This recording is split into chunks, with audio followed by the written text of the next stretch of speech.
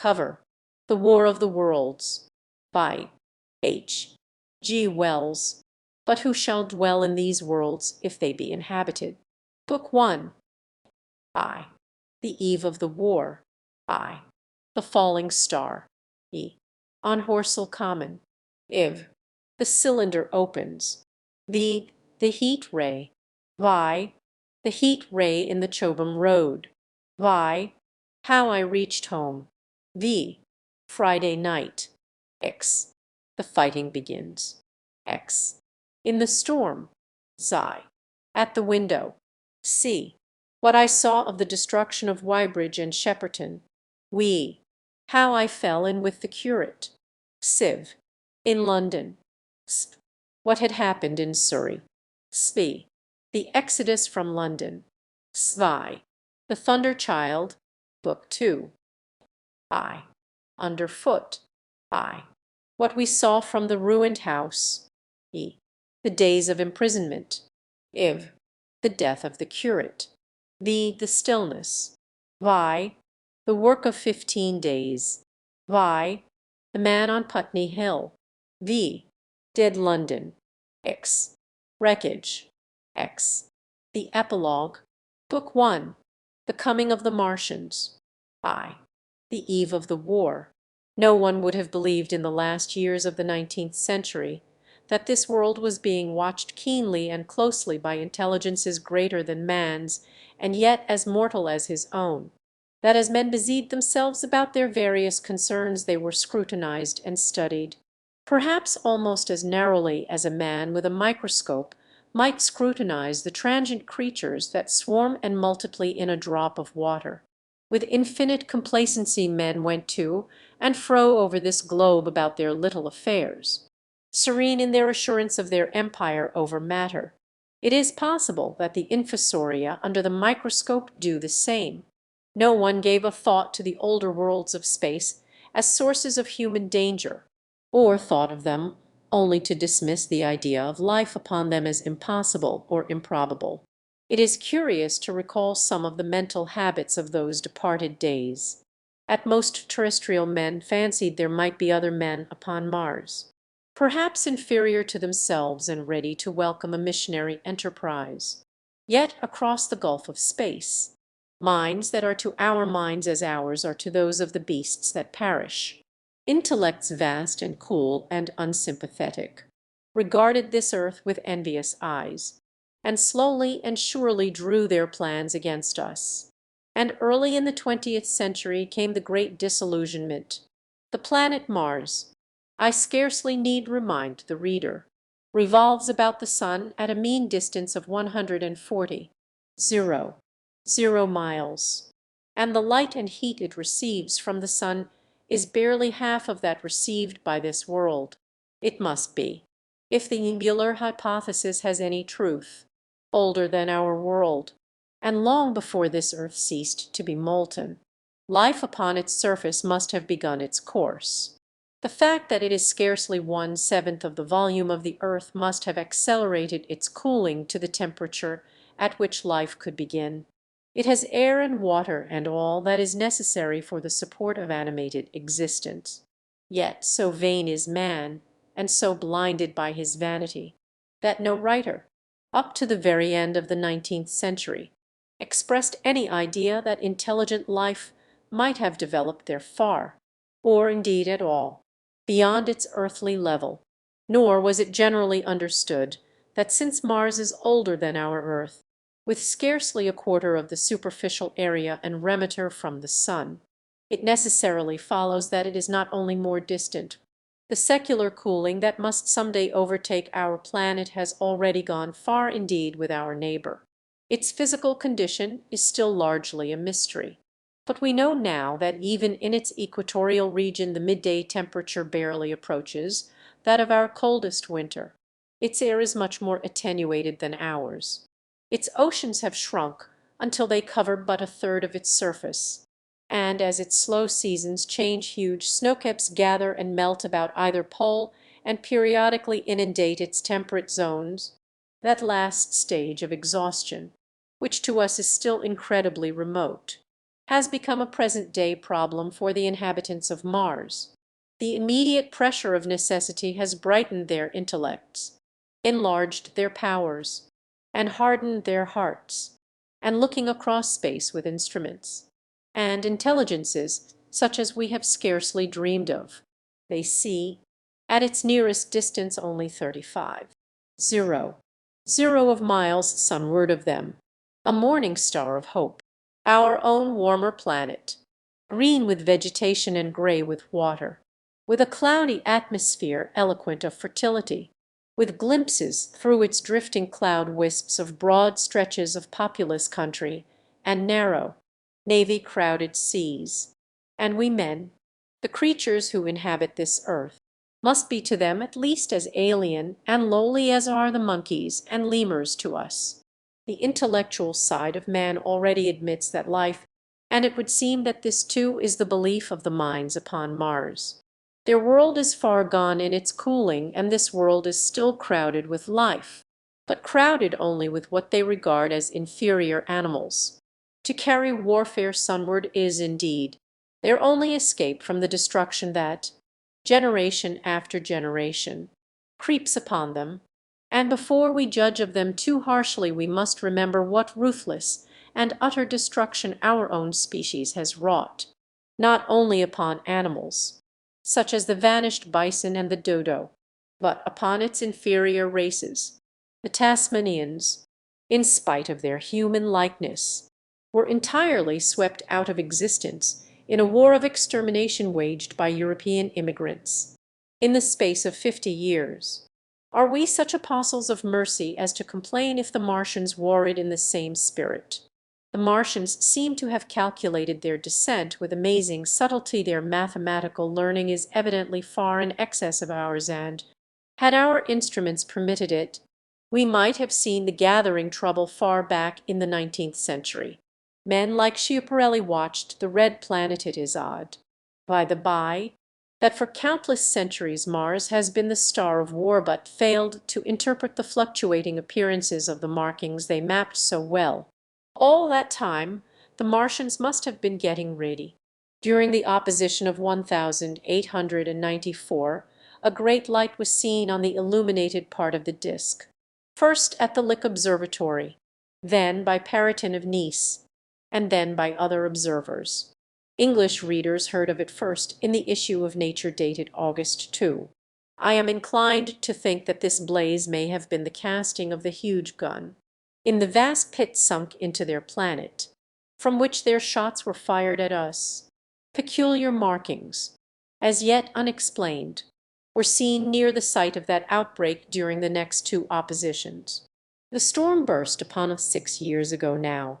As Mars approached opposition, Lovell of Java set the wires of the astronomical exchange palpitating with the amazing intelligence of a huge outbreak of incandescent gas upon the planet. It had occurred towards midnight of the 12th, and the spectroscope, to which he had at once resorted, indicated a mass of flaming gas, chiefly hydrogen, moving with an enormous velocity towards this earth. This jet of fire had become invisible about 12:15. He compared it to a colossal puff of flame suddenly and violently squirted out of the planet, as flaming gases rushed out of a gun.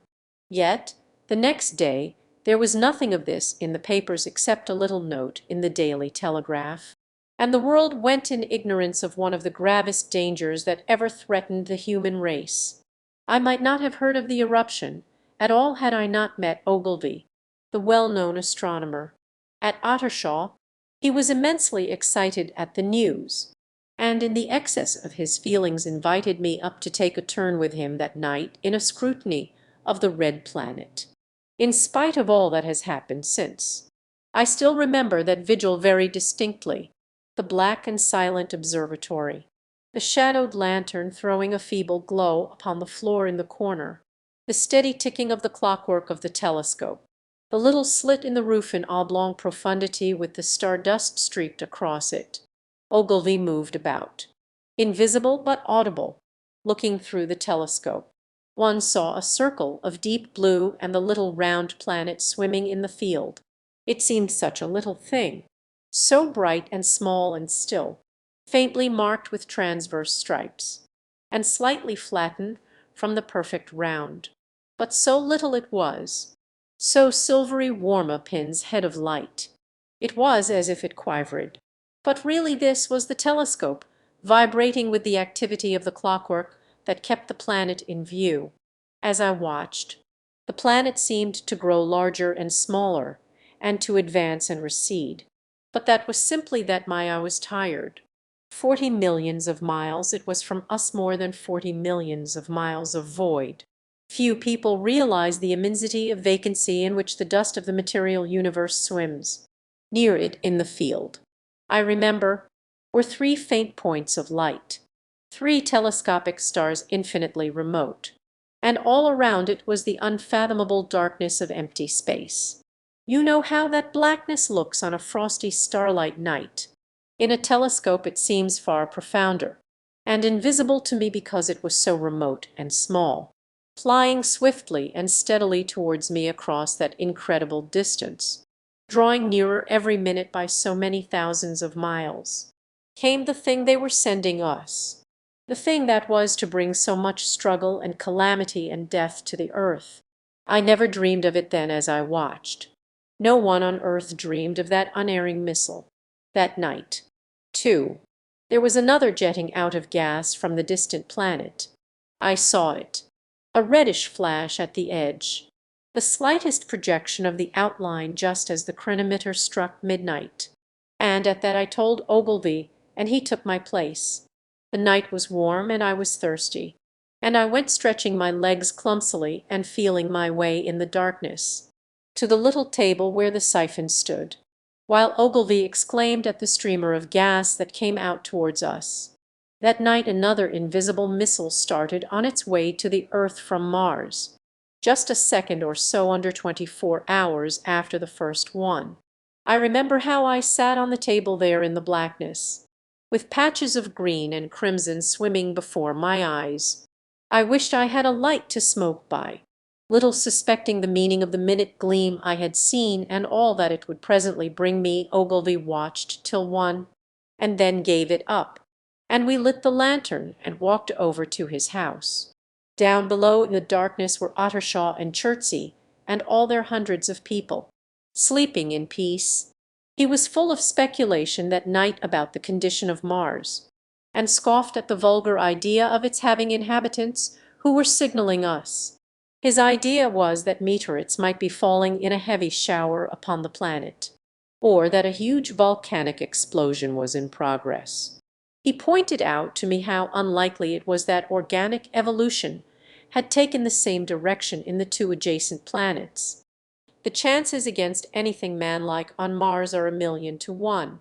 Hundreds of observers saw the flame that night, and the night after about midnight, and again the night after, and so for 10 nights. A flame each night. Why the shots ceased after the 10th no one on earth has attempted to explain. It may be the gases of the firing caused the Martians inconvenience. Dense clouds of smoke or dust, visible through a powerful telescope on Earth as little gray, fluctuating patches, spread through the clearness of the planet's atmosphere and obscured its more familiar features.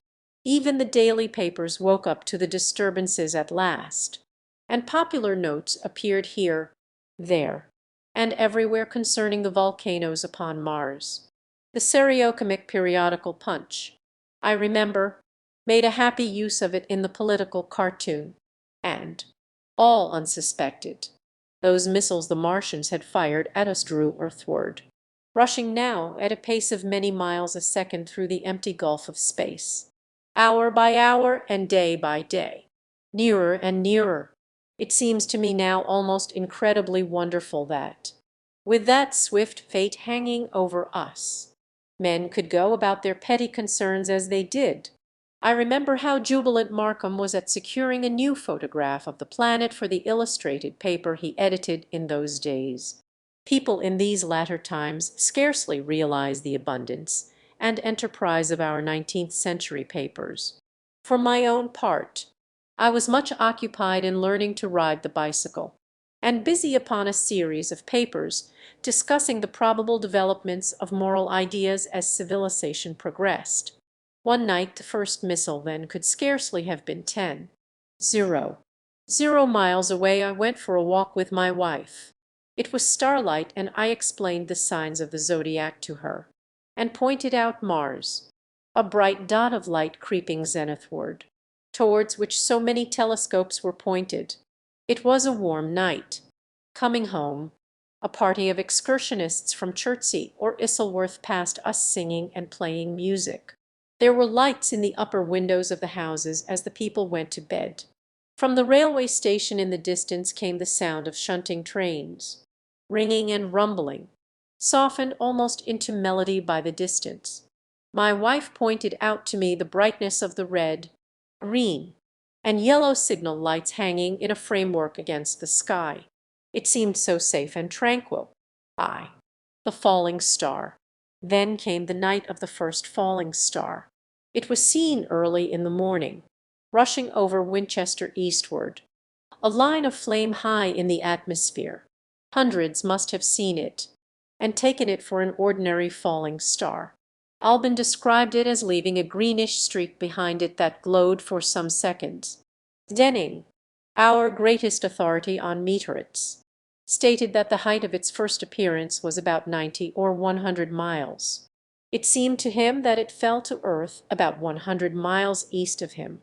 I was at home at that hour and writing in my study, and although my French windows faced towards Ottershaw and the blind was up, for I loved in those days to look up at the night sky, I saw nothing of it. Yet this strangest of all things that ever came to earth from outer space must have fallen while I was sitting there, visible to me had I only looked up as it passed. Some of those who saw its flight say it travelled with a hissing sound. I myself heard nothing of that.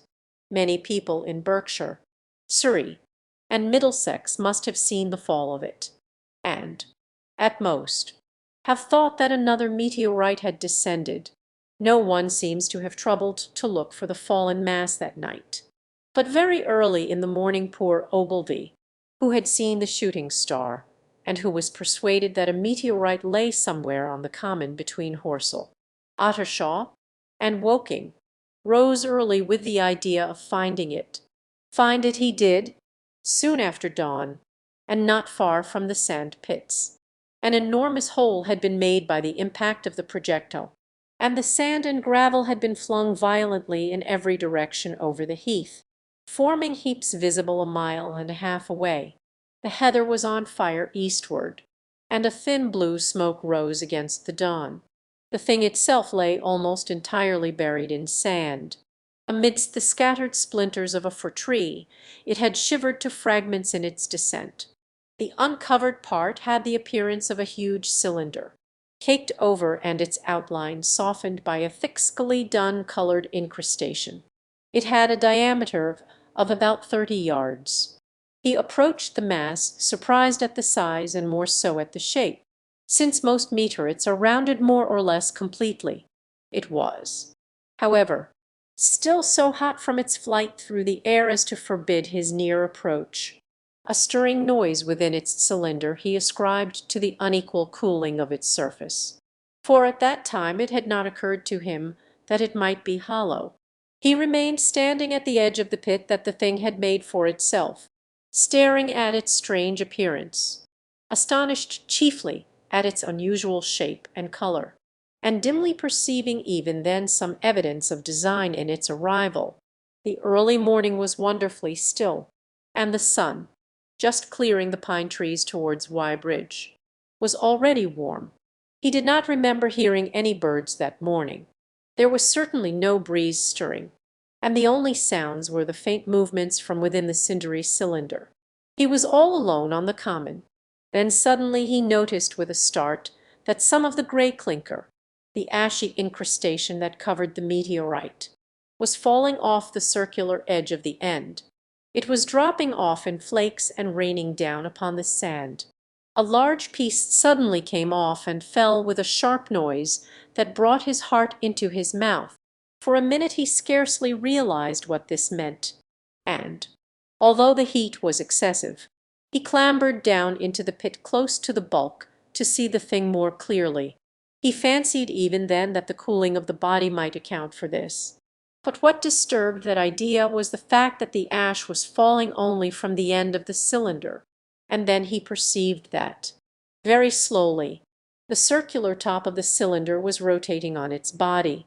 It was such a gradual movement that he discovered it only through noticing that a black mark that had been near him 5 minutes ago was now at the other side of the circumference. Even then he scarcely understood what this indicated, until he heard a muffled grating sound and saw the black mark jerk forward an inch or so. Then the thing came upon him in a flash. The cylinder was artificial hollow with an end that screwed out. Something within the cylinder was unscrewing the top. Good heavens! There's a man in it. Men in it half roasted to death. With a quick mental leap, he linked the thing with the flash upon Mars. The thought of the confined creature was so dreadful to him that he forgot the heat and went forward to the cylinder to help turn. But luckily the dull radiation arrested him before he could burn his hands on the still glowing metal. At that he stood irresolute for a moment, then turned, scrambled out of the pit, and set off running wildly into Woking. The time then must have been somewhere about 6 o'clock. He met a wagoner and tried to make him understand. But the tale he told and his appearance were so wild his hat had fallen off in the pit that the man simply drove on. He was equally unsuccessful with the potman who was just unlocking the doors of the public house by Horsell Bridge. The fellow thought he was a lunatic at large and made an unsuccessful attempt to shut him into the tap-room. That sobered him a little, and when he saw Henderson, the London journalist, in his garden, he called over the palings and made himself understood. "Henderson, you saw that shooting star last night? Well, it's out on Horsell Common now, good Lord. Fallen meteorite, that's good, but it's something more than a meteorite, it's a cylinder, an artificial cylinder, man. And there's something inside." "What's that?" He was deaf in one ear. Ogilvy told him all that he had seen. Henderson was a minute or so taking it in. Then he dropped his spade, snatched up his jacket, and came out into the road. The two men hurried back at once to the common, and found the cylinder still lying in the same position. But now the sounds inside had ceased, and a thin circle of bright metal showed between the top and the body of the cylinder. Air was either entering or escaping at the rim with a thin, sizzling sound. They listened, rapped on the skilly burnt metal with a stick, and, meeting with no response, they both concluded the man or men inside must be insensible or dead. Of course the two were quite unable to do anything. They shouted consolation and promises, and went off back to the town again to get help. One can imagine them, covered with sand, excited and disordered, running up the little street, in the bright sunlight just as the shop folks were taking down their shutters and people were opening their bedroom windows. Henderson went into the railway station at once, in order to telegraph the news to London. The newspaper articles had prepared men's minds for the reception of the idea. By 8 o'clock a number of boys and unemployed men had already started for the Common to see the dead men from Mars. That was the form the story took. I heard of it first from my newspaper boy about 8:45 when I went out to get my daily Chronicle. I was naturally startled, and lost no time in going out and across the Ottershaw Bridge to the sand pits. On Horsell Common I found a little crowd of perhaps 20 people surrounding the huge hole in which the cylinder lay. I have already described the appearance of that colossal bulk, embedded in the ground. The turf and gravel about it seemed charred as if by a sudden explosion. No doubt its impact had caused a flash of fire. Henderson and Ogilvy were not there. I think they perceived that nothing was to be done for the present, and had gone away to breakfast at Henderson's house. There were 4 or 5 boys sitting on the edge of the pit, with their feet dangling, and amusing themselves until I stopped them by throwing stones at the giant mass after I had spoken to them about it. They began playing at touch in and out of the group of bystanders. Among these were a couple of cyclists, a jobbing gardener I employed sometimes, a girl carrying a baby, Greg the butcher and his little boy, and 2 or 3 loafers and golf caddies who were accustomed to hang about the railway station. There was very little talking. Few of the common people in England had anything but the vaguest astronomical ideas in those days. Most of them were staring quietly at the big table-like end of the cylinder, which was still as Ogilvy and Henderson had left it. I fancy the popular expectation of a heap of charred corpses was disappointed at this inanimate bulk. Some went away while I was there, and other people came. I clambered into the pit and fancied I heard a faint movement under my feet. The top had certainly ceased to rotate. It was only when I got thus close to it that the strangeness of this object was at all evident to me. At the first glance it was really no more exciting than an overturned carriage or a tree blown across the road. Not so much so. Indeed, it looked like a rusty gas float. It required a certain amount of scientific education to perceive that the gray scale of the thing was no common oxide, that the yellowish-white metal that gleamed in the crack between the lid and the cylinder had an unfamiliar hue, extraterrestrial. At that time it was quite clear in my own mind that the thing had come from the planet Mars, but I judged it improbable that it contained any living creature. I thought the unscrewing might be automatic. In spite of Ogilvy, I still believed that there were men in Mars. My mind ran fancifully on the possibilities of its containing manuscript, on the difficulties in translation that might arise, whether we should find coins and models in it, and so forth. Yet it was a little too large for assurance on this idea. I felt an impatience to see it opened. About 11, as nothing seemed happening, I walked back, full of such thought, to my home in Maybury, but I found it difficult to get to work upon my abstract investigations. In the afternoon the appearance of the Common had altered very much. The early editions of the evening papers had startled London with enormous headlines, and so forth. In addition, Ogilvy's wire to the Astronomical Exchange had roused every observatory in the 3 kingdoms. There were half a dozen flies or more from the Woking station standing in the road by the sand pits, a basket chaise from Chobham, and a rather lordly carriage. Besides that, there was quite a heap of bicycles. In addition, a large number of people must have walked, in spite of the heat of the day, from Woking and Chertsey, so that there was altogether quite a considerable crowd, 1 or 2 gaily dressed ladies among the others. It was glaringly hot, not a cloud in the sky nor a breath of wind, and the only shadow was that of the few scattered pine trees. The burning heather had been extinguished, but the level ground towards Ottershaw was blackened as far as one could see, and still giving off vertical streamers of smoke. An enterprising sweet-stuff dealer in the Chobham Road had sent up his son with a barrow load of green apples and ginger beer, going to the edge of the pit. I found it occupied by a group of about half a dozen men: Henderson, Ogilvy, and a tall, fair-haired man that I afterwards learned was Stent, the astronomer royal, with several workmen wielding spades and pickaxes. Stent was giving directions in a clear, high-pitched voice. He was standing on the cylinder, which was now evidently much cooler. His face was crimson and streaming with perspiration, and something seemed to have irritated him. A large portion of the cylinder had been uncovered, though its lower end was still embedded. As soon as Ogilvy saw me among the staring crowd on the edge of the pit, he called to me to come down, and asked me if I would mind going over to see Lord Hilton, the lord of the manor. The growing crowd, he said, was becoming a serious impediment to their excavations, especially the boys.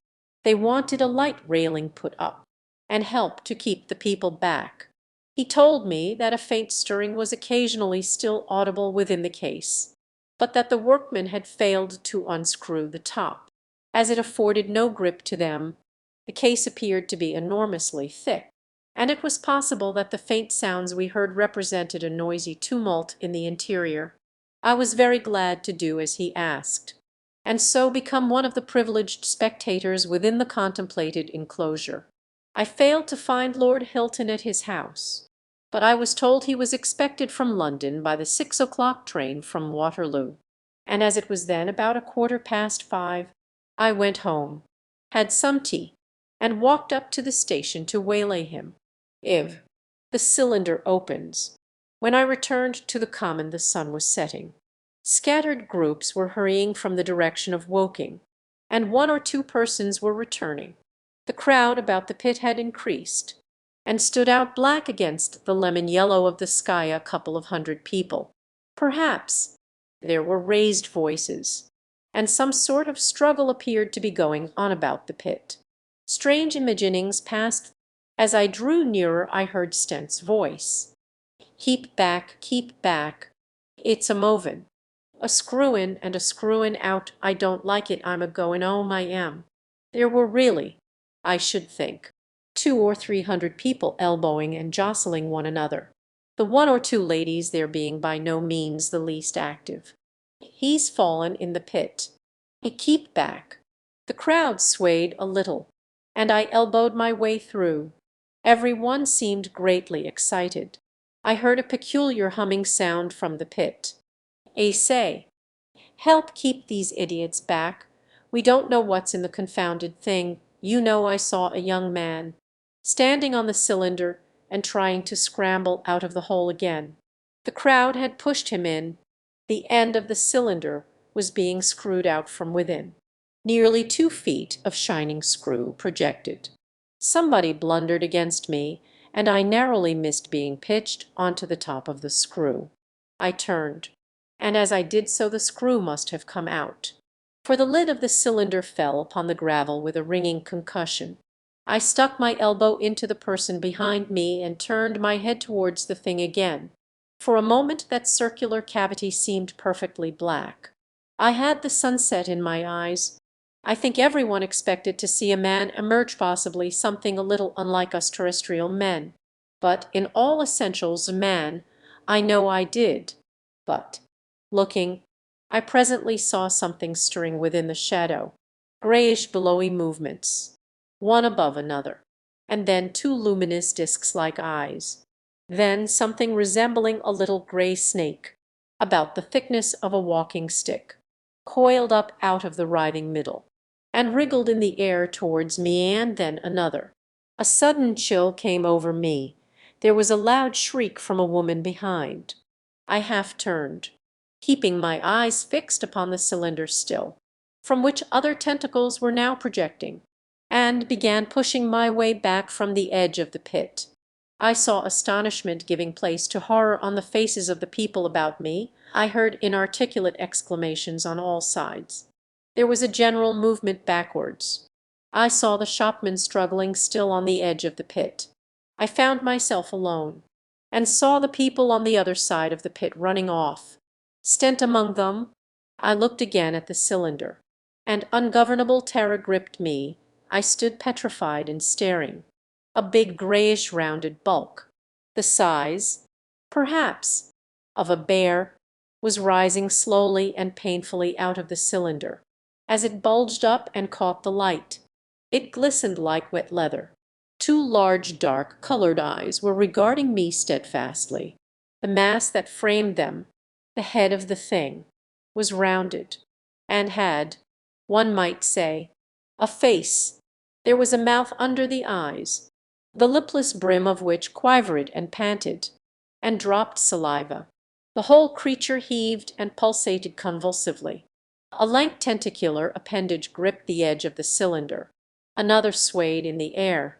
Those who have never seen a living Martian can scarcely imagine the strange horror of its appearance. The peculiar V-shaped mouth with its pointed upper lip, the absence of brow ridges, the absence of a chin beneath the wedge-like lower lip, the incessant quivering of this mouth, the Gorgon groups of tentacles, the tumultuous breathing of the lungs in a strange atmosphere.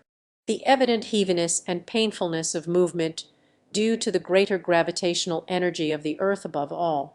The extraordinary intensity of the immense eyes were at once vital, intense, inhuman, crippled, and monstrous. There was something fungoid in the oily brown skin, something in the clumsy deliberation of the tedious movements unspeakably nasty. Even at this first encounter, this first glimpse, I was overcome with disgust and dread. Suddenly the monster vanished. It had toppled over the brim of the cylinder and fallen into the pit. With a thud like the fall of a great mass of leather, I heard it give a peculiar thick cry, and forthwith another of these creatures appeared darkly in the deep shadow of the aperture. I turned and, running madly, made for the first group of trees, perhaps 100 yards away, but I ran slantingly and stumbling, for I could not avert my face from these things. There, among some young pine trees and furze bushes, I stopped, panting, and waited further developments. The common round the sand pits was dotted with people, standing like myself in a half-fascinated terror, staring at these creatures, or rather at the heaped gravel at the edge of the pit in which they lay. And then, with a renewed horror, I saw a round, black object bobbing up and down on the edge of the pit. It was the head of the shopman who had fallen in, but showing as a little black object against the hot western sun. Now he got his shoulder and knee up, and again he seemed to slip back until only his head was visible. Suddenly he vanished, and I could have fancied a faint shriek had reached me. I had a momentary impulse to go back and help him that my fears overruled. Everything was then quite invisible, hidden by the deep pit and the heap of sand that the fall of the cylinder had made. Anyone coming along the road from Chobham or Woking would have been amazed at the sight, a dwindling multitude of perhaps 100 people or more standing in a great irregular circle, in ditches, behind bushes, behind gates and hedges, saying little to one another, and that in short, excited shouts, and staring hard at a few heaps of sand. The barrow of ginger beer stood, a queer derelict, black against the burning sky, and in the sand pits was a row of deserted vehicles with their horses feeding out of nosebags or pawing the ground. The heat ray, after the glimpse I had had of the Martians emerging from the cylinder in which they had come to the earth from their planet, a kind of fascination paralyzed my actions. I remained standing knee-deep in the heather, staring at the mound that hid them. I was a battleground of fear and curiosity. I did not dare to go back towards the pit, but I felt a passionate longing to peer into it. I began walking, therefore, in a big curve, seeking some point of vantage, and continually looking at the sand heaps that hid these newcomers to our earth, once a leash of thin black whips, like the arms of an octopus, flashed across the sunset and was immediately withdrawn, and afterwards a thin rod rose up, joint by joint, bearing at its apex a circular disc that spun with a wobbling motion. What could be going on there? Most of the spectators had gathered in one or two groups, one a little crowd towards Woking, the other a knot of people in the direction of Chobham. Evidently they shared my mental conflict. There were few near me. One man I approached. He was, I perceived, a neighbor of mine, though I did not know his name, and accosted. But it was scarcely a time for articulate conversation. What ugly Brutus! Good God, what ugly Brutus! Did you see a man in the pit? But he made no answer to that. We became silent, and stood watching for a time side by side, deriving, I fancy, a certain comfort in one another's company. Then I shifted my position to a little knoll that gave me the advantage of a yard or more of elevation, and when I looked for him presently he was walking towards Woking. The sunset faded to twilight before anything further happened. The crowd far away on the left, towards Woking, seemed to grow, and I heard now a faint murmur from it. The little knot of people towards Chobham dispersed. There was scarcely an intimation of movement from the pit. It was this, as much as anything, that gave people courage, and I suppose the new arrivals from Woking also helped. At any rate, as the dusk came on, a slow, intermittent movement upon the sand pits began, a movement that seemed to gather force as the stillness of the evening about the cylinder remained unbroken. Vertical black figures in twos and threes would advance, stop, watch, and advance again, spreading out as they did so in a thin irregular crescent that promised to enclose the pit in its attenuated horns. I, too, on my side began to move towards the pit. Then I saw some cabmen and others had walked boldly into the sand pits, and heard the clatter of hoofs and the gride of wheels. I saw a lad trundling off the barrow of apples, and then, within 30 yards of the pit, advancing from the direction of Horsell, I noted a little black knot of men, the foremost of whom was waving a white flag. This was the deputation. There had been a hasty consultation, and since the Martians were evidently, in spite of their repulsive forms, intelligent creatures, it had been resolved to show them, by approaching them with signals, that we too were intelligent. Flutter, flutter, went the flag, first to the right, then to the left. It was too far for me to recognize anyone there, but afterwards I learned that Ogilvy, Stent, and Henderson were with others in this attempt at communication. This little group had in its advance dragged inward, so to speak, the circumference of the now almost complete circle of people, and a number of dim black figures followed it at discreet distances. Suddenly there was a flash of light, and a quantity of luminous greenish smoke came out of the pit in 3 distinct puffs, which drove up, one after the other, straight into the still air.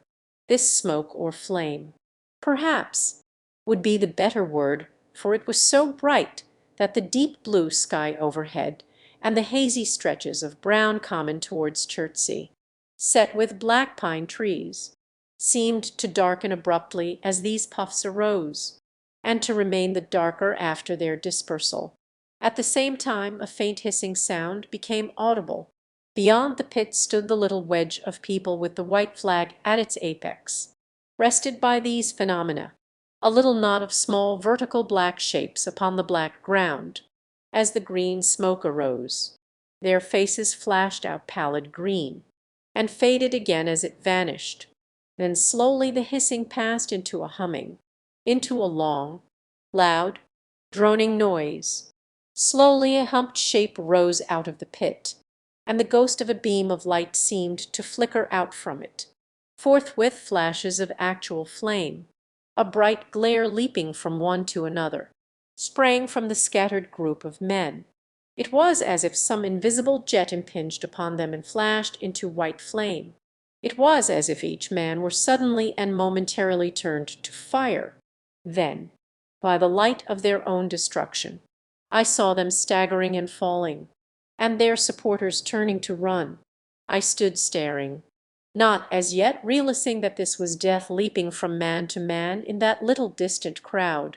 All I felt was that it was something very strange, an almost noiseless and blinding flash of light, and a man fell headlong and lay still, and as the unseen shaft of heat passed over them, pine trees burst into fire, and every dry furze bush became with one dull thud a mass of flames, and far away towards Naphil I saw the flashes of trees and hedges and wooden buildings suddenly set alight. It was sweeping round swiftly and steadily, this flaming death, this invisible, inevitable sword of heat. I perceived it coming towards me by the flashing bushes it touched, and was too astounded and stupefy to stir. I heard the crackle of fire in the sand pits and the sudden squeal of a horse that was as suddenly stilled. Then it was as if an invisible yet intensely heated finger were drawn through the heather between me and the Martians, and all along a curving line beyond the sand pits the dark ground smoked and crackled. Something fell with a crash far away to the left where the road from Woking station opens out on the common. Forthwith the hissing and humming ceased, and the black, dome-like object sank slowly out of sight into the pit. All this had happened with such swiftness that I had stood motionless, dumbfounded and dazzled by the flashes of light. Had that death, it must inevitably have slain me in my surprise. But it passed and spared me, and left the night about me suddenly dark and unfamiliar. The undulating common seemed now dark almost to blackness, except where its roadways lay grey and pale under the deep blue sky of the early night. It was dark, and suddenly void of men. Overhead the stars were mustering, and in the west the sky was still a pale, bright, almost greenish blue. The tops of the pine trees and the roofs of Horsell came out sharp and black against the western afterglow. The Martians and their appliances were altogether invisible, save for that thin mast upon which their restless mirror wobbled.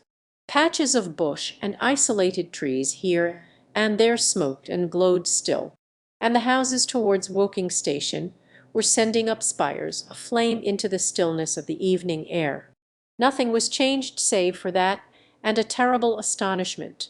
The little group of black specks with the flag of white had been swept out of existence, and the stillness of the evening, so it seemed to me, had scarcely been broken.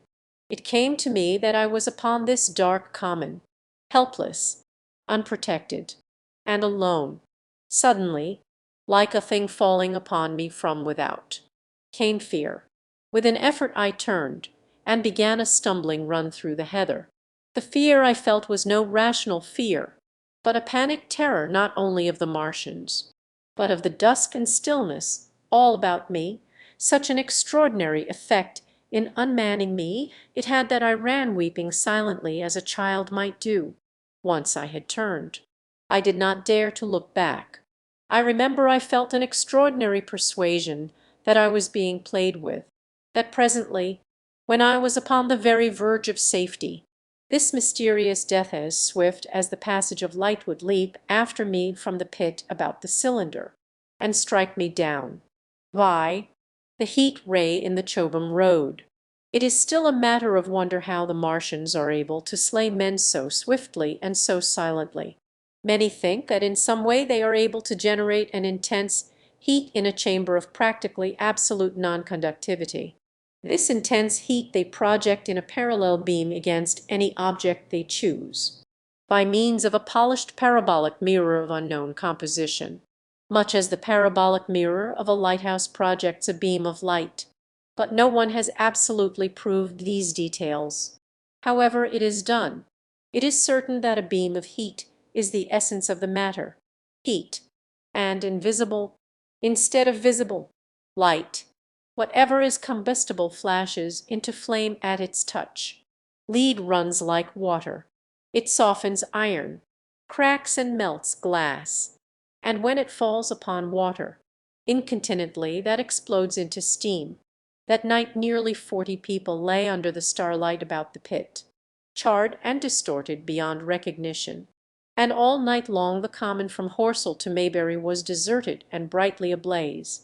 The news of the massacre probably reached Chobham, Woking, and Ottershaw about the same time. In Woking the shops had closed when the tragedy happened, and a number of people, shop people, and so forth, attracted by the stories they had heard, were walking over the Horsell Bridge and along the road between the hedges that runs out at last upon the common. You may imagine the young people brushed up and making this novelty, as they would make any novelty, the excuse for walking together and enjoying a trivial flirtation. You may figure to yourself the hum of voices along the road in the gloaming. Of course, few people in Woking even knew that the cylinder had opened, though poor Henderson had sent a messenger on a bicycle to the post office with a special wire to an evening paper. As these folks came out by twos and threes upon the open, they found little knots of people talking excitedly and peering at the spinning mirror over the sand pits.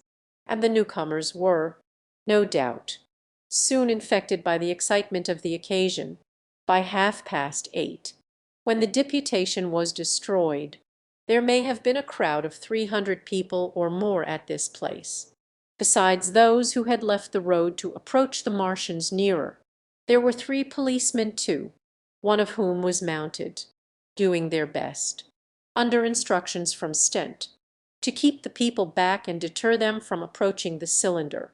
There was some booing from those more thoughtless and excitable souls to whom a crowd is always an occasion for noise and horseplay.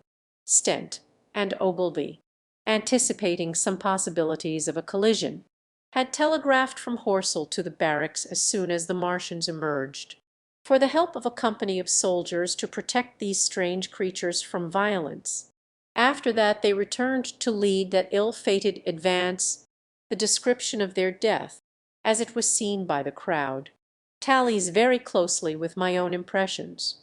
The 3 puffs of green smoke, the deep humming note, and the flashes of flame. But that crowd of people had a far narrower escape than mine.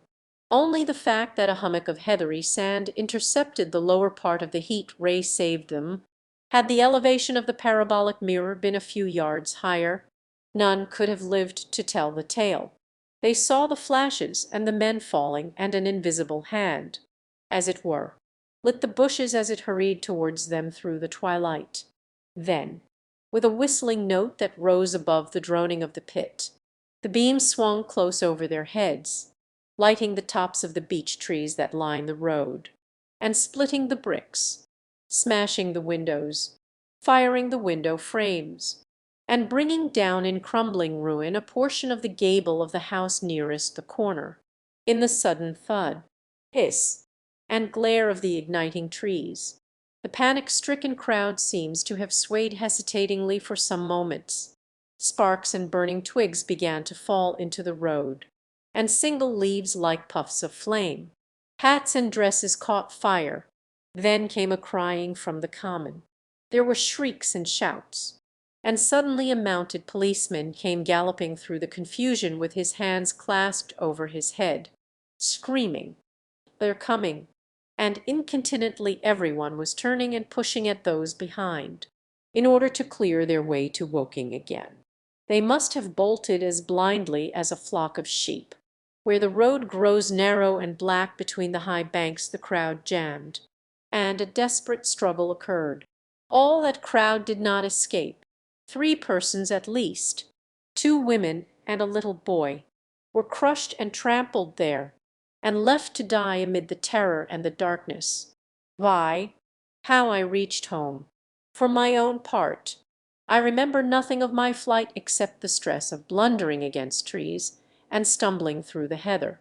All about me gathered the invisible terrors of the Martians. That pitiless sword of heat seemed whirling to and fro, flourishing overhead before it descended and smote me out of life. I came into the road between the crossroads and Horsell, and ran along this to the crossroads. At last I could go no further. I was exhausted with the violence of my emotion and of my flight, and I staggered and fell by the wayside, that was near the bridge that crosses the canal by the gasworks. I fell and lay still. I must have remained there some time. I sat up, strangely perplexed. For a moment, perhaps, I could not clearly understand how I came there. My terror had fallen from me like a garment. My hat had gone, and my collar had burst away from its fastener. A few minutes before, there had only been 3 real things before me: the immensity of the night and space and nature, my own feebleness and anguish, and the near approach of death. Now it was as if something turned over, and the point of view altered abruptly. There was no sensible transition from one state of mind to the other. I was immediately the self of every day, again a decent, ordinary citizen, the silent common. The impulse of my flight, the starting flames, were as if they had been in a dream. I asked myself, had these latter things indeed happened? I could not credit it. I rose and walked unsteadily up the steep incline of the bridge. My mind was blank wonder. My muscles and nerves seemed drained of their strength. I dare say I staggered drunkenly. A head rose over the arch, and the figure of a workman carrying a basket appeared. Beside him ran a little boy. He passed me, wishing me good night. I was minded to speak to him, but did not. I answered his greeting with a meaningless mumble and went on over the bridge. Over the Mayberry arch a train, a bellowing tumult of white, firelit smoke, and a long caterpillar of lighted windows, went flying south clatter, clatter, clap, rap, and it had gone. A dim group of people talked in the gate of one of the houses in the pretty little row of gables that was called Oriental Terrace. It was all so real and so familiar, and that behind me it was frantic, fantastic.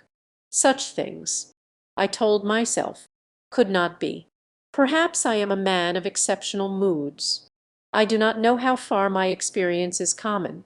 At times I suffer from the strangest sense of detachment from myself and the world about me. I seem to watch it all from the outside, from somewhere inconceivably remote, out of time, out of space, out of the stress and tragedy of it all. This feeling was very strong upon me that night. Here was another side to my dream. But the trouble was the blank incongruity of this serenity and the swift death flying yonder. Not 2 miles away there was a noise of business from the gasworks, and the electric lamps were all alight. I stopped at the group of people. What news from the common? I. There were 2 men and a woman at the gate. Turning. What news from the common? Ain't you just been there? People seem fair silly about the common. What's it all about? Haven't you heard of the men from Mars? Quite enough. And all 3 of them laughed. I felt foolish and angry. I tried and found I could not tell them what I had seen. They laughed again at my broken sentences. You'll hear more yet. And went on to my home. I startled my wife at the doorway. So haggard was I. I went into the dining room, sat down, drank some wine, and so soon as I could collect myself sufficiently I told her the things I had seen. The dinner, which was a cold one, had already been served, and remained neglected on the table while I told my story. To allay the fears I had aroused, they are the most sluggish things I ever saw crawl. They may keep the pit and kill people who come near them. Knitting her brows and putting her hand on mine. Oh, poor Ogilvy!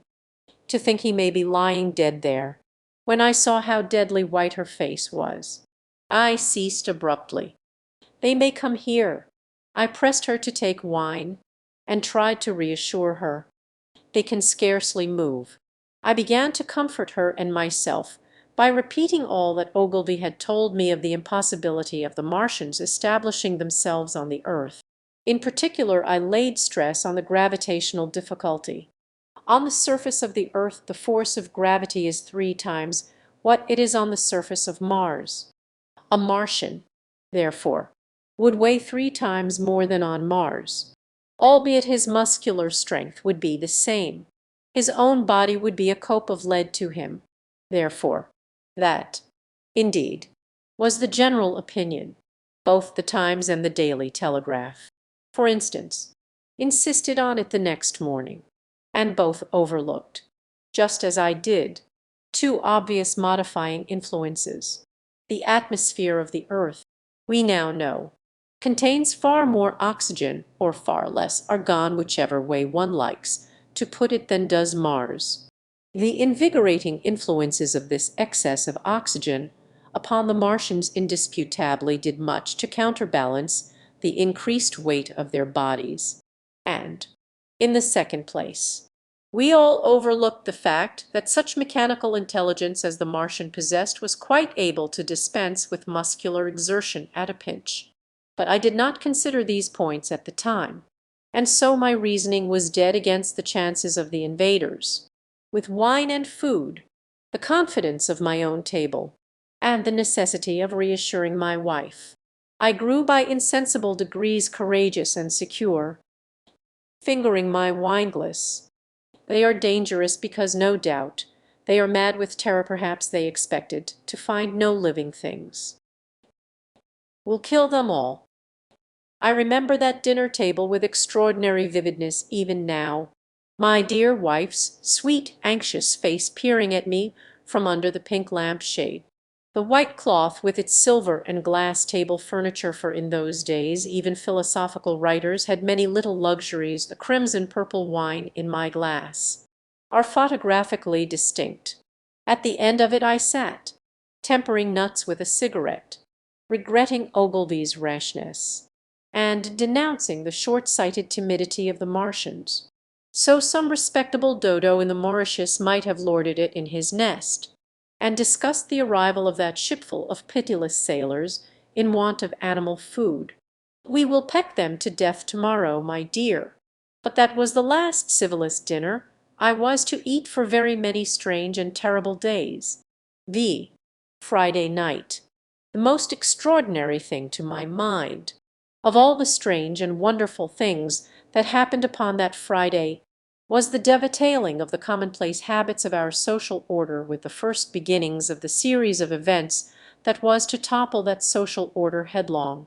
If on Friday night you had taken a pair of compasses and drawn a circle with a radius of 5 miles round the Woking sand pits, I doubt if you would have had one human being outside it, unless it were some relation of Stent or of the 3 or 4 cyclists or London people lying dead on the common, whose emotions or habits were at all affected by the newcomers. Many people had heard of the cylinder, of course, and talked about it in their leisure, but it certainly did not make the sensation that an ultimatum to Germany would have done. In London that night poor Henderson's telegram describing the gradual unscrewing of the shot was judged to be a canard, and his evening paper, after wiring for authentication from him and receiving no reply, the man was killed, decided not to print a special edition. Even within the 5-mile circle the great majority of people were inert. I have already described the behavior of the men and women to whom I spoke. All over the district people were dining and supping. Working men were gardening after the labors of the day. Children were being put to bed. Young people were wandering through the lanes love-making. Students sat over their books.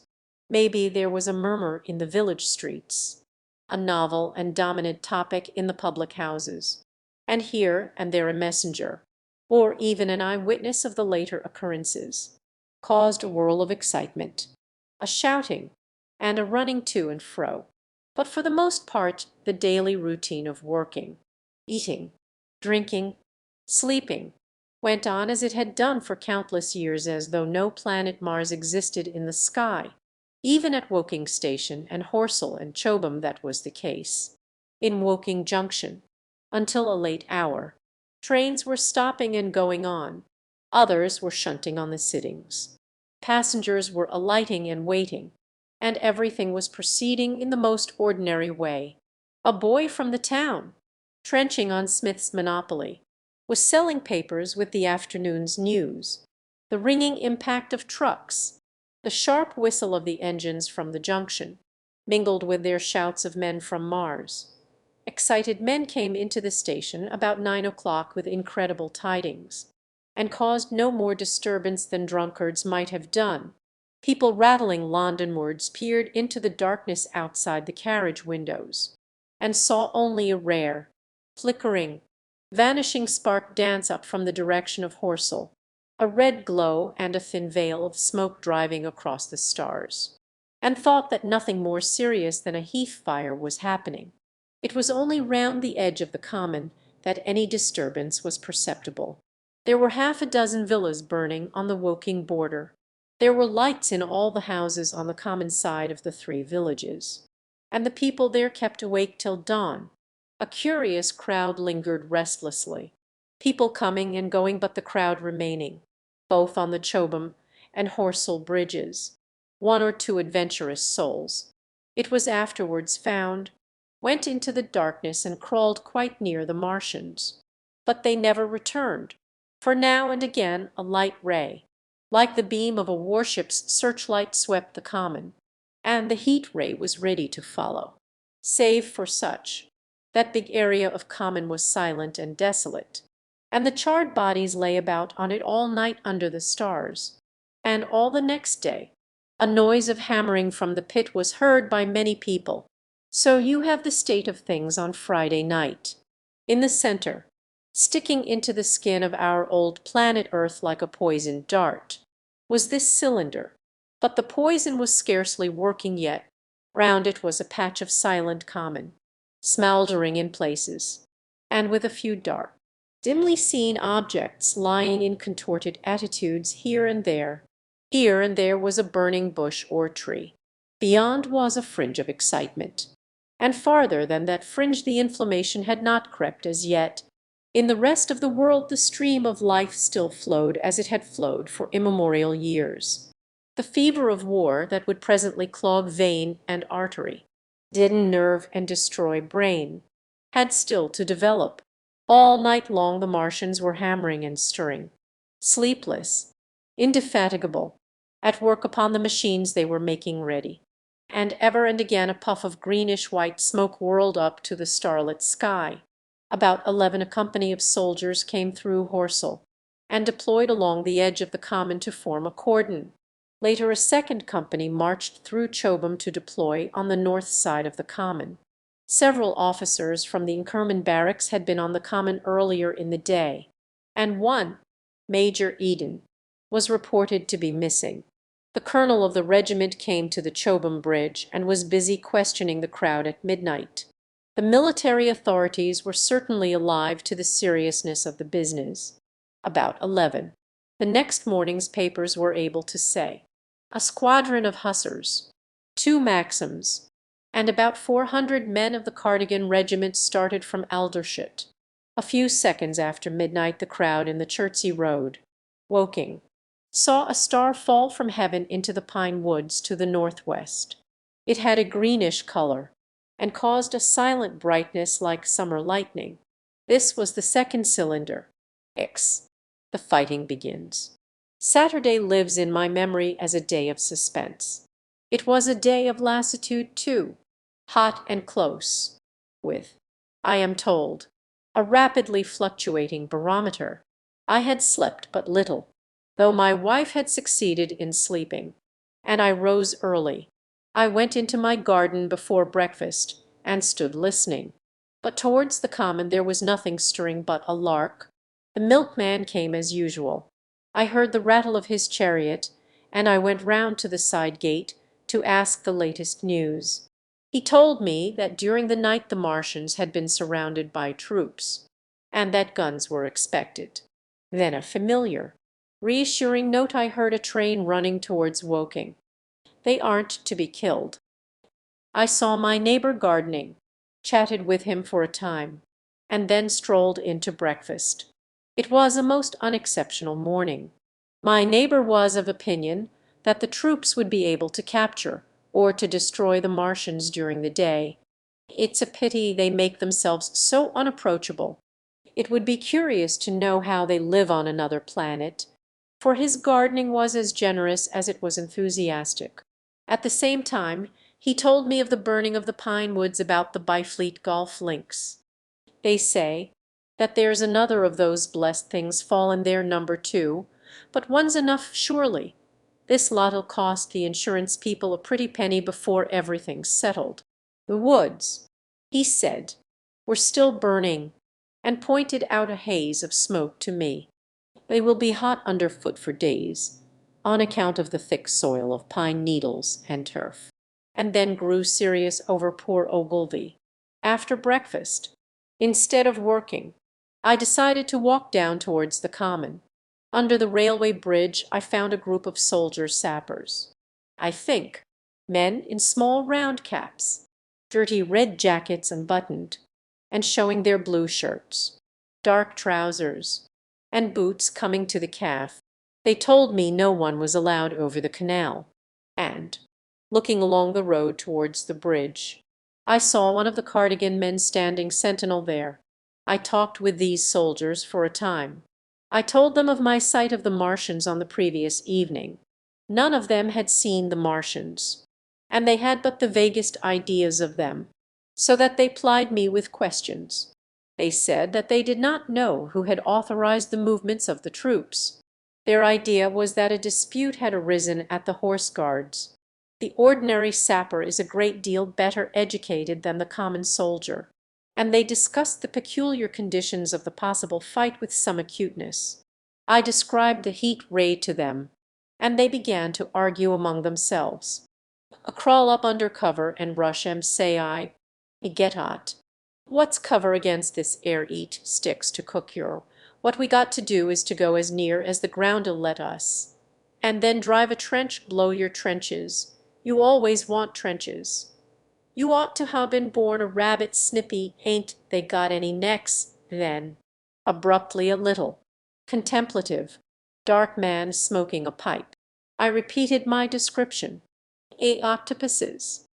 That's what I calls 'em talk about fishers of men, fighters of fish it is this time. Why not shell the darned things straight off and finish 'em? You carn't tell what they might do. Where's your shells? There ain't no time, do it in a rush, that's my tip.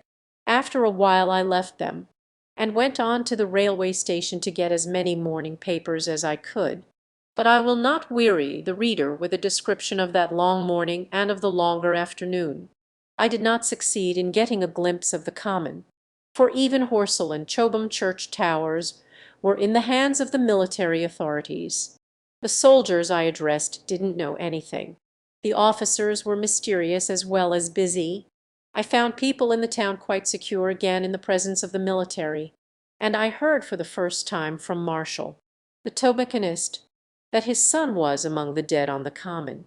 The soldiers had made the people on the outskirts of Horsell lock up. I got back to lunch about 2, very tired, for, as I have said, the day was extremely hot and dull, and in order to refresh myself I took a cold bath in the afternoon.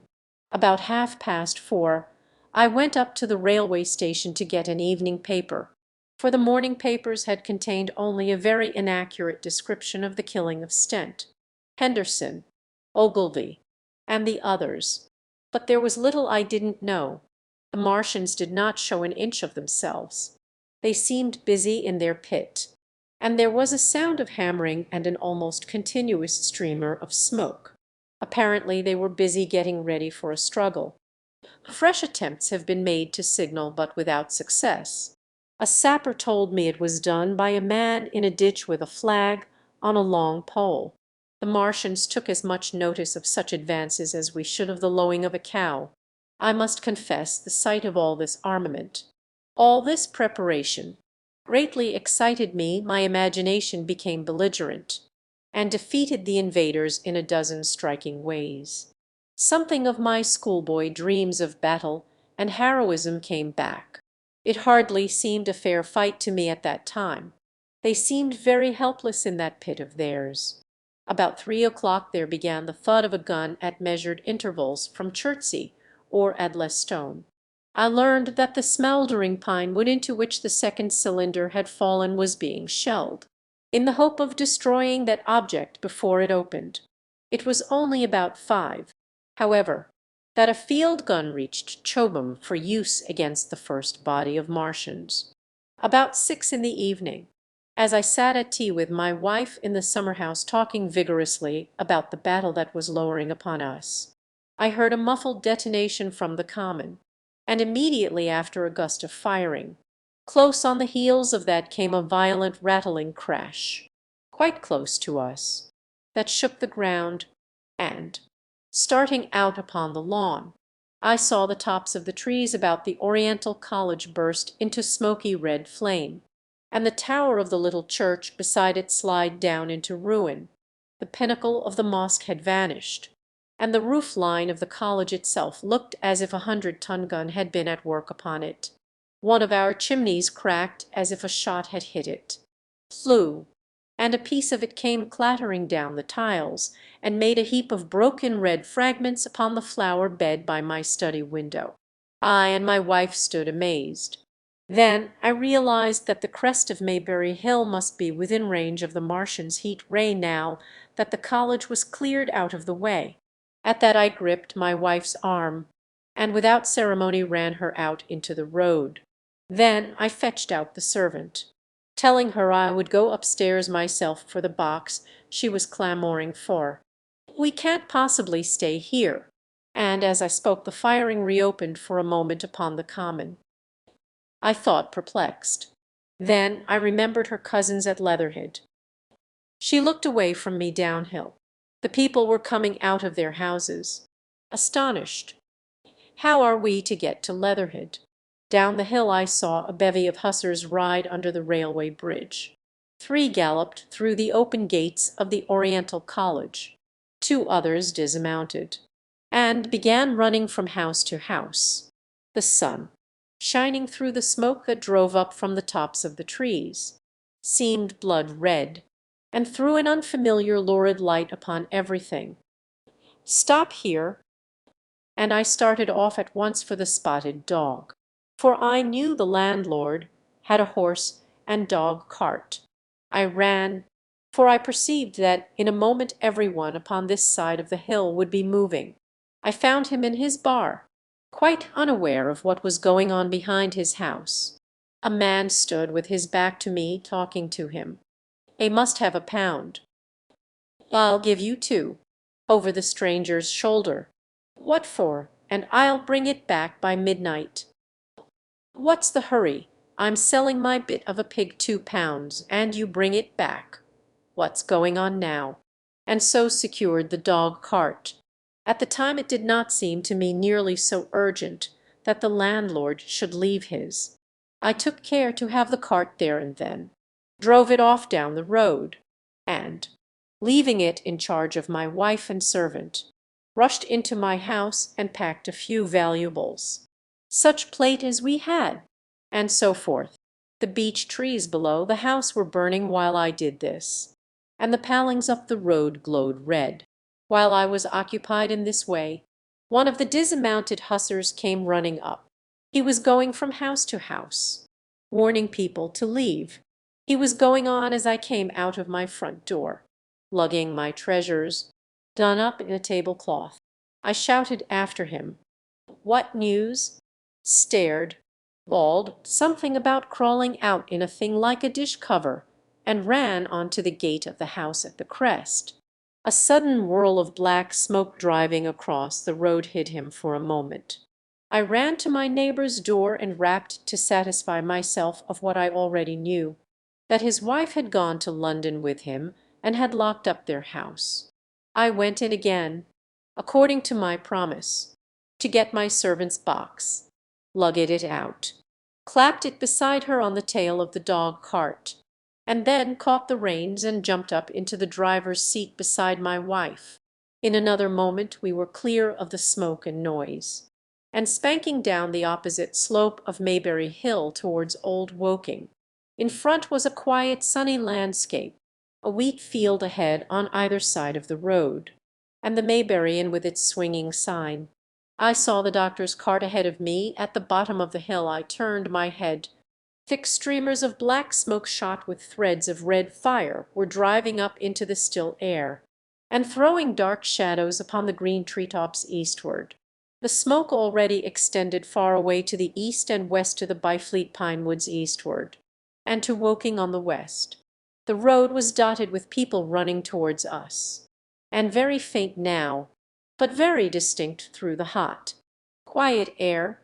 One heard the wire of a machine gun that was presently stilled, and an intermittent. Apparently the Martians were setting fire to everything within range of their heat ray. I am not an expert driver, and I had immediately to turn my attention to the horse. When I looked back, again the second hill had hidden the black smoke. I slashed the horse with the whip, and gave him a loose rein until Woking and Send lay between us and that quivering tumult. I overtook and passed the doctor between Woking and Send X. In the storm. Leatherhead is about 12 miles from Maybury Hill. The scent of hay was in the air through the lush meadows beyond Pierford, and the hedges on either side were sweet and gay with multitudes of dog roses. The heavy firing that had broken out while we were driving down Maybury Hill ceased as abruptly as it began, leaving the evening very peaceful and still. We got to Leatherhead without misadventure about 9 o'clock, and the horse had an hour's rest while I took supper with my cousins and commended my wife to their care. My wife was curiously silent throughout the drive, and seemed oppressed with forebodings of evil. I talked to her reassuringly, pointing out that the Martians were tied to the pit by sheer heaviness, and at the utmost could but crawl a little out of it. But she answered only in monosyllables. Had it not been for my promise to the innkeeper, she would, I think, have urged me to stay in Leatherhead that night. Would that I had! Her face, I remember, was very white as we parted. For my own part, I had been feverishly excited all day. Something very like the war fever that occasionally runs through a civilist community had got into my blood, and in my heart I was not so very sorry that I had to return to Maybury that night. I was even afraid that that last fusillade I had heard might mean the extermination of our invaders from Mars. I can best express my state of mind by saying that I wanted to be in at the death. It was nearly 11 when I started to return. The night was unexpectedly dark to me walking out of the lighted passage of my cousin's house. It seemed indeed black, and it was as hot and close as the day. Overhead the clouds were driving fast, albeit not a breath stirred the shrubs about us. My cousin's man lit both lamps. Happily, I knew the road intimately. My wife stood in the light of the doorway and watched me until I jumped up into the dog cart. Then abruptly she turned and went in, leaving my cousins side by side wishing me good hap. I was a little depressed at first with the contagion of my wife's fears, but very soon my thoughts reverted to the Martians.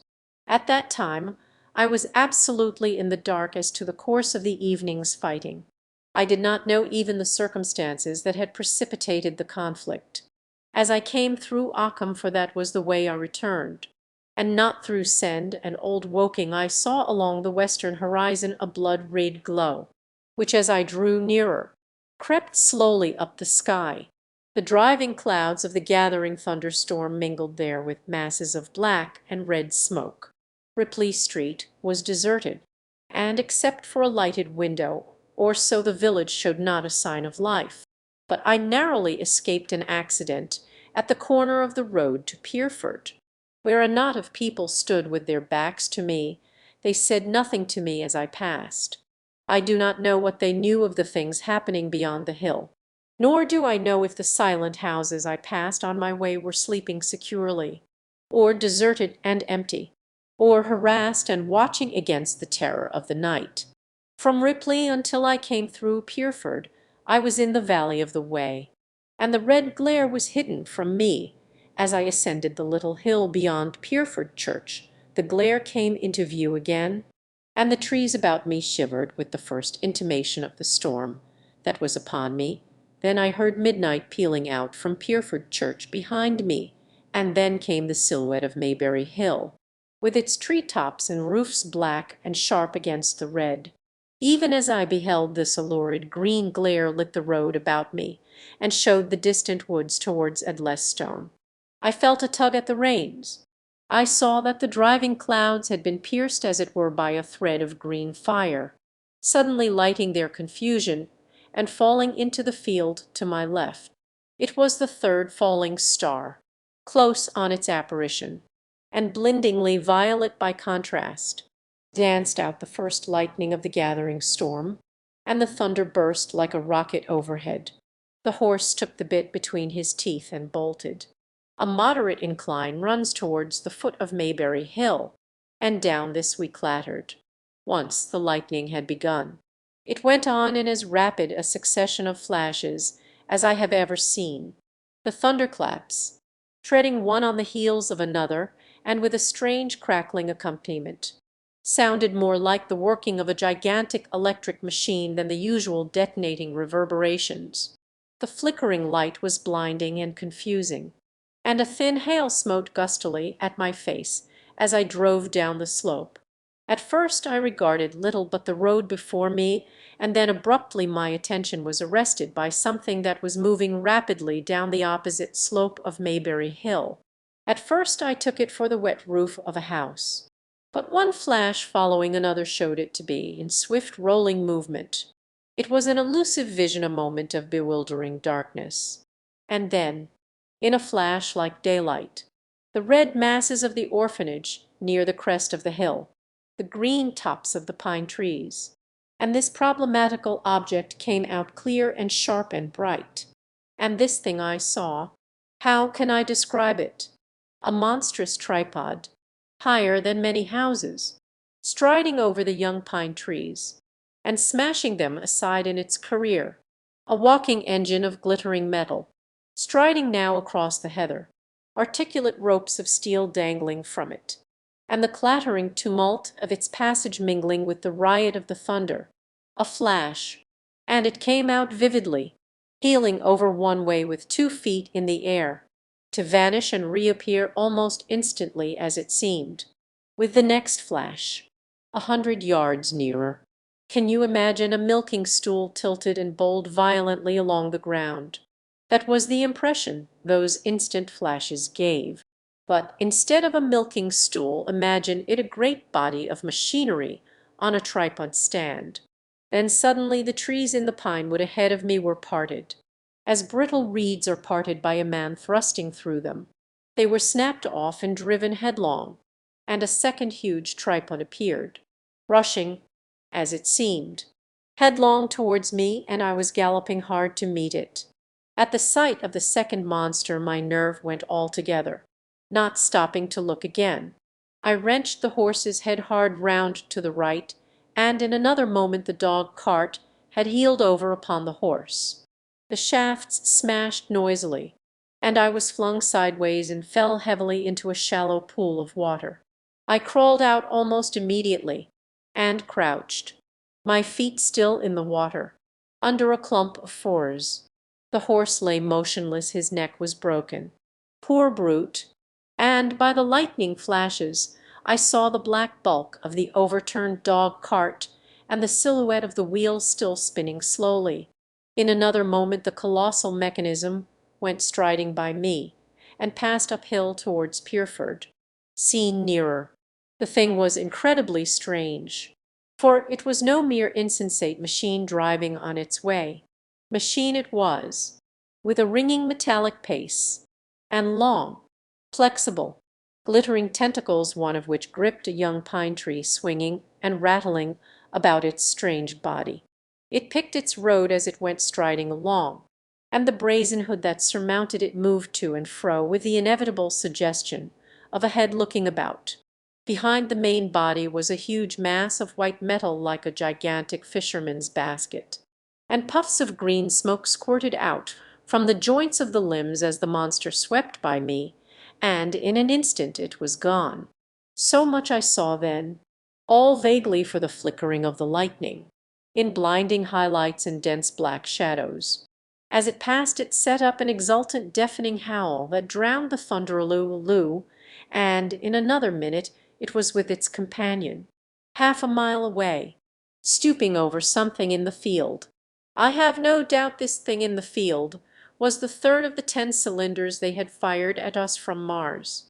For some minutes I lay there in the rain and darkness watching, by the intermittent light, these monstrous beings of metal moving about in the distance over the hedge tops.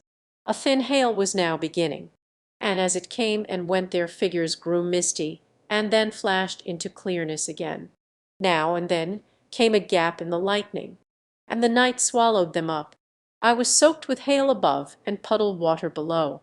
It was some time before my blank astonishment would let me struggle up the bank to a drier position, or think at all of my imminent peril.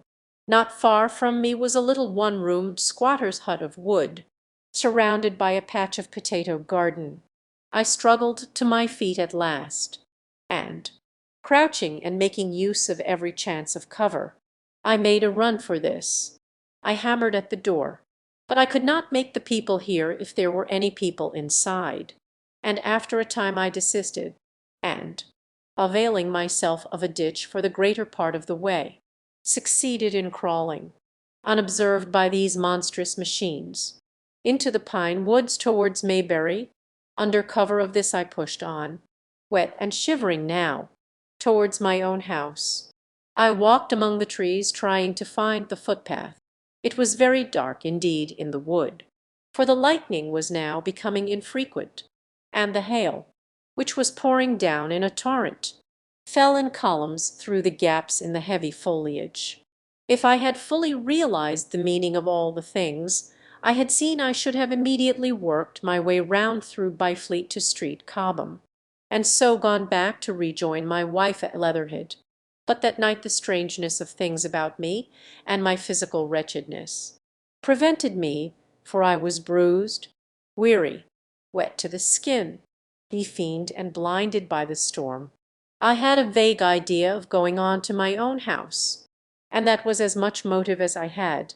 I staggered through the trees, fell into a ditch and bruised my knees against a plank, and finally splashed out into the lane that ran down from the College Arms. I say splashed, for the storm water was sweeping the sand down the hill in a muddy torrent. There in the darkness a man blundered into me and sent me reeling back. He gave a cry of terror, sprang sideways, and rushed on before I could gather my wits sufficiently to speak to him. So heavy was the stress of the storm just at this place that I had the hardest task to win my way up the hill. I went close up to the fence on the left and worked my way along its palings. Near the top I stumbled upon something soft, and, by a flash of lightning, saw between my feet a heap of black broadcloth and a pair of boots. Before I could distinguish clearly how the man lay, the flicker of light had passed. I stood over him waiting for the next flash. When it came, I saw that he was a sturdy man, cheaply but not shabbily dressed. His head was bent under his body, and he lay crumpled up close to the fence, as though he had been flung violently against it, overcoming the repugnance natural to one who had never before touched a dead body. I stooped and turned him over to feel for his heart. He was quite dead. Apparently his neck had been broken. The lightning flashed for a third time, and his face leaped upon me. I sprang to my feet. It was the landlord of the Spotted Dog, whose conveyance I had taken. I stepped over him gingerly and pushed on up the hill. I made my way by the police station and the College Arms towards my own house. Nothing was burning on the hillside, though from the common there still came a red glare and a rolling tumult of ruddy smoke beating up against the drenching hail, so far as I could see by the flashes. The houses about me were mostly uninjured. By the College Arms a dark heap lay in the road. Down the road towards Maybury Bridge there were voices and the sound of feet, but I had not the courage to shout or to go to them. I let myself in with my latchkey, closed, locked and bolted the door, staggered to the foot of the staircase, and sat down. My imagination was full of those striding metallic monsters, and of the dead body smashed against the fence. I crouched at the foot of the staircase with my back to the wall, shivering violently. Sigh. At the window. I have already said that my storms of emotion have a trick of exhausting themselves. After a time I discovered that I was cold and wet, and with little pools of water about me on the stair carpet.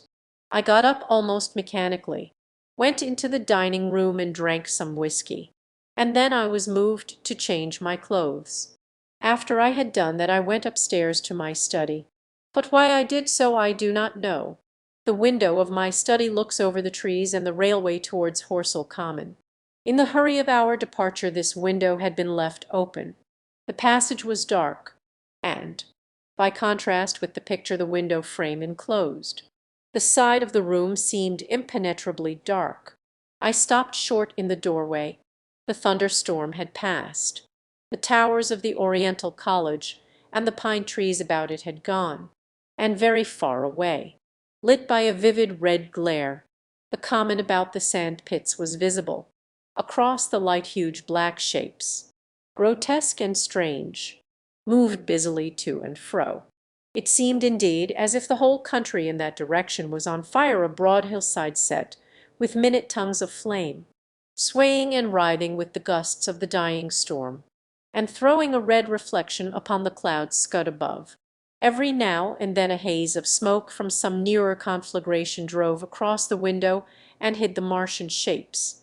I could not see what they were doing, nor the clear form of them, nor recognize the black objects they were busied upon. Neither could I see the nearer fire, though the reflections of it danced on the wall and ceiling of the study. A sharp, resinous tang of burning was in the air. I closed the door noiselessly and crept towards the window. As I did so, the view opened out until, on the one hand, it reached to the houses about Woking Station, and on the other to the charred and blackened pine woods of Byfleet. There was a light down below the hill, on the railway, near the arch, and several of the houses along the Maybury Road and the streets near the station were glowing ruins. The light upon the railway puzzled me at first. There were a black heap, and to the right of that a row of yellow oblongs. Then I perceived this was a wrecked train, the fore part smashed and on fire, the hinder carriages still upon the rails.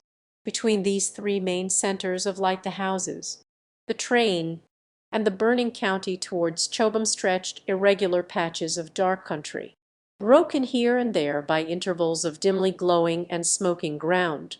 It was the strangest spectacle, that black expanse set with fire. It reminded me more than anything else of the potteries at night. At first I could distinguish no people at all, though I peered intently for them. Later I saw against the light of Woking Station a number of black figures hurrying one after the other across the line. And this was the little world in which I had been living securely for years. This fiery chaos, what had happened in the last 7 hours, I still did not know. Nor did I know, though I was beginning to guess, the relation between these mechanical colossi and the sluggish lumps I had seen disgorged from the cylinder. With a queer feeling of impersonal interest I turned my desk chair to the window, sat down, and stared at the blackened country, and particularly at the three gigantic black things that were going to and fro in the glare about the sand pits. They seemed amazingly busy. I began to ask myself what they could be. Were they intelligent mechanisms? Such a thing I felt was impossible. Or did a Martian sit within each, ruling, directing, using, much as a man's brain sits and rules in his body? I began to compare the things to human machines, to ask myself for the first time in my life how an ironclad or a steam engine would seem to an intelligent lower animal. The storm had left the sky clear, and over the smoke of the burning land the little fading pinpoint of Mars was dropping into the west. When a soldier came into my garden, I heard a slight scraping at the fence, and rousing myself from the lethargy that had fallen upon me, I looked down and saw him dimly, clambering over the palings. At the sight of another human being my torpor passed, and I leaned out of the window eagerly. He hissed. In a whisper he stopped astride of the fence in doubt. Then he came over and across the lawn to the corner of the house. He bent down and stepped softly, also whispering, standing under the window and peering up. "Where are you going? God knows, are you trying to hide?" I went down, unfastened the door, and let him in, and locked the door again. I could not see his face. He was hatless, and his coat was unbuttoned. As I drew him in, "What has happened? What hasn't?" "They wiped us out, simply wiped us out." He followed me almost mechanically into the dining room. "Take some whiskey," pouring out a stiff dose. He drank it. Then abruptly he sat down before the table, put his head on his arms, and began to sob and weep like a little boy, in a perfect passion of emotion, while I, with a curious forgetfulness of my own recent despair, stood beside him, wondering. It was a long time before he could steady his nerves to answer my questions, and then he answered perplexingly and brokenly. He was a driver in the artillery, and had only come into action about 7. At that time firing was going on across the common, and it was said the first party of Martians were crawling slowly towards their second cylinder under cover of a metal shield. Later this shield staggered up on tripod legs and became the first of the fighting machines I had seen.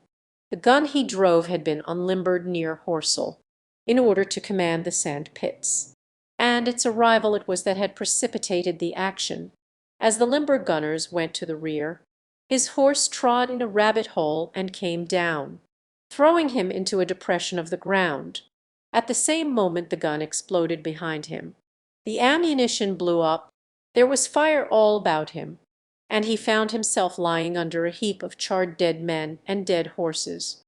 I lay still, with the forequarter of a horse atop of me. We'd been wiped out, and the smell, good God, like burnt meat. I was hurt across the back by the fall of the horse, and there I had to lie until I felt better. Just like parade, it had been a minute before, then stumble. Bang. Swish. He had hid under the dead horse for a long time, peeping out furtively across the common. The Cardigan men had tried a rush, in skirmishing order, at the pit, simply to be swept out of existence. Then the monster had risen to its feet and had begun to walk leisurely to and fro across the common among the few fugitives, with its head-like hood turning about exactly like the head of a cowled human being. A kind of arm carried a complicated metallic about which green flashes scintillate, and out of the funnel of this there smoked the heat ray. In a few minutes there was, so far as the soldier could see, not a living thing left upon the common, and every bush and tree upon it that was not already a blackened skeleton was burning. The hussars had been on the road beyond the curvature of the ground, and he saw nothing of them. He heard the Maxims rattle for a time and then become still. The giant saved Woking station and its cluster of houses until the last. Then in a moment the heat ray was brought to bear, and the town became a heap of fiery ruins. Then the thing shut off the heat ray, and turning its back upon the artillerymen, began to waddle away towards the smouldering pine woods that sheltered the second cylinder. As it did so a second glittering Titan built itself up out of the pit. The second monster followed the first, and at that the artilleryman began to crawl very cautiously across the hot heather ash towards Horsell. He managed to get alive into the ditch by the side of the road, and so escaped to Woking. There his story became ejaculatory. The place was impassable. It seems there were a few people alive there, frantic for the most part, and many burned and scalded.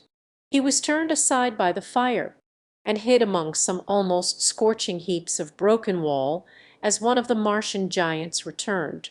He saw this one pursue a man, catch him up in one of its steely tentacles, and knock his head against the trunk of a pine tree. At last, after nightfall, the artilleryman made a rush for it and got over the railway embankment. Since then he had been skulking along towards Maybury, in the hope of getting out of danger Londonward. People were hiding in trenches and cellars, and many of the survivors had made off towards Woking village and Send.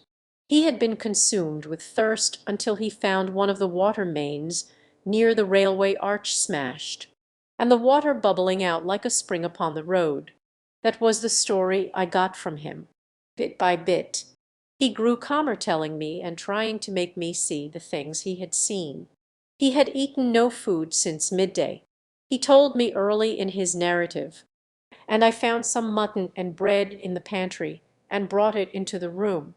We lit no lamp for fear of attracting the Martians, and ever and again our hands would touch upon bread or meat. As he talked, things about us came darkly out of the darkness, and the trampled bushes and broken rose trees outside the window grew distinct. It would seem that a number of men or animals had rushed across the lawn. I began to see his face, blackened and haggard, as no doubt mine was also. When we had finished eating we went softly upstairs to my study, and I looked again out of the open window. In one night the valley had become a valley of ashes. The fires had dwindled now, Where flames had been there were now streamers of smoke. But the countless ruins of shattered and gutted houses and blasted and blackened trees that the night had hidden stood out now gaunt and terrible in the pitiless light of dawn. Yet here and there some object had had the luck to escape a white railway signal here, the end of a greenhouse there, white and fresh amid the wreckage. Never before in the history of warfare had destruction been so indiscriminate and so universal. And shining with the growing light of the east, three of the metallic giants stood about the pit, their cowls rotating as though they were surveying the desolation they had made.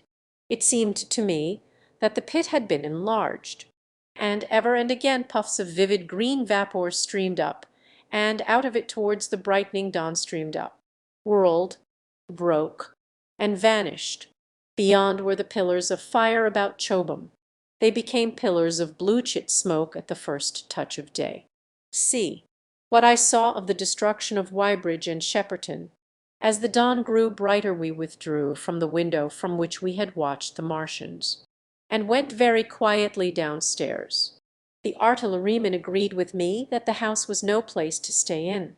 He proposed, he said, to make his way Londonward, and thence rejoin his batterino. 12. Of the horse artillery. My plan was to return at once to Leatherhead, and so greatly had the strength of the Martians impressed me that I had determined to take my wife to New Haven, and go with her out of the country forthwith. For I already perceived clearly that the country about London must inevitably be the scene of a disastrous struggle before such creatures as these could be destroyed.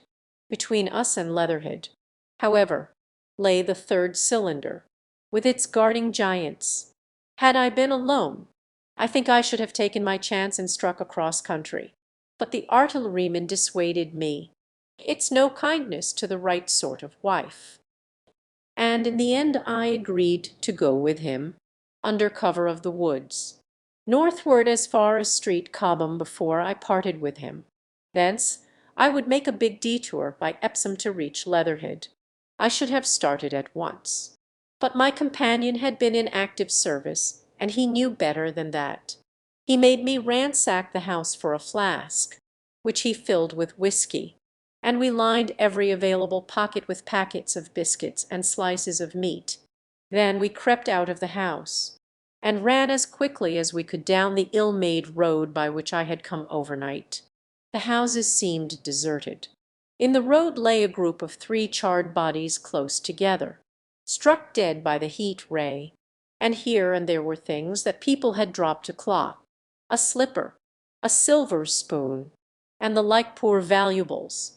At the corner turning up towards the post office a little cart, filled with boxes and furniture, and horseless, heeled over on a broken wheel. A cash box had been hastily smashed open and thrown under the debris. Except the lodge at the orphanage, which was still on fire, none of the houses had suffered very greatly here. The heat ray had shaved the chimney tops and passed. Yet, save ourselves, there did not seem to be a living soul on Maybury Hill.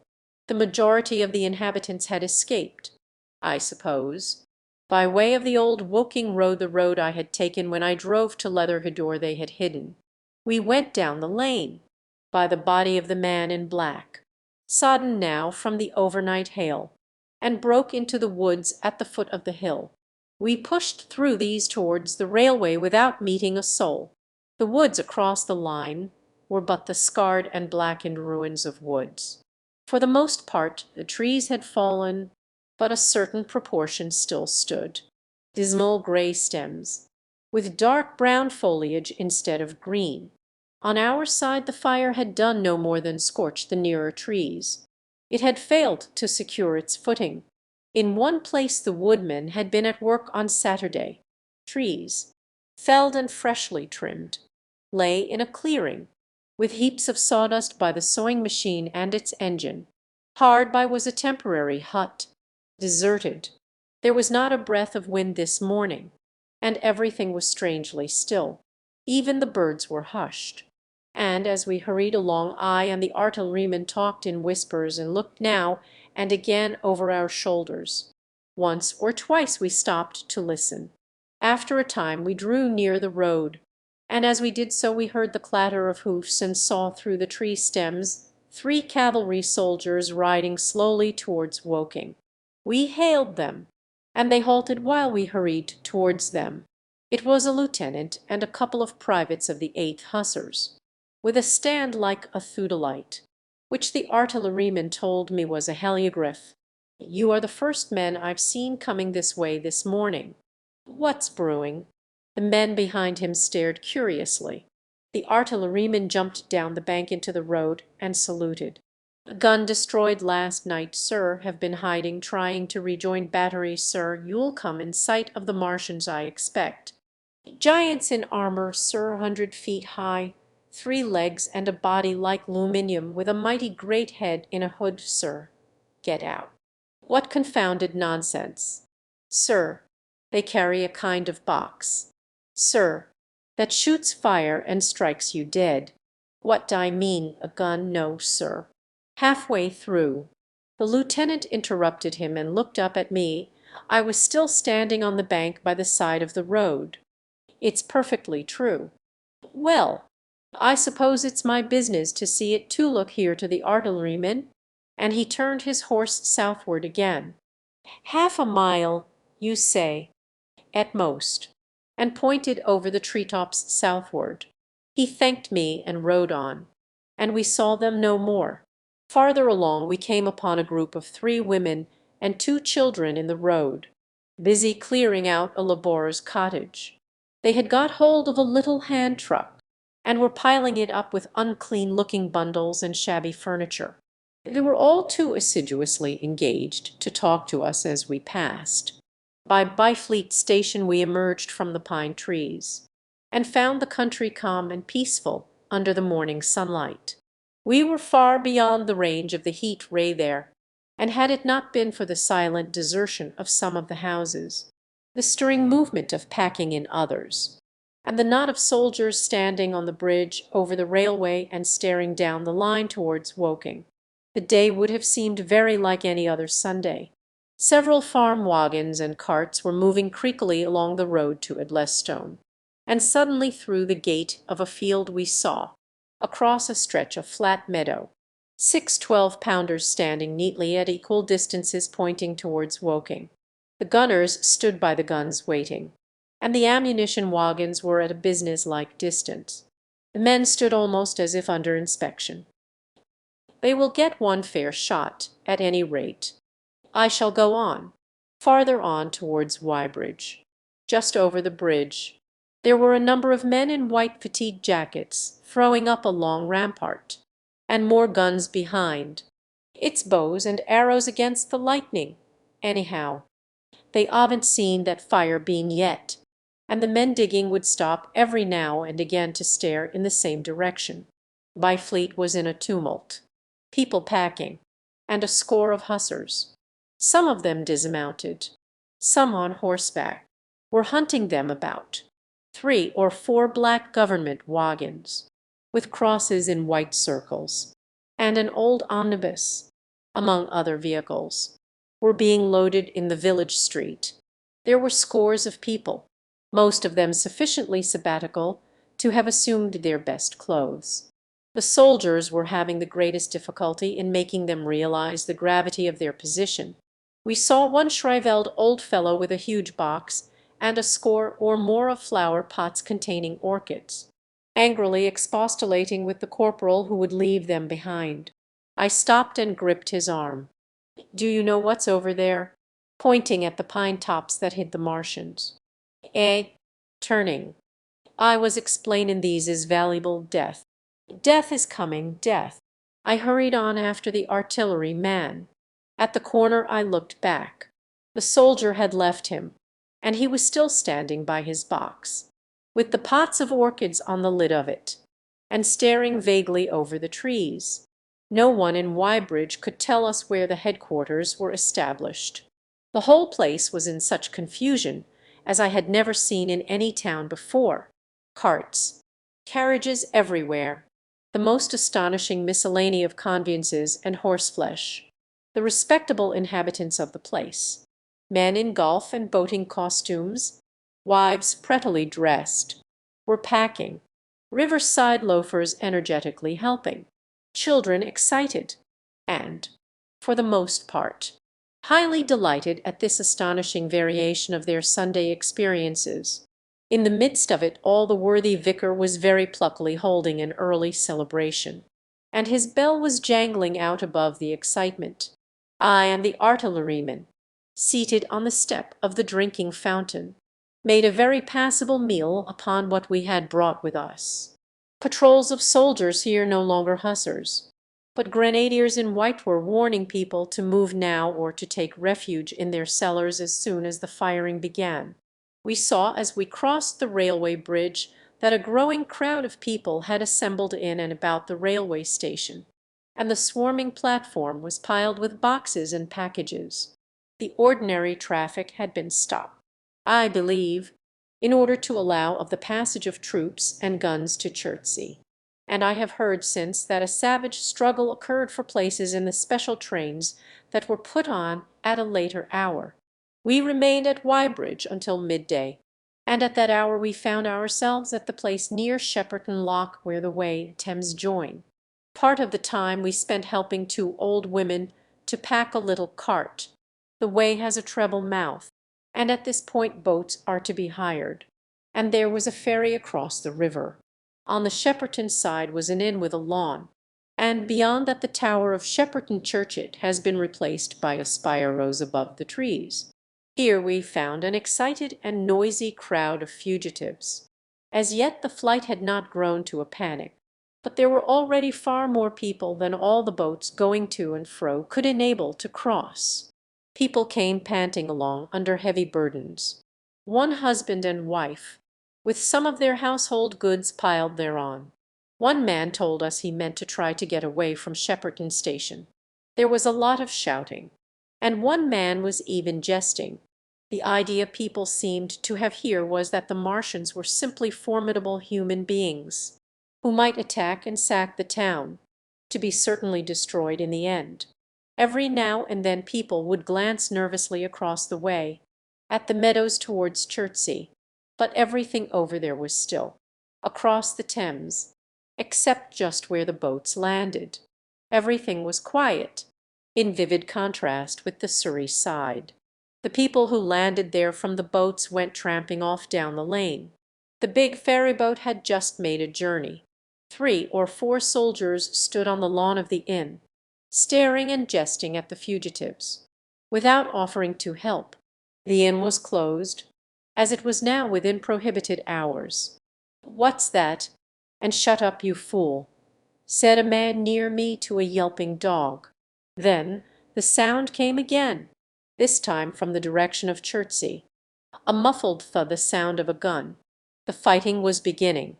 Almost immediately unseen batteries across the river to our right, unseen because of the trees, took up the chorus, firing heavily one after the other. A woman screamed. Every one stood arrested by the sudden stir of battle, near us and yet invisible to us. Nothing was to be seen save flat meadows, cows feeding unconcernedly for the most part, and silvery pollard willows motionless in the warm sunlight. "The sodgers'll stop 'em," said a woman beside me. A hazens rose over the tree-tops. Then suddenly we saw a rush of smoke far away up the river, a puff of smoke that jerked up into the air and hung, and forthwith the ground heaved underfoot, and a heavy explosion shook the air, smashing 2 or 3 windows in the houses near, and leaving us astonished. Here they are. Yonder, Dyer, see them, yonder, one after the other. 1, 2, 3, 4 of the armoured Martians appeared, far away over the little trees, across the flat meadows that stretched towards Chertsey, and striding hurriedly towards the river. Little cowled figures they seemed at first, going with a rolling motion and as fast as flying birds. Then, advancing obliquely towards us, came a fifth. Their armoured bodies glittered in the sun as they swept swiftly forward upon the guns. growing rapidly larger as they drew nearer. One on the extreme left, the remotest that is, flourished a huge case high in the air, and the ghostly, terrible heat ray I had already seen on Friday night smote towards Chertsey, and struck the town. At sight of these strange, swift, and terrible creatures, the crowd near the water's edge, there was no screaming or shouting, but a silence, then a hoarse murmur and a movement of feet a-splashing from the water. A man too frightened to drop the portmanteau he carried on his shoulder swung round and sent me staggering with a blow from the corner of his burden. A woman thrust at me with her hand and rushed past me. I turned with the rush of the people, but I was not too terrified for thought. The terrible heat ray was in my mind. To get under water, that was it. Get under water, unheeded. I faced about again, and rushed towards the approaching Martian. Rushed right down the gravelly beach and headlong into the water. Others did the same. A boatload of people putting back came leaping out as I rushed past. The stones under my feet were muddy and slippery, and the river was so low that I ran perhaps 20 feet, scarcely waist deep. Then, as the Martian towered overhead scarcely a couple of 100 yards away, I flung myself forward under the surface. The splashes of the people in the boats leaping into the river sounded like thunderclaps in my ears. People were landing hastily on both sides of the river, but the Martian machine took no more notice for the moment of the people running this way and that than a man would of the confusion of ants in a nest against which his foot has kicked. When, half suffocated, I raised my head above water, the Martians had pointed at the batteries that were still firing across the river, and as it advanced it swung loose what must have been the generator of the heat ray. In another moment it was on the bank, and in a stride wading halfway across. The knees of its foremost legs bent at the farther bank, and in another moment it had raised itself to its full height again, close to the village of Shepperton. Forthwith the 6 guns which, unknown to anyone on the right bank, had been hidden behind the outskirts of that village, fired simultaneously, the sudden near concussion, the last close upon the first, made my heart jump. The monster was already raising the case generating the heat ray as the first shell burst 6 yards above the hood. I gave a cry of astonishment. I saw and thought nothing of the other 4 Martian monsters. My attention was riveted upon the nearer incident. Simultaneously 2 other shells burst in the air near the body as the hood twisted round in time to receive, but not in time to dodge, the 4th shell. The shell burst clean in the face of the thing. The hood bulged, flashed, was whirled off in a dozen tattered fragments of red flesh and glittering metal. Hit, with something between a scream and a cheer. I heard answering shouts from the people in the water about me. I could have leaped out of the water with that momentary exultation. The decapitated colossus reeled like a drunken giant, but it did not fall over. It recovered its balance by a miracle, and, no longer heeding its steps and with the camera that fired the heat ray now rigidly upheld, it reeled swiftly upon Shepperton. The living intelligence, the Martian within the hood, was slain and splashed to the 4 winds of heaven, and the thing was now but a mere intricate device of metal whirling to destruction. It drove along in a straight line. Incapable of guidance, it struck the tower of Shepperton Church, smashing it down as the impact of a battering ram might have done, swerved aside, blundered on and collapsed with tremendous force into the river out of my sight. A violent explosion shook the air, and a spout of water, steam, mud, and shattered metal shot far up into the sky. As the camera of the heat ray hit the water, the latter had immediately flashed into steam. In another moment a huge wave, like a muddy tidal bore but almost scaldingly hot, came sweeping round the bend upstream. I saw people struggling shorewards, and heard their screaming and shouting faintly above the seething and roar of the Martian's collapse. For a moment I heeded nothing of the heat, forgot the patent need of self-preservation. I splashed through the tumultuous water, pushing aside a man in black to do so, until I could see round the bend. Half a dozen deserted boats pitched aimlessly upon the confusion of the waves. The fallen Martian came into sight downstream, lying across the river, and for the most part submerged.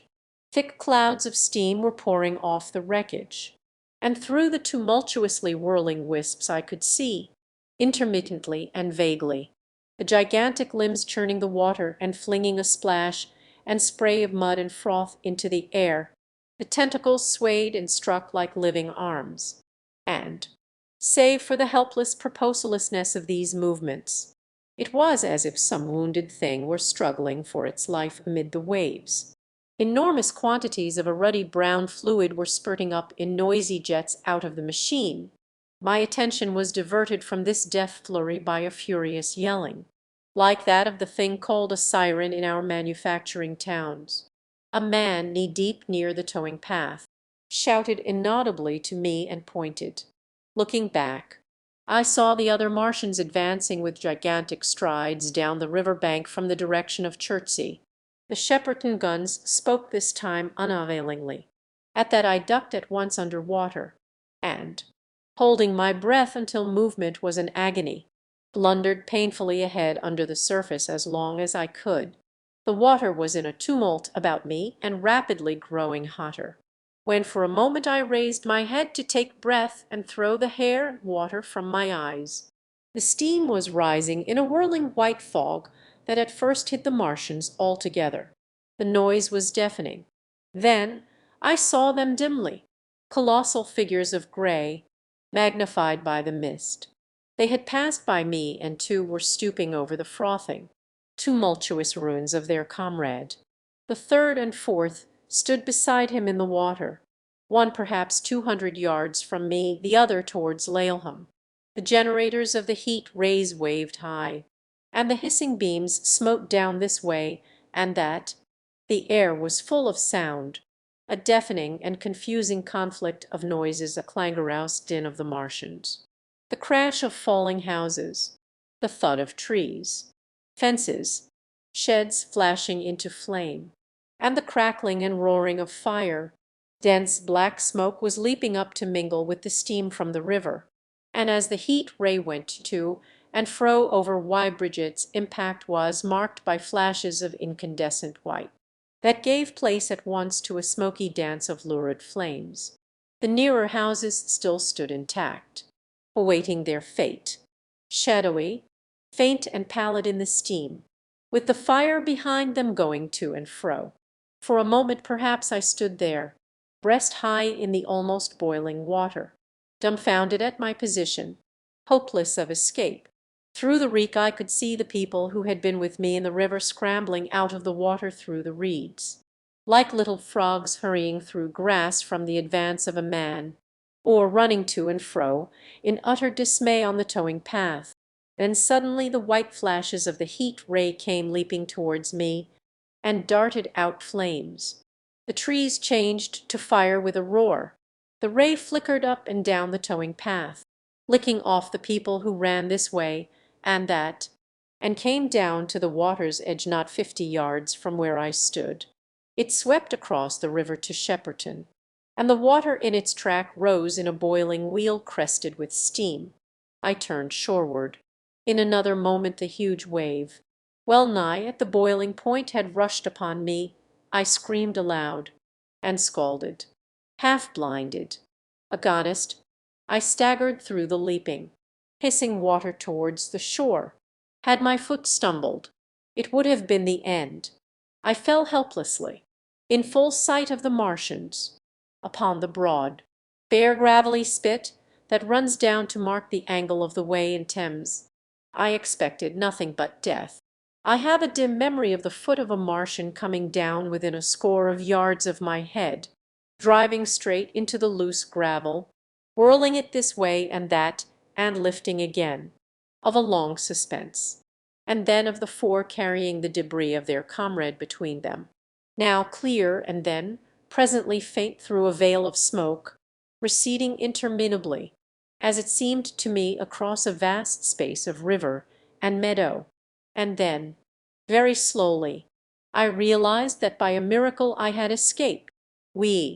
How I fell in with the curate, after getting this sudden lesson in the power of terrestrial weapons.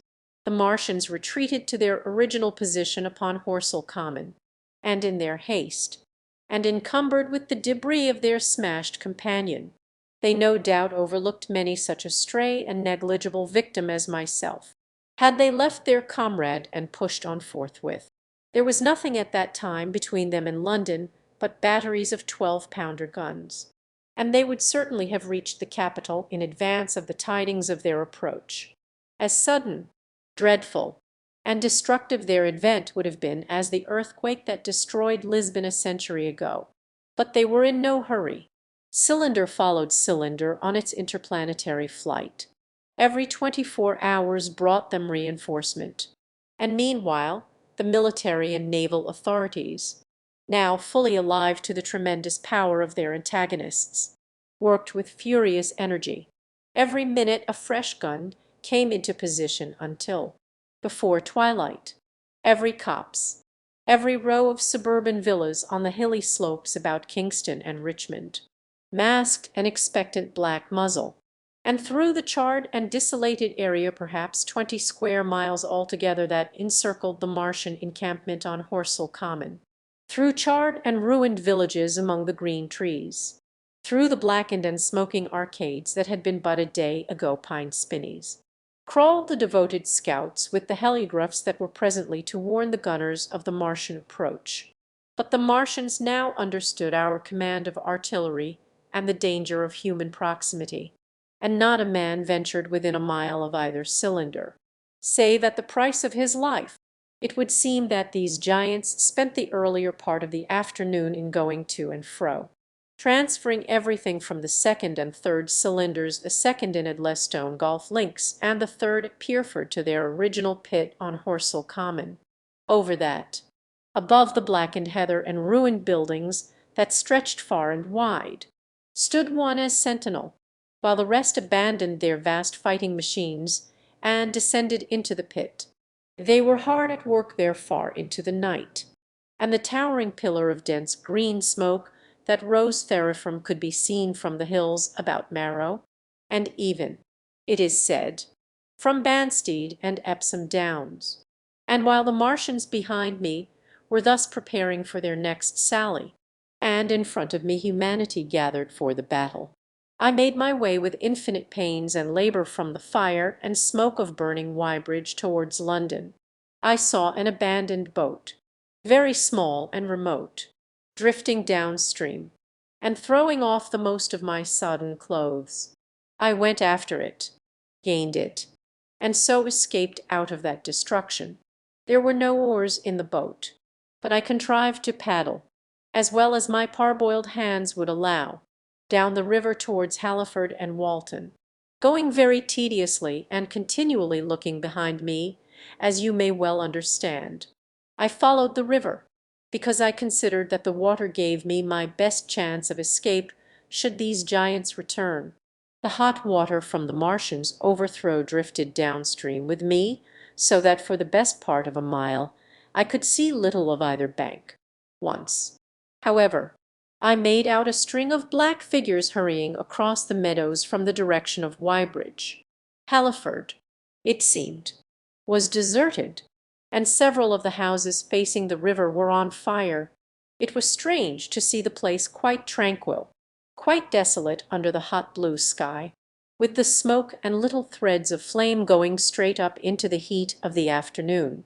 Never before had I seen houses burning without the accompaniment of an obstructive crowd. A little farther on the dry reeds up the bank were smoking and glowing, and a line of fire inland was marching steadily across a late field of hay. For a long time I drifted, so painful and weary was I after the violence I had been through, and so intense the heat upon the water. Then my fears got the better of me again, and I resumed my paddling. The sun scorched my bare back.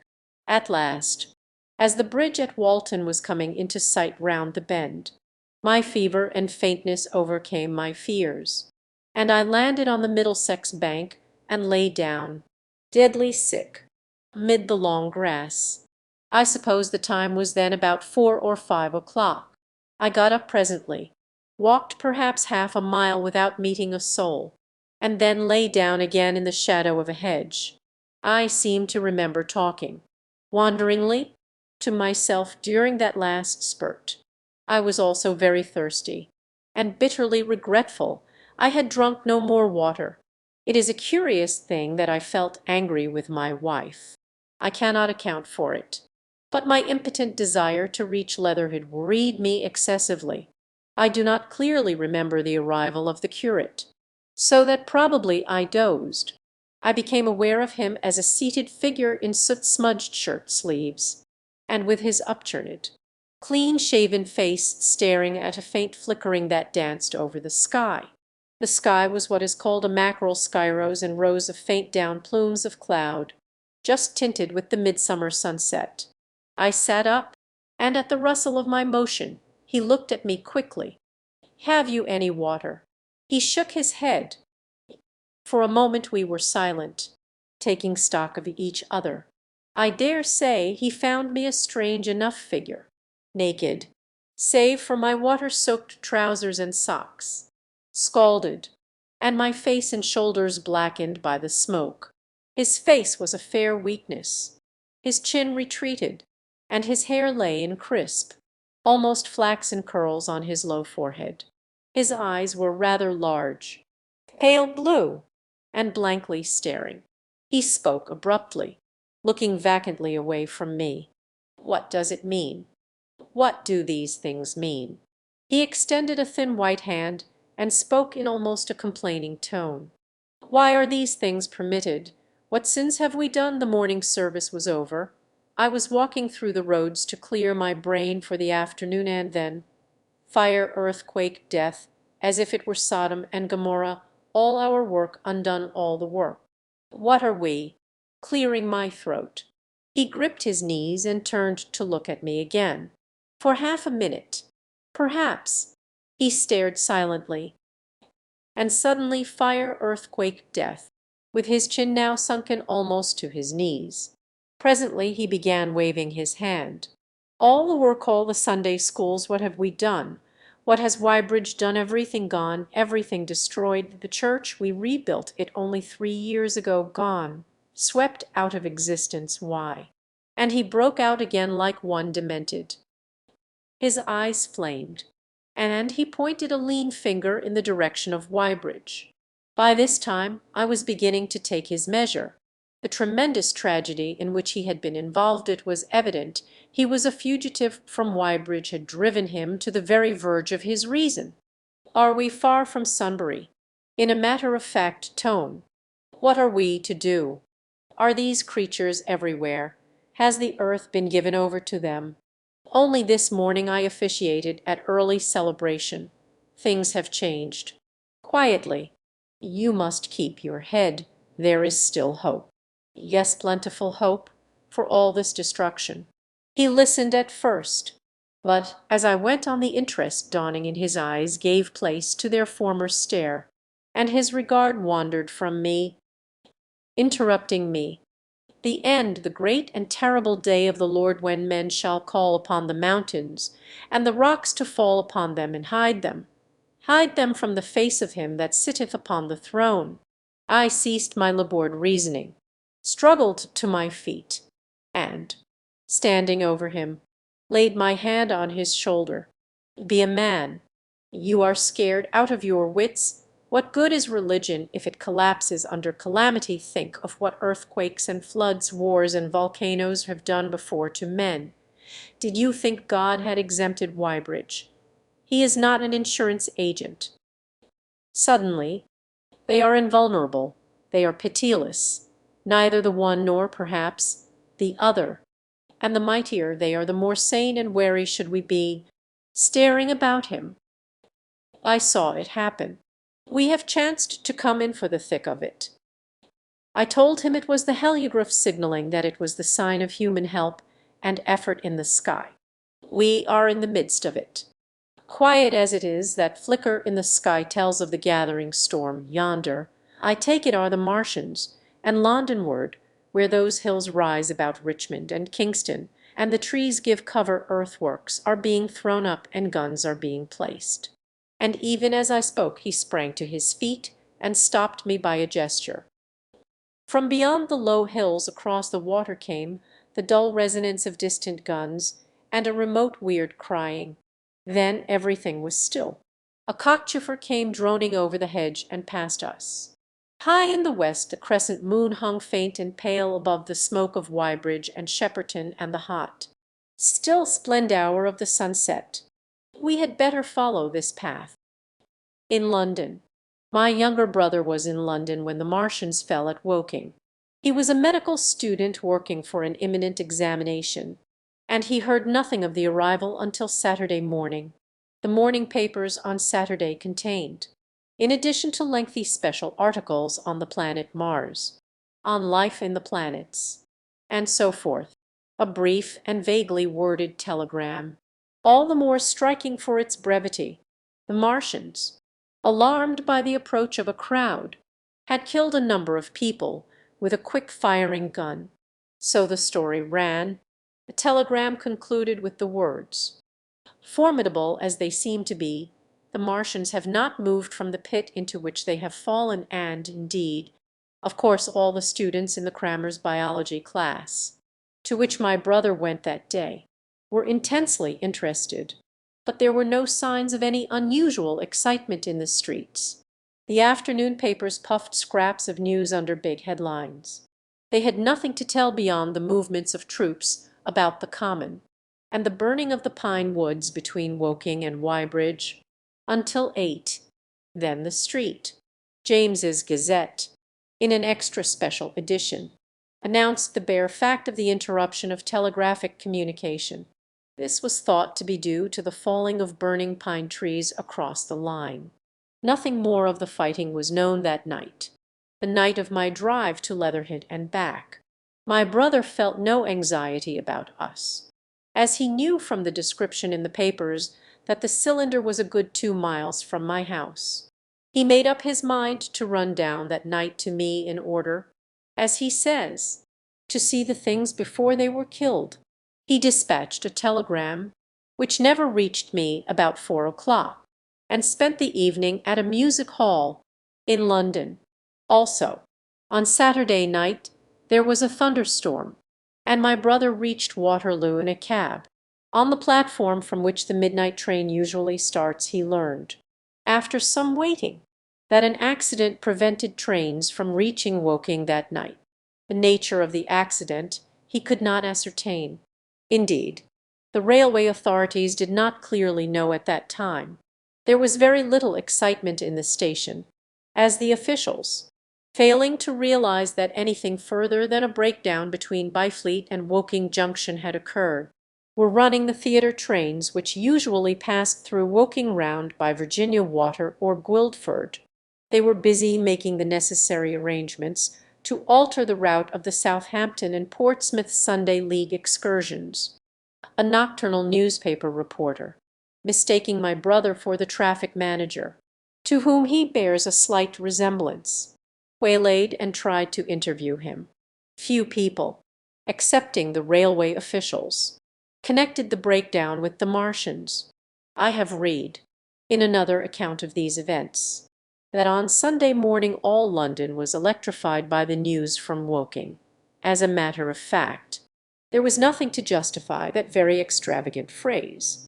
Plenty of Londoners did not hear of the Martians until the panic of Monday morning. Those who did took some time to realize all that the hastily worded telegrams in the Sunday papers conveyed. The majority of people in London do not read Sunday papers. The habit of personal security, moreover, is so deeply fixed in the Londoner's mind, and startling intelligence so much a matter of course in the papers, that they could read without any personal tremors. About 7 o'clock last night the Martians came out of the cylinder, and, moving about under an armor of metallic shields, have completely wrecked Woking station with the adjacent houses, and massacred an entire battalion of the Cardigan Regiment. No details are known. Maxims have been absolutely useless against their armor. The field guns have been disabled, and a clever and remarkably prompt handbook article in the Referee compared the affair to a menagerie suddenly let loose in a village.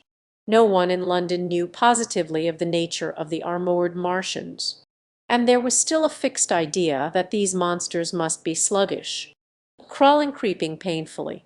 None of the telegrams could have been written by an eyewitness of their advance. The Sunday papers printed separate editions as further news came to hand, some even in default of it. But there was practically nothing more to tell people until late in the afternoon, when the authorities gave the press agencies the news in their possession. It was stated that the people of Walton and Weybridge and all the district were pouring along the roads Londonward, and that was all. My brother went to church at the Foundling Hospital in the morning, still in ignorance of what had happened on the previous night. There he heard allusions made to the invasion, and a special prayer for peace. Coming out, he bought a Referee.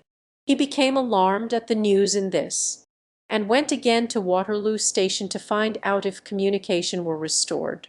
The omnibuses, carriages, cyclists, and innumerable people walking in their best clothes seemed scarcely affected by the strange intelligence that the news vendors were disseminating.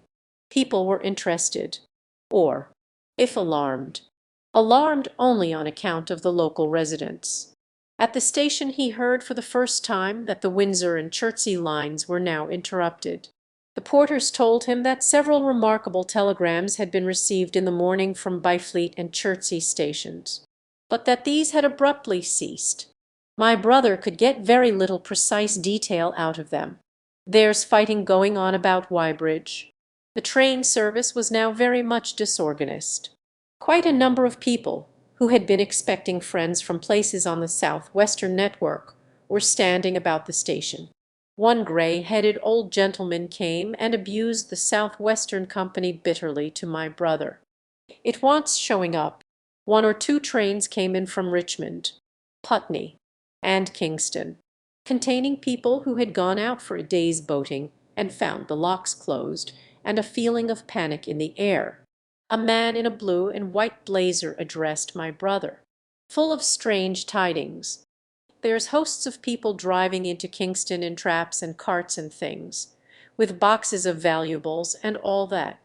They come from Molesey and Weybridge and Walton, and they say there's been guns heard at Chertsey, heavy firing, and that mounted soldiers have told them to get off at once because the Martians are coming.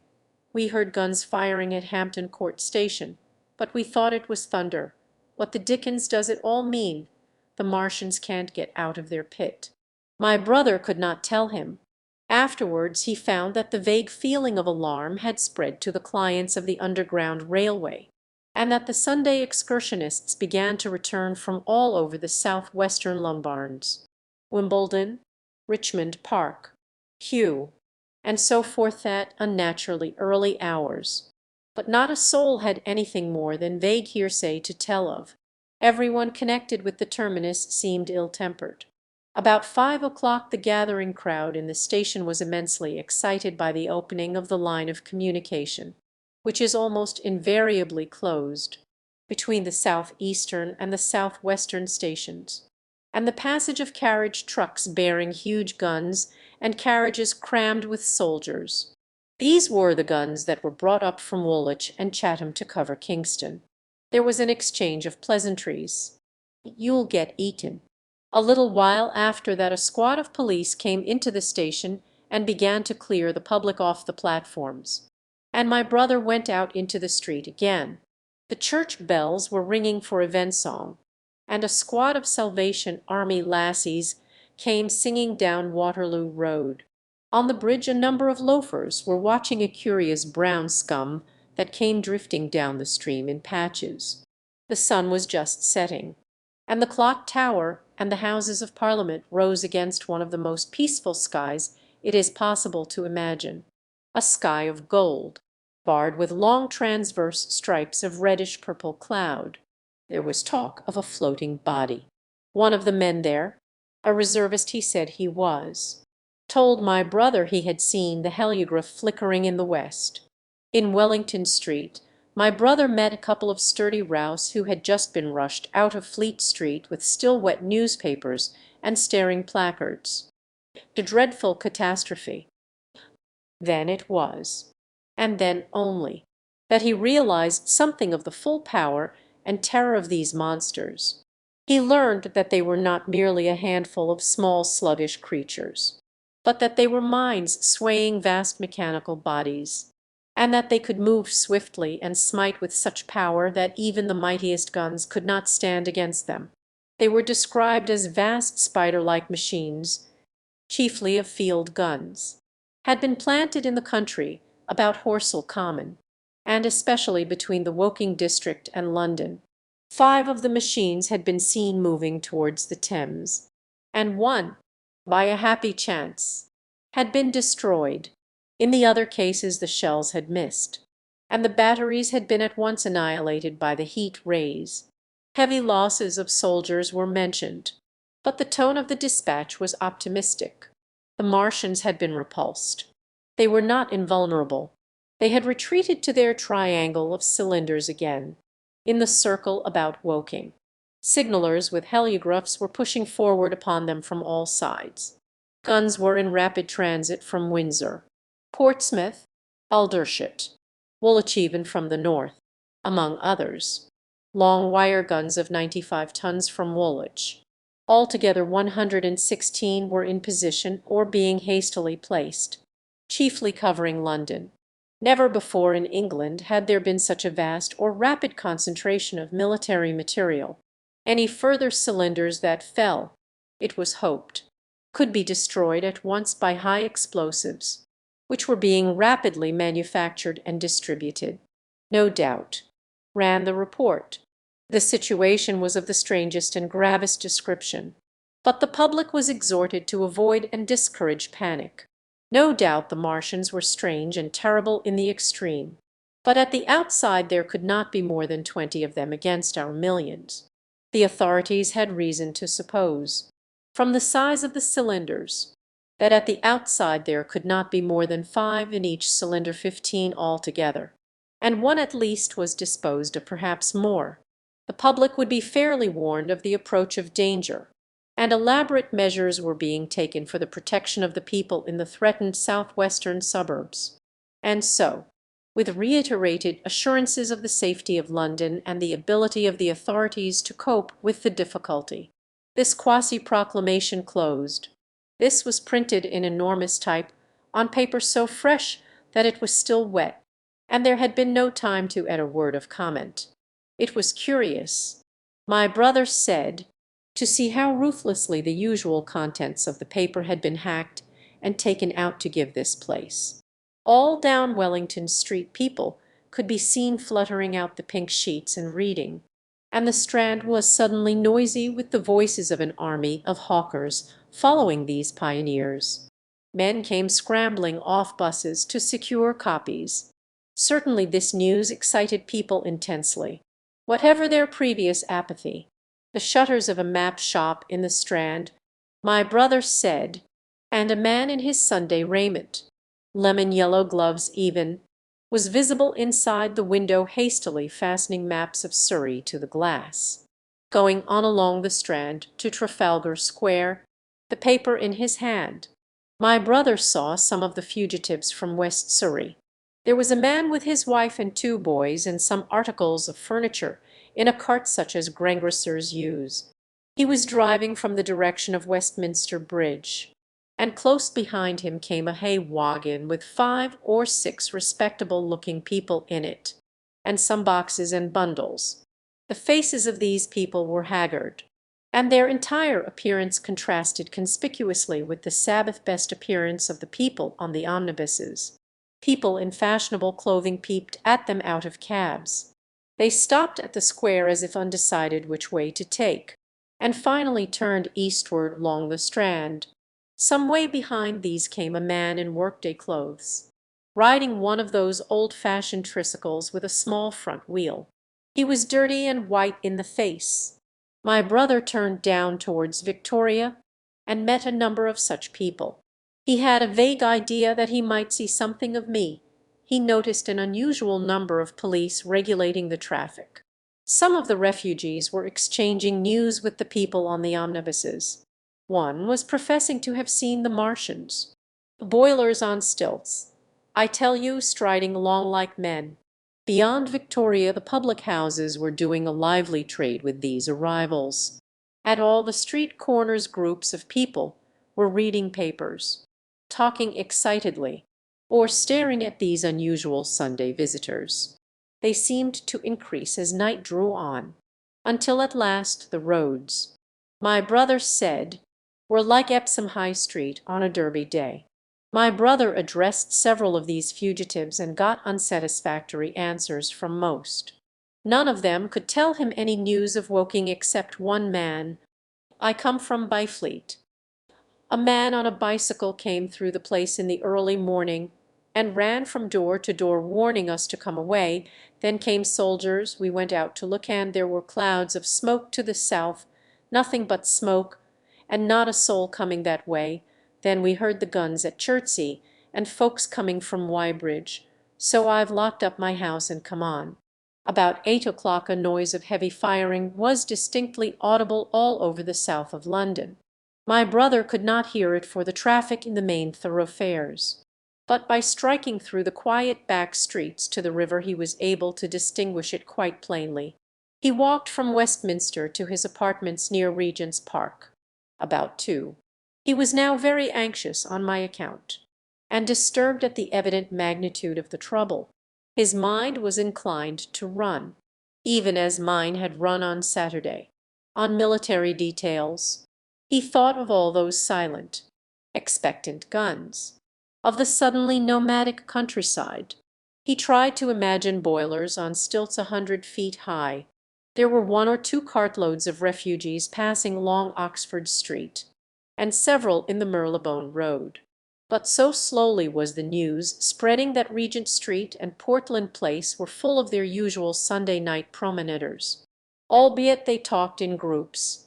And along the edge of Regent's Park there were as many silent couples walking out together under the scattered gas lamps as ever there had been. The night was warm and still, and a little oppressive. The sound of guns continued intermittently, and after midnight there seemed to be sheet lightning in the south. He read and re-read the paper. Fearing the worst had happened to me, he was restless, and after supper prowled out again aimlessly. He returned and tried in vain to divert his attention to his examination notes. He went to bed a little after midnight, and was awakened from lurid dreams in the small hours of Monday by the sound of door knockers, feet running in the street, distant drumming, and a clamour of bells. Red reflections danced on the ceiling. For a moment he lay astonished, wondering whether day had come or the world gone mad. Then he jumped out of bed and ran to the window. His room was an attic, and as he thrust his head out, up and down the street, there were a dozen echoes to the noise of his window sash, and heads in every kind of night disarray appeared. Enquiries were being shouted. They are coming. Hammering at the door. The Martians are coming. The sound of drumming and trumpeting came from the Albany Street barracks, and every church within earshot was hard at work killing sleep with a vehement disorderly tocsin. There was a noise of doors opening, and window after window in the houses opposite flashed from darkness into yellow illumination. Up the street came galloping a closed carriage, bursting abruptly into noise at the corner, rising to a clattering climax under the window, and dying away slowly in the distance. Close on the rear of this came a couple of cabs, the forerunners of a long procession of flying vehicles, going for the most part to Chalk Farm Station, where the Northwestern special trains were loading up, instead of coming down the gradient into Euston. For a long time my brother stared out of the window in blank astonishment, watching the policemen hammering at door after door, and delivering their incomprehensible message. Then the door behind him opened, and the man who lodged across the landing came in, dressed only in shirt, trousers, and slippers, his braces loose about his waist, his hair disordered from his pillow. What the devil is it? A fire? What a devil of a row! Straining to hear what the policemen were shouting, people were coming out of the side streets, and standing in groups at the corners talking.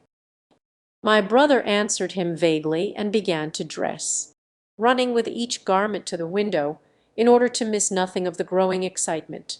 And presently men selling unnaturally early newspapers came bawling into the street. London in danger of suffocation. The Kingston and Richmond defences forced. Fearful massacres in the Thames Valley and all about him, in the houses on each side and across the road, and behind in the Park terraces and in the 100 other streets of that part of Marylebone, and the Westbourne Park district and St. Pancras, and westward and northward in Kilburn and St. John's Wood and Hampstead, and eastward in Shoreditch and Highbury and Haggerston and Hoxton, and, indeed, through all the vastness of London from Ealing to East Ham people were rubbing their eyes, and opening windows to stare out and ask aimless questions, dressing hastily as the first breath of the coming storm of fear blew through the streets. It was the dawn of the great panic. London, which had gone to bed on Sunday night oblivious and inert, was awakened, in the small hours of Monday morning, to a vivid sense of danger, unable from his window to learn what was happening.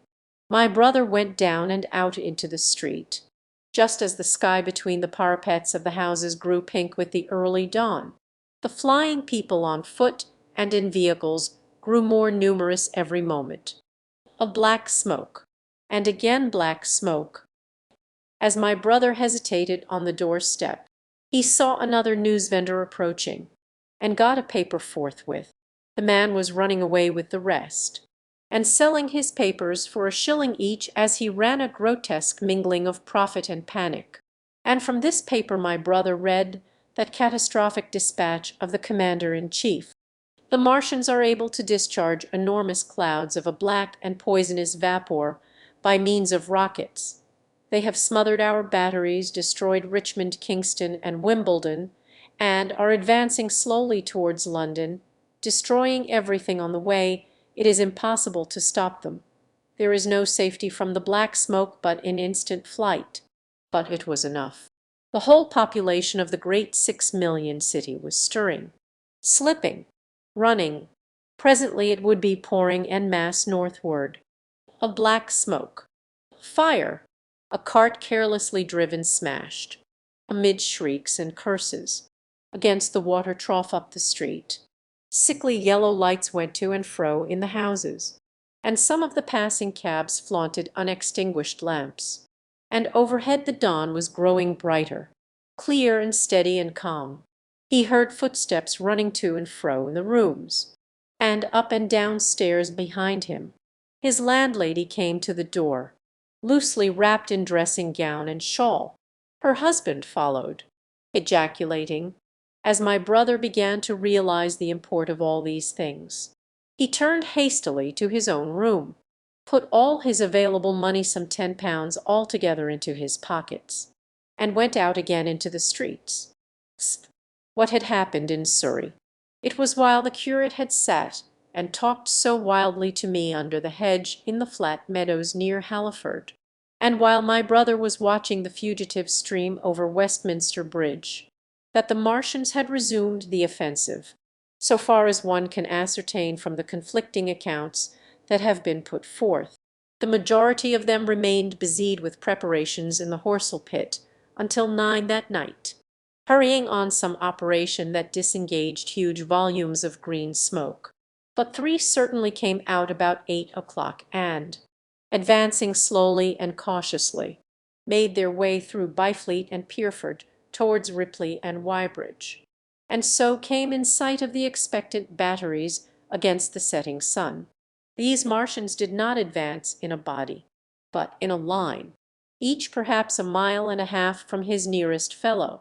They communicated with one another by means of siren-like howls, running up and down the scale from one note to another. It was this howling and firing of the guns at Ripley and St. George's Hill that we had heard at Upper Halliford. The Ripley gunners, unseasoned artillery volunteers who ought never to have been placed in such a position, fired one wild, premature, ineffectual volley, and bolted on horse and foot through the deserted village, while the Martian, without using his heat ray, walked serenely over their guns, stepped gingerly among them, passed in front of them, and so came unexpectedly upon the guns in Paintshill Park, which he destroyed. The St. George's Hill men, however, were better led or of a better metal. Hidden by a pine wood as they were, they seem to have been quite unsuspected by the Martian nearest to them. They laid their guns as deliberately as if they had been on parade, and fired at about 1,000 yards range. The shells flashed all round him, and he was seen to advance a few paces, stagger, and go down. Everybody yelled together, and the guns were reloaded in frantic haste. The overthrown Martian set up a prolonged ululation, and immediately a second glittering giant, answering him, appeared over the trees to the south. It would seem that a leg of the tripod had been smashed by one of the shells.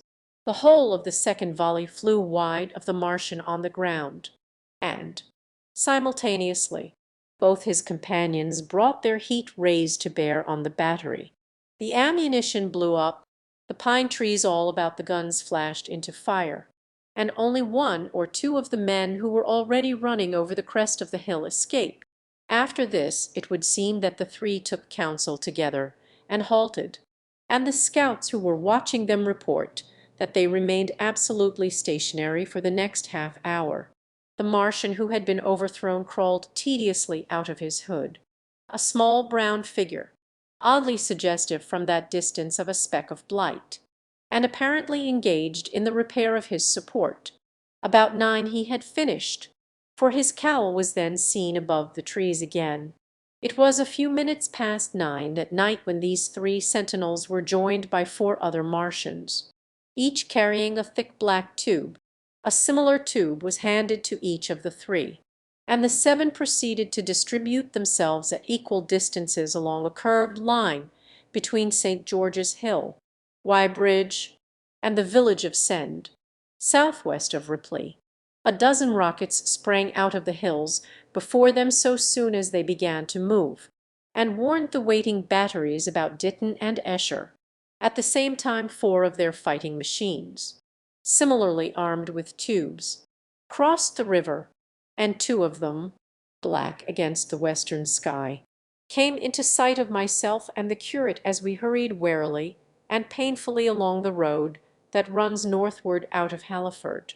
They moved, as it seemed to us, upon a cloud, for a milky mist covered the fields and rose to a third of their height. At this sight the curate cried faintly in his throat, and began running. But I knew it was no good running from a Martian, and I turned aside and crawled through dewy nettles and brambles into the broad ditch by the side of the road. He looked back, saw what I was doing, and turned to join me. The 2 halted, the nearer to us standing and facing Sunbury, the remitter being a grey indistinctness towards the evening star, away towards Staines. The occasional howling of the Martians had ceased. They took up their positions in the huge crescent about their cylinders in absolute silence. It was a crescent with 12 miles between its horns. Never since the devising of gunpowder was the beginning of a battle so still. To us and to an observer about Ripley it would have had precisely the same effect. The Martians seemed in solitary possession of the darkling night, lit only as it was by the slender moon, the stars, the afterglow of the daylight, and the ruddy glare from St. George's Hill and the woods of Paintshill, but facing that crescent everywhere at Staines, Hounslow, Ditton, Esher, Ockham, behind hills and woods south of the river, and across the flat grass meadows to the north of it. Wherever a cluster of trees or village houses gave sufficient cover the guns were waiting. The signal rockets burst and rained their sparks through the night and the spirit of all those watching batteries rose to a tense expectation.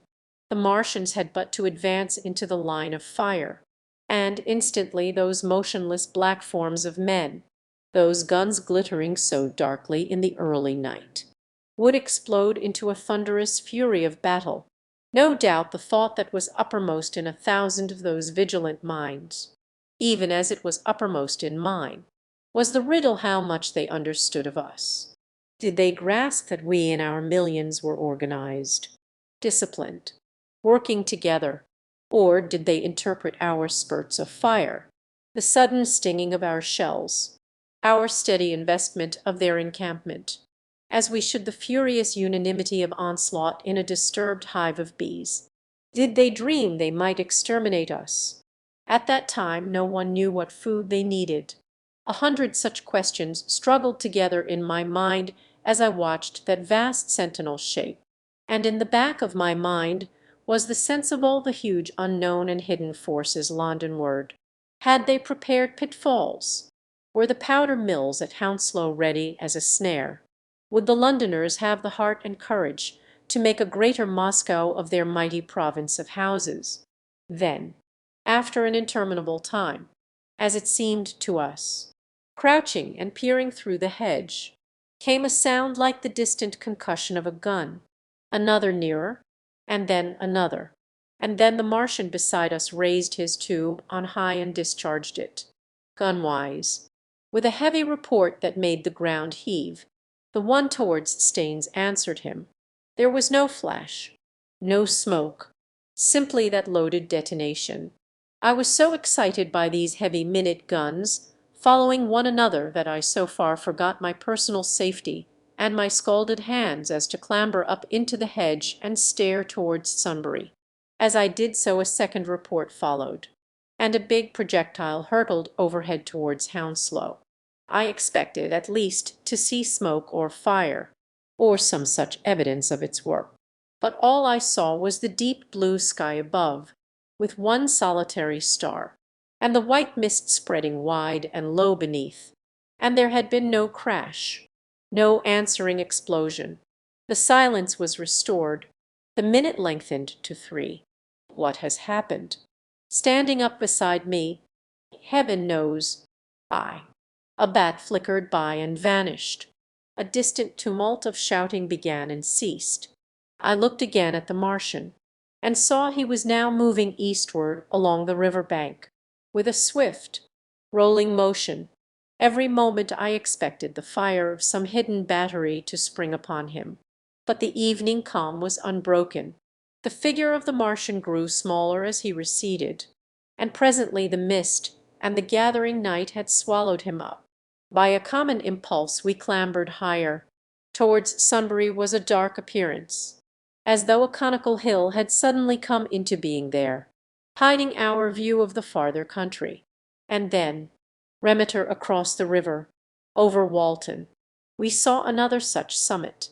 These hill-like forms grew lower and broader even as we stared, moved by a sudden thought. I looked northward, and there I perceived a third of these cloudy black copses had risen. Everything had suddenly become very still. Far away to the southeast, marking the quiet, we heard the Martians hooting to one another, and then the air quivered again with the distant thud of their guns. But the earthly artillery made no reply. Now at the time we could not understand these things. But later I was to learn the meaning of these ominous copses that gathered in the twilight.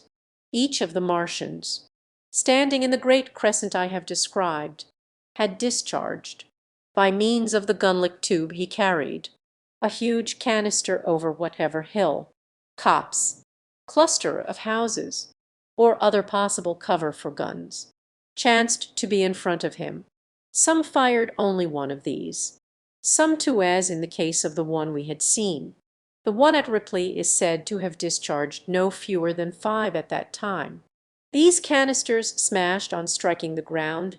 They did not explode and incontinently disengaged an enormous volume of heavy, inky vapor, coiling and pouring upward in a huge and ebony cumulus cloud, a gaseous hill that sank and spread itself slowly over the surrounding country. and the touch of that vapor, the inhaling of its pungent wisps, was death to all that breathes. It was heavy, this vapor, heavier than the densest smoke, so that, after the first tumultuous uprush and outflow of its impact, it sank down through the air and poured over the ground in a manner rather liquid than gaseous, abandoning the hills, and streaming into the valleys and ditches and watercourses, even as I have heard the carbonic acid gas that pours from volcanic clefts is wont to do, and where it came upon water some chemical action occurred, and the surface would be instantly covered with a powdery scum that sank slowly and made way for more. The scum was absolutely insoluble, and it is a strange thing, seeing the instant effect of the gas, that one could drink without hurt the water from which it had been strained. The vapor did not diffuse as a true gas would do. It hung together in banks, flowing sluggishly down the slope of the land and driving reluctantly before the wind. And very slowly it combined with the mist and moisture of the air, and sank to the earth in the form of dust, save that an unknown element giving a group of 4 lines in the blue of the spectrum is concerned. We are still entirely ignorant of the nature of this substance. Once the tumultuous upheaval of its dispersion was over, the black smoke clung so closely to the ground, even before its precipitation, that 50 feet up in the air, on the roofs and upper stories of high houses and on great trees, there was a chance of escaping its poison altogether, as was proved even that night at Street Cobham and Ditton. The man who escaped at the former place tells a wonderful story of the strangeness of its coiling flow, and how he looked down from the church spire and saw the houses of the village rising like ghosts out of its inky nothingness.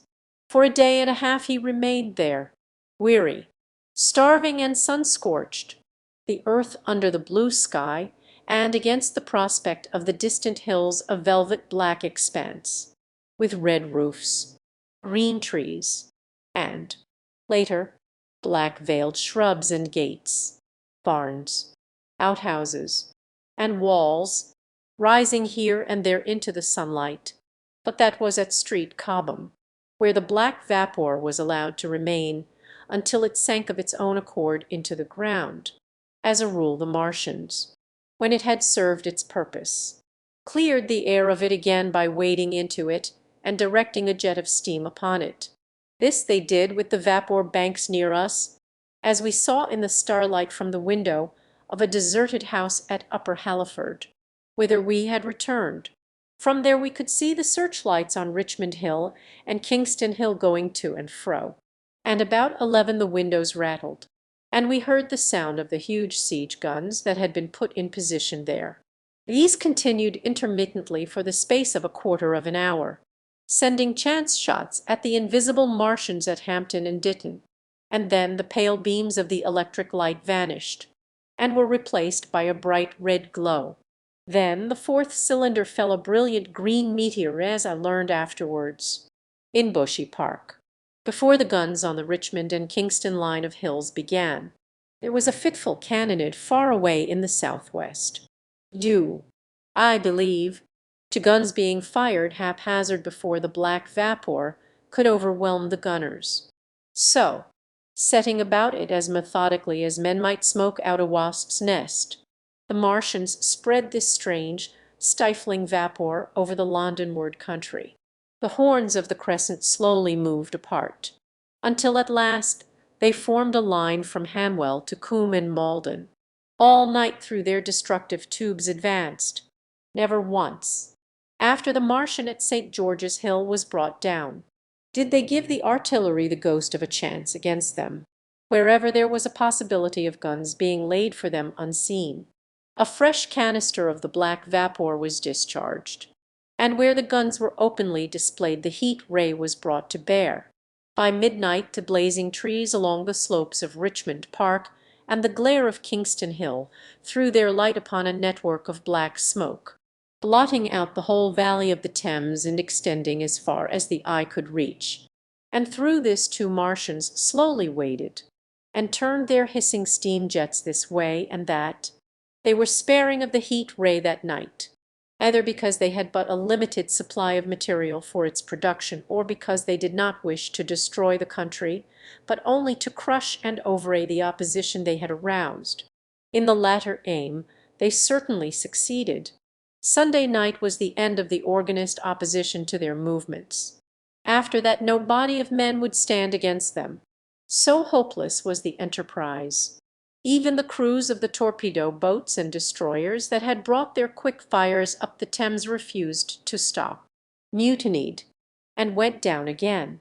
The only offensive operation men ventured upon after that night was the preparation of mines and pitfalls, and even in that their energies were frantic and spasmodic. One has to imagine, as well as one may, the fate of those batteries towards Esher, waiting so tensely in the twilight. Survivors there were none. One may picture the orderly expectation, the officers alert and watchful, the gunners ready, the ammunition piled to hand, the limber gunners with their horses and wagons, the groups of civilian spectators standing as near as they were permitted, the evening stillness, the ambulances and hospital tents with the burned and wounded from Weybridge. Then the dull resonance of the shots the Martians fired, and the clumsy projectile whirling over the trees and houses and smashing amid the neighboring fields. One may picture, too, the sudden shifting of the attention, the swiftly spreading coils and bellyings of that blackness advancing headlong, towering heavenward, turning the twilight to a palpable darkness, a strange and horrible antagonist of vapor striding upon its victims, men and horses near it seen dimly, running, shrieking, falling headlong, shouts of dismay, the guns suddenly abandoned, men choking and writhing on the ground, and the swift broadening out of the opaque cone of smoke, and then night and extinction, nothing but a silent mass of impenetrable vapor hiding its dead. Before dawn the black vapor was pouring through the streets of Richmond, and the disintegrating organism of government was, with a last expiring effort, rousing the population of London to the necessity of flight. Spi, the exodus from London. So you understand the roaring wave of fear that swept through the greatest city in the world just as Monday was dawning, the stream of flight rising swiftly to a torrent, lashing in a foaming tumult round the railway stations, banked up into a horrible struggle about the shipping in the Thames, and hurrying by every available channel northward and eastward. By 10 o'clock the police organization, and by midday even the railway organizations, were losing coherency, losing shape and efficiency, guttering, softening, running at last in that swift liquefaction of the social body. All the railway lines north of the Thames and the southeastern people at Cannon Street had been warned by midnight on Sunday, and trains were being filled. People were fighting savagely for standing room in the carriages even at 2 o'clock. By 3, people were being trampled and crushed even in Bishopsgate Street, a couple of 100 yards or more from Liverpool Street Station. Revolvers were fired, people stabbed, and the policemen who had been sent to direct the traffic, exhausted and infuriated, were breaking the heads of the people they were called out to protect. And as the day advanced and the engine drivers and stokers refused to return to London, the pressure of the flight drove the people in an ever-thickening multitude away from the stations and along the northward running roads. By midday a Martian had been seen at Barnes, and a cloud of slowly sinking black vapor drove along the Thames and across the flats of Lambeth, cutting off all escape over the bridges in its sluggish advance. Another bank drove over Ealing, and surrounded a little island of survivors on Castle Hill, alive, but unable to escape, after a fruitless struggle to get aboard a northwestern train. At Chalk Farm the engines of the trains that had loaded in the goods yard there ploughed through shrieking people, and a dozen stalwart men fought to keep the crowd from crushing the driver against his furnace. My brother emerged upon the Chalk Farm road, dodged across through a hurrying swarm of vehicles, and had the luck to be foremost in the sack of a cycle shop. The front tire of the machine he got was punctured in dragging it through the window, but he got up and off, notwithstanding, with no further injury than a cut wrist. The steep foot of Haverstock Hill was impassable owing to several overturned horses, and my brother struck into Belsize Road. So he got out of the fury of the panic, and, skirting the Idgewar Road, reached Idgewar about 7, fasting and wearied, but well ahead of the crowd. Along the road people were standing in the roadway, curious, wondering. He was passed by a number of cyclists, some horsemen, and 2 motor cars. A mile from Idgewar the rim of the wheel broke, and the machine became unriddable. He left it by the roadside and trudged through the village. There were shops half opened in the main street of the place, and people crowded on the pavement and in the doorways and windows, staring astonished at this extraordinary procession of fugitives that was beginning. He succeeded in getting some food at an inn. For a time he remained in Idgewar, not knowing what next to do. The flying people increased in number. Many of them, like my brother, seemed inclined to loiter in the place. There was no fresh news of the invaders from Mars. At that time the road was crowded, but as yet far from congested. Most of the fugitives at that hour were mounted on cycles, but there were soon motor cars, hansom cabs, and carriages hurrying along, and the dust hung in heavy clouds along the road to St. Albans. It was perhaps a vague idea of making his way to Chelmsford, where some friends of his lived, that at last induced my brother to strike into a quiet lane running eastward. Presently he came upon a stile, and, crossing it, followed a footpath northeastward. He passed near several farmhouses and some little places, whose names he did not learn. He saw few fugitives until, in a grass lane towards High Barnet, he happened upon 2 ladies who became his fellow travellers. He came upon them just in time to save them. He heard their screams, and, hurrying round the corner, saw a couple of men struggling to drag them out of the little pony chaise in which they had been driving, while a third with difficulty held the frightened Penny's head. One of the ladies, a short woman dressed in white, was simply screaming.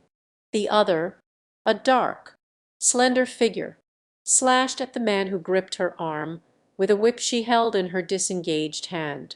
My brother immediately grasped the situation, shouted, and hurried towards the struggle.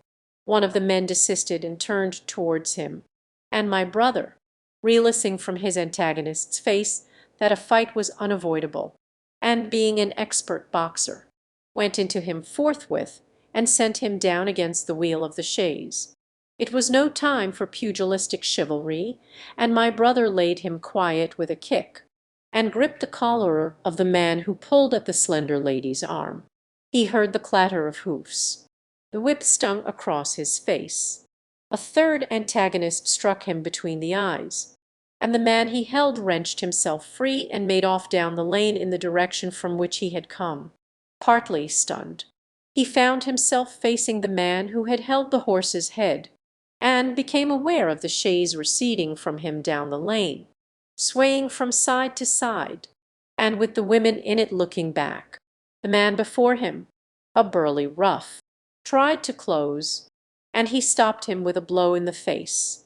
Then, realizing that he was deserted, he dodged round and made off down the lane after the chaise, with the sturdy man close behind him, and the fugitive, who had turned now, following remotely. Suddenly he stumbled and fell. His immediate pursuer went headlong, and he rose to his feet to find himself with a couple of antagonists again. He would have had little chance against them had not the slender lady very pluckily pulled up. It seems she had had a revolver all this time, but it had been under the seat when she and her companion were attacked. She fired at 6 yards distance, narrowly missing my brother. The less courageous of the robbers made off, and his companion followed him, cursing his cowardice. They both stopped in sight down the lane, where the third man lay insensible. Take this." And she gave my brother her revolver. "Go back to the chaise," wiping the blood from his split lip. She turned without a word. They were both panting, and they went back to where the lady in white struggled to hold back the frightened pony. The robbers had evidently had enough of it. When my brother looked again they were retreating. "I'll sit here," and he got upon the empty front seat. The lady looked over her shoulder. "Give me the reins," and laid the whip along the pony's side. In another moment a bend in the road hid the three men from my brother's eyes. So, quite unexpectedly, my brother found himself, panting, with a cut mouth, a bruised jaw, and blood-stained knuckles, driving along an unknown lane with these two women. He learned they were the wife who had come in the small hours from a dangerous case at Pinner, and heard at some railway station on his way of the Martian advance. He had hurried home, roused the women their servant had left them 2 days before, packed some provisions, put his revolver under the seat luckily for my brother, and told them to drive on to Edgeware, with the idea of getting a train there. He stopped behind to tell the neighbours. He would overtake them, he said, at about 4:30 in the morning, and now it was nearly 9, and they had seen nothing of him.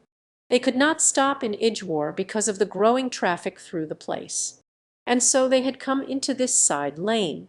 That was the story they told my brother in fragments, when presently they stopped again, nearer to New Barnet.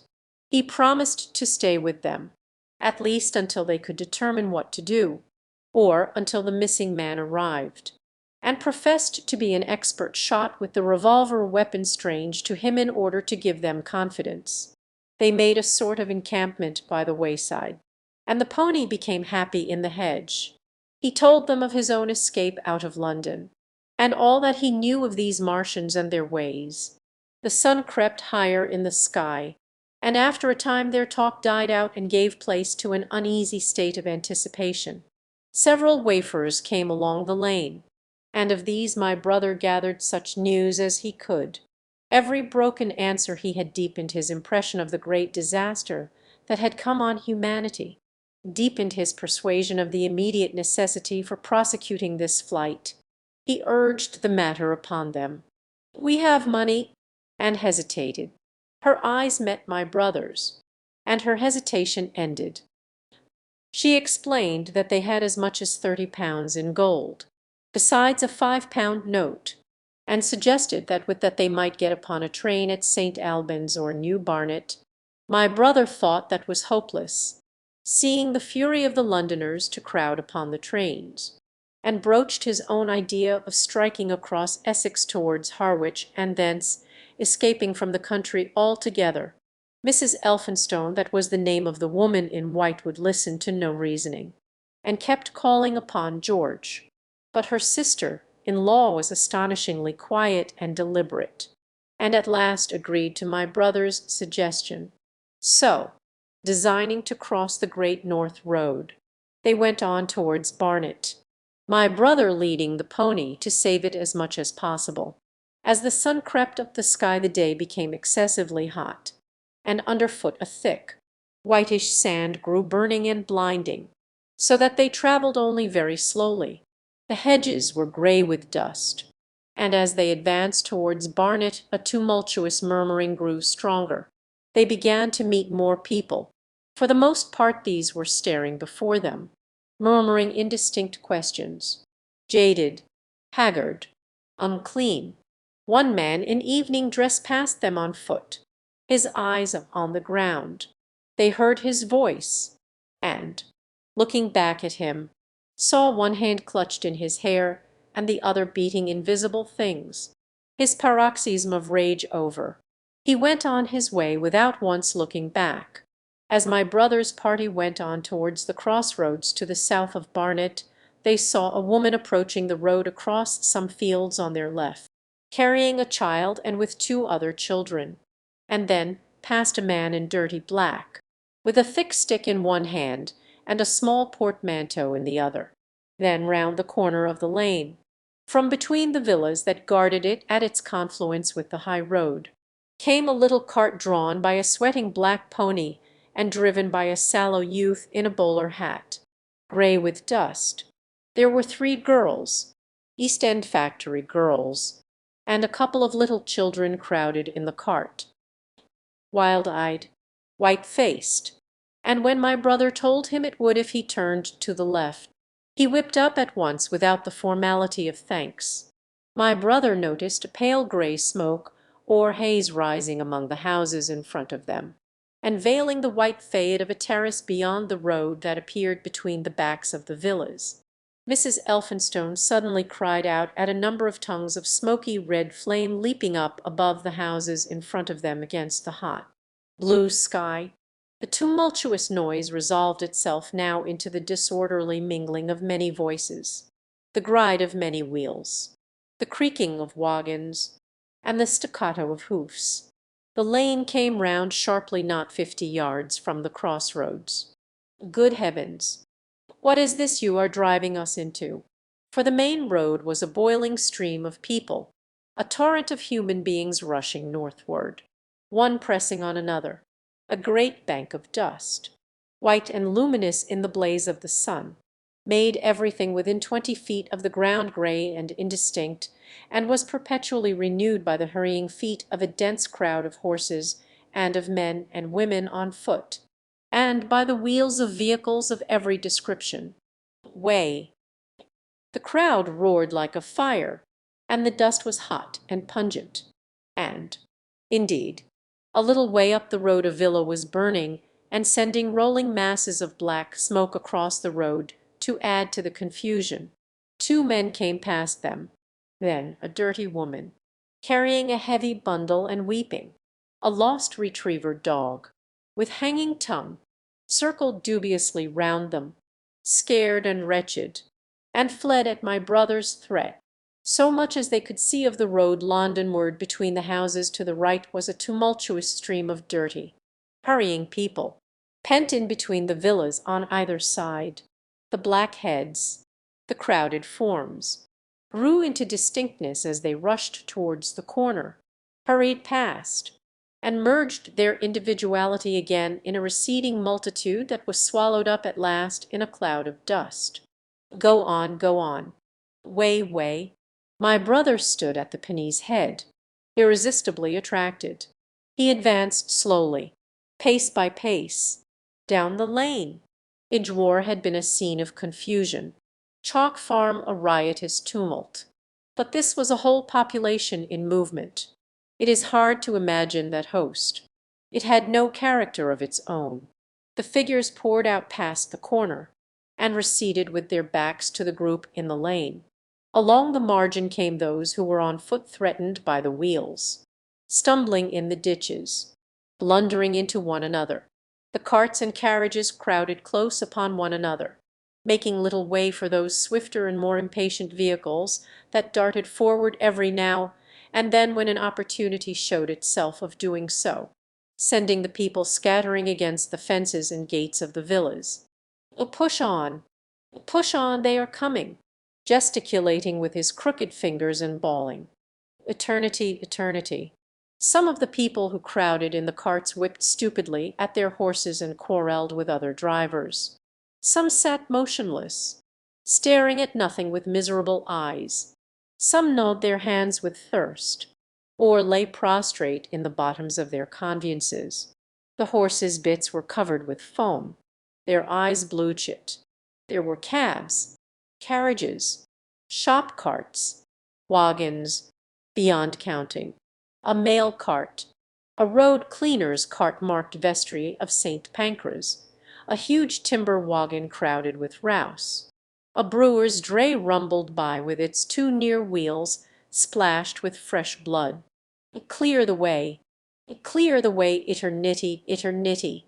There were sad, haggard women tramping by, well dressed, with children that cried and stumbled, their dainty clothes smothered in dust, their weary faces smeared with tears. With many of these came men, sometimes helpful, sometimes lowering and savage. Fighting side by side with them pushed some weary street outcast in faded black rags. wide-eyed, loud-voiced, and foul-mouthed.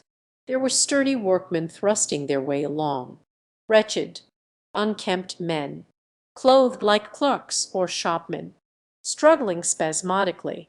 A wounded soldier my brother noticed. Men dressed in the clothes of railway porters. One wretched creature in a nightshirt with a coat thrown over it. But varied as its composition was, certain things all that host had in common. There were fear and pain on their faces, and fear behind them, a tumult up the road, a quarrel for a place in a wagon, sent the whole host of them quickening their pace. Even a man so scared and broken that his knees bent under him was galvanized for a moment into renewed activity. The heat and dust had already been at work. Their skins were dry, their lips black and cracked. They were all thirsty, weary, and footsore, and amid the various cries one heard disputes, reproaches, groans of weariness and fatigue. The voices of most of them were hoarse and weak. Through it all ran a refrain, "Way, way." The lane opened slantingly into the main road with a narrow opening, and had a delusive appearance of coming from the direction of London. Yet a kind of eddy of people drove into its mouth, weaklings elbowed out of the stream, who for the most part rested but a moment before plunging into it again. A little way down the lane, with two friends bending over him, lay a man with a bare leg, wrapped about with bloody rags. He was a lucky man to have friends. A little old man with a grey military moustache and a filthy black frock coat, limped out and sat down beside the trap, removed his boot, his sock was blood-stained, shook out a pebble, and hobbled on again. And then a little girl of 8 or 9, all alone, threw herself under the hedge close by my brother, weeping, "I can't go on, I can't go on," speaking gently to her, and carried her to Miss Elphinstone. So soon as my brother touched her she became quite still, as if frightened. Ellen, with tears in her voice, Ellen, and the child suddenly darted away from my brother, crying, "Mother, they are coming," said a man on horseback, riding past along the lane. Out of the way there, towering high, and my brother saw a closed carriage turning into the lane. The people crushed back on one another to avoid the horse. My brother pushed the pony and chaise back into the hedge, and the man drove by and stopped at the turn of the way. It was a carriage, with a pole for a pair of horses, but only one was in the traces. My brother saw dimly through the dust that two men lifted out something on a white stretcher and put it gently on the grass beneath the private hedge. One of the men came running to my brother. "Where is there any water?" "He is dying fast and very thirsty. It is Lord Garrick, Lord Garrick." "There may be a tap in some of the houses. We have no water. I dare not leave my people." "Go on," thrusting at him. "They are coming, go on." Eagle-faced man lugging a small handbag, which split even as my brother's eyes rested on it and disgorged a mass of sovereigns that seemed to break up into separate coins as it struck the ground. They rolled hither and thither among the struggling feet of men and horses. The man stopped and looked stupidly at the heap, and the shaft of a cab struck his shoulder and sent him reeling. He gave a shriek and dodged back, and a cartwheel shaved him narrowly. "Way." He flung himself, with both hands open, upon the heap of coins, and began thrusting handfuls in his pocket. A horse rose close upon him, and in another moment, half rising, he had been borne down under the horse's hoofs, and pushing a woman out of his way, tried to clutch the bit of the horse.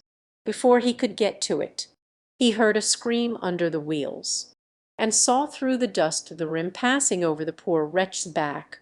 The driver of the cart slashed his whip at my brother, who ran round behind the cart. The multitudinous shouting confused his ears. The man was writhing in the dust among his scattered money, unable to rise, for the wheel had broken his back, and his lower limbs lay limp and dead. My brother stood up and yelled at the next driver, and a man on a black horse came to his assistance. Get him out of the road, and, clutching the man's collar with his free hand, my brother lugged him sideways, but he still clutched after his money, and regarded my brother fiercely, hammering at his arm with a handful of gold. Go on, go on. Way, way. My brother looked up, and the man with the gold twisted his head round and bit the wrist that held his collar. There was a concussion, and the black horse came staggering sideways, and the cart horse pushed beside it. A hoof missed my brother's foot by a hair's breadth. He released his grip on the fallen man and jumped back. He saw anger change to terror on the face of the poor wretch on the ground, and in a moment he was hidden, and my brother was borne backward and carried past the entrance of the lane, and had to fight hard in the torrent to recover it. He saw Miss Elphinstone covering her eyes, and a little child, with all a child's want of sympathetic imagination, staring with dilated eyes at a dusty something that lay black and still, ground and crushed under the rolling wheels. Let us go back, and began turning the pony round. We cannot cross this hell until the fighting crowd was hidden. As they passed the bend in the lane, my brother saw the face of the dying man in the ditch under the prive, deadly white and drawn, and shining with perspiration. The two women sat silent, crouching in their seat and shivering. Then beyond the bend my brother stopped again. Miss Elphinstone was white and pale, and her sister-in-law sat weeping, too wretched even to call upon George. My brother was horrified and perplexed. So soon as they had retreated, he realized how urgent and unavoidable it was to attempt this crossing. He turned to Miss Elphinstone, suddenly resolute. "We must go that way," and led the pony round again. For the second time that day this girl proved her quality, to force their way into the torrent of people. My brother plunged into the traffic and held back a cab horse, while she drove the pony across its head. A wagon locked wheels for a moment and ripped a long splinter from the chaise. In another moment they were caught.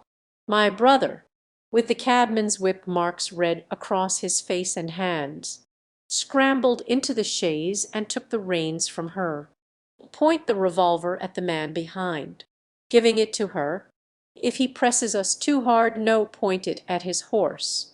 But once in the stream he seemed to lose volition, to become a part of that dusty rout. They swept through Chipping Barnet with the torrent. They were nearly a mile beyond the centre of the town before they had fought across to the opposite side of the way. It was din and confusion indescribable, but in and beyond the town the road forks repeatedly, and this to some extent relieved the stress. They struck eastward through Hadley, and there on either side of the road, and at another place farther on they came upon a great multitude of people drinking at the stream, some fighting to come at the water, and farther on, from a lull near East Barnet, they saw two trains running slowly one after the other without signal or order, trains swarming with people, with men even among the coals behind the engines, going northward along the Great Northern Railway. My brother supposes they must have filled outside London, for at that time the furious terror of the people had rendered the central termini impossible. Near this place they halted for the rest of the afternoon, for the violence of the day had already utterly exhausted all three of them. They began to suffer the beginnings of hunger. The night was cold, and none of them dared to sleep, and in the evening many people came hurrying along the road near by their stopping place, fleeing from unknown dangers before them, and going in the direction from which my brother had come. Zwei, the thunder child, had the Martians aimed only at destruction, they might on Monday have annihilated the entire population of London, as it spread itself slowly through the home counties, not only along the road through Barnet, but also through Idgwar and Waltham Abbey, and along the roads eastward to Southend and Shoeburyness, and south of the Thames to Deal and Broadstairs, poured the same frantic rout. If one could have hung that June morning in a balloon in the blazing blue, above London every northward and eastward road running out of the tangled maze of streets would have seemed stippled black with the streaming fugitives, each dot a human agony of terror and physical distress. I have set forth at length in the last chapter my brother's account of the road through Chipping Barnet, in order that my readers may realize how that swarming of black dots appeared to one of those concerned.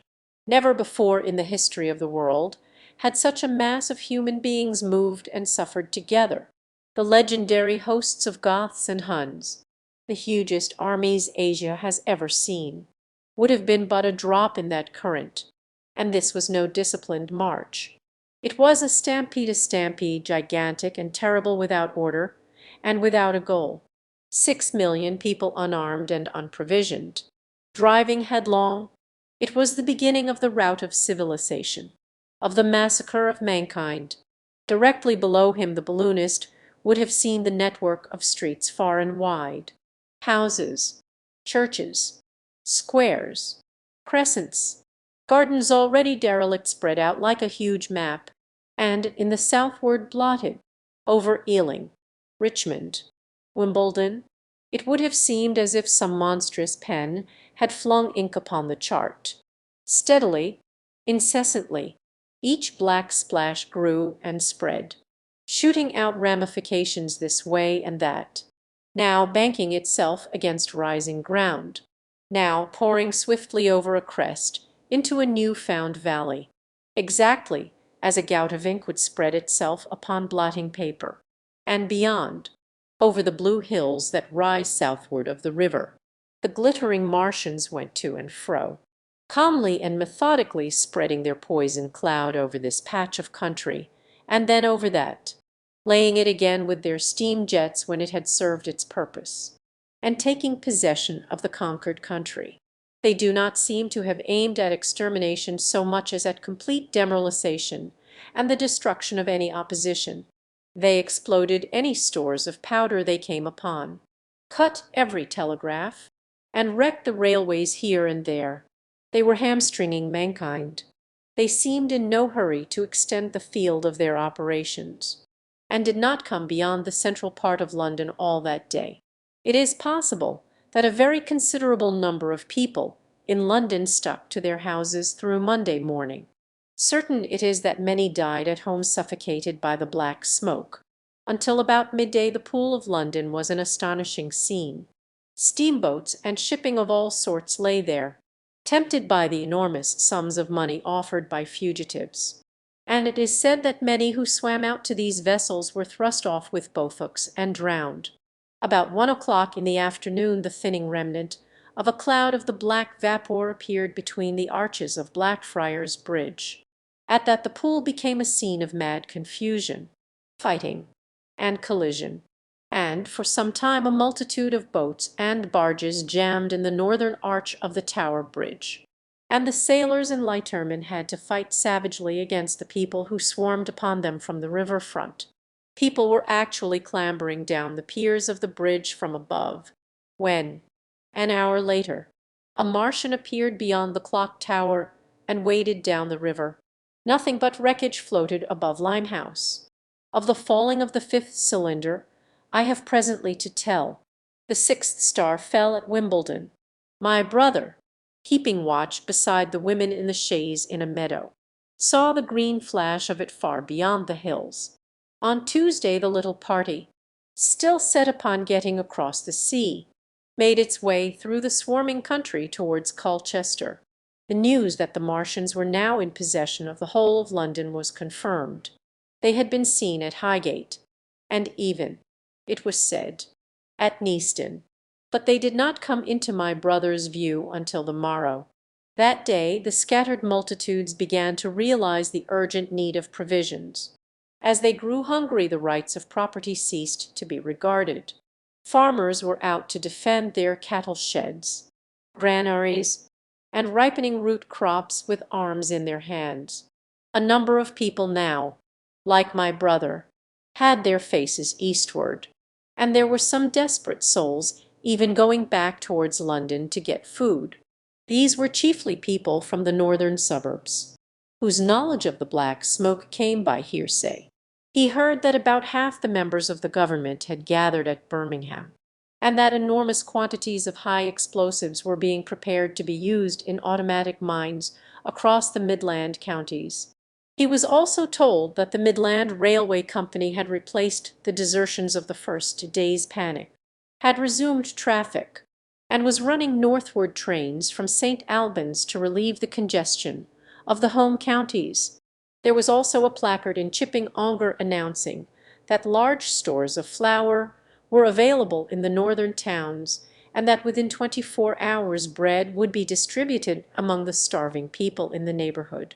But this intelligence did not deter him from the plan of escape he had formed, and the three pressed eastward all day, and heard no more of the bread distribution than this promise. Nor, as a matter of fact, did any one else hear more of it. That night fell the seventh star, falling upon Primrose Hill. It fell while Miss Elphinstone was watching, for she took that duty alternately with my brother. She saw it. On Wednesday the three fugitives they had passed the night in a field of unreap which reached Chelmsford, and there a body of the inhabitants, calling itself the Committee of Public Supply, seized the pony as provisions, and would give nothing in exchange for it but the promise of a share in it the next day. Here there were rumours of Martians at Epping, and news of the destruction of Waltham Abbey powder mills in a vain attempt to blow up one of the invaders. People were watching for Martians here from the church towers. My brother, very luckily for him as it chanced, preferred to push on at once to the coast rather than wait for food. Although all three of them were very hungry, by midday they passed through Tillingham, which, strangely enough, seemed to be quite silent and deserted, save for a few furtive plunderers hunting for food. Near Tillingham they suddenly came in sight of the sea, and the most amazing crowd of shipping of all sorts that it is possible to imagine. For after the sailors could no longer come up the Thames, they came on to the Essex coast, to Harwich and Walton and Clacton, and afterwards to Foulness and Showbury, to bring off the people. They lay in a huge sickle-shaped curve that vanished into mist at last towards the Naze. Close inshore was a multitude of fishing smacks English, Scotch, French, Dutch, and Swedish, steam launches from the Thames, yachts, electric boats, and beyond were ships of larger burden, a multitude of filthy colliers, trim merchantmen, cattle ships, passenger boats, petroleum tanks, ocean tramps, an old white transport even, neat white and grey liners from Southampton and Hamburg. And along the blue coast across the Blackwater my brother could make out dimly a dense swarm of boats chaffering with the people on the beach, a swarm which also extended up the Blackwater almost to Malden. About a couple of miles out lay an ironclad, very low in the water, almost, to my brother's perception, like a water-logged ship. This was the ram Thunder Child. It was the only warship in sight. But far away to the right over the smooth surface of the sea for that day, there was a dead calm lay a serpent of black smoke to mark the next ironclads of the Channel fleet, which hovered in an extended line, steam up and ready for action, across the Thames estuary during the course of the Martian conquest, vigilant and yet powerless to prevent it. At the sight of the sea, Mrs. Elphinstone, in spite of the assurances of her sister-in-law, gave way to panic. She had never been out of England before. She would rather die than trust herself friendless in a foreign country, and so forth. She seemed, poor woman, to imagine that the French and the Martians might prove very similar. She had been growing increasingly hysterical, fearful, and depressed during the 2 days' journeyings. Her great idea was to return to Stanmore. Things had been always well and safe at Stanmore. They would find George at Stanmore. It was with the greatest difficulty they could get her down to the beach, where presently my brother succeeded in attracting the attention of some men on a paddle steamer from the Thames. They sent a boat and drove a bargain for £36 for the three. The steamer was going, these men said, to Ostend.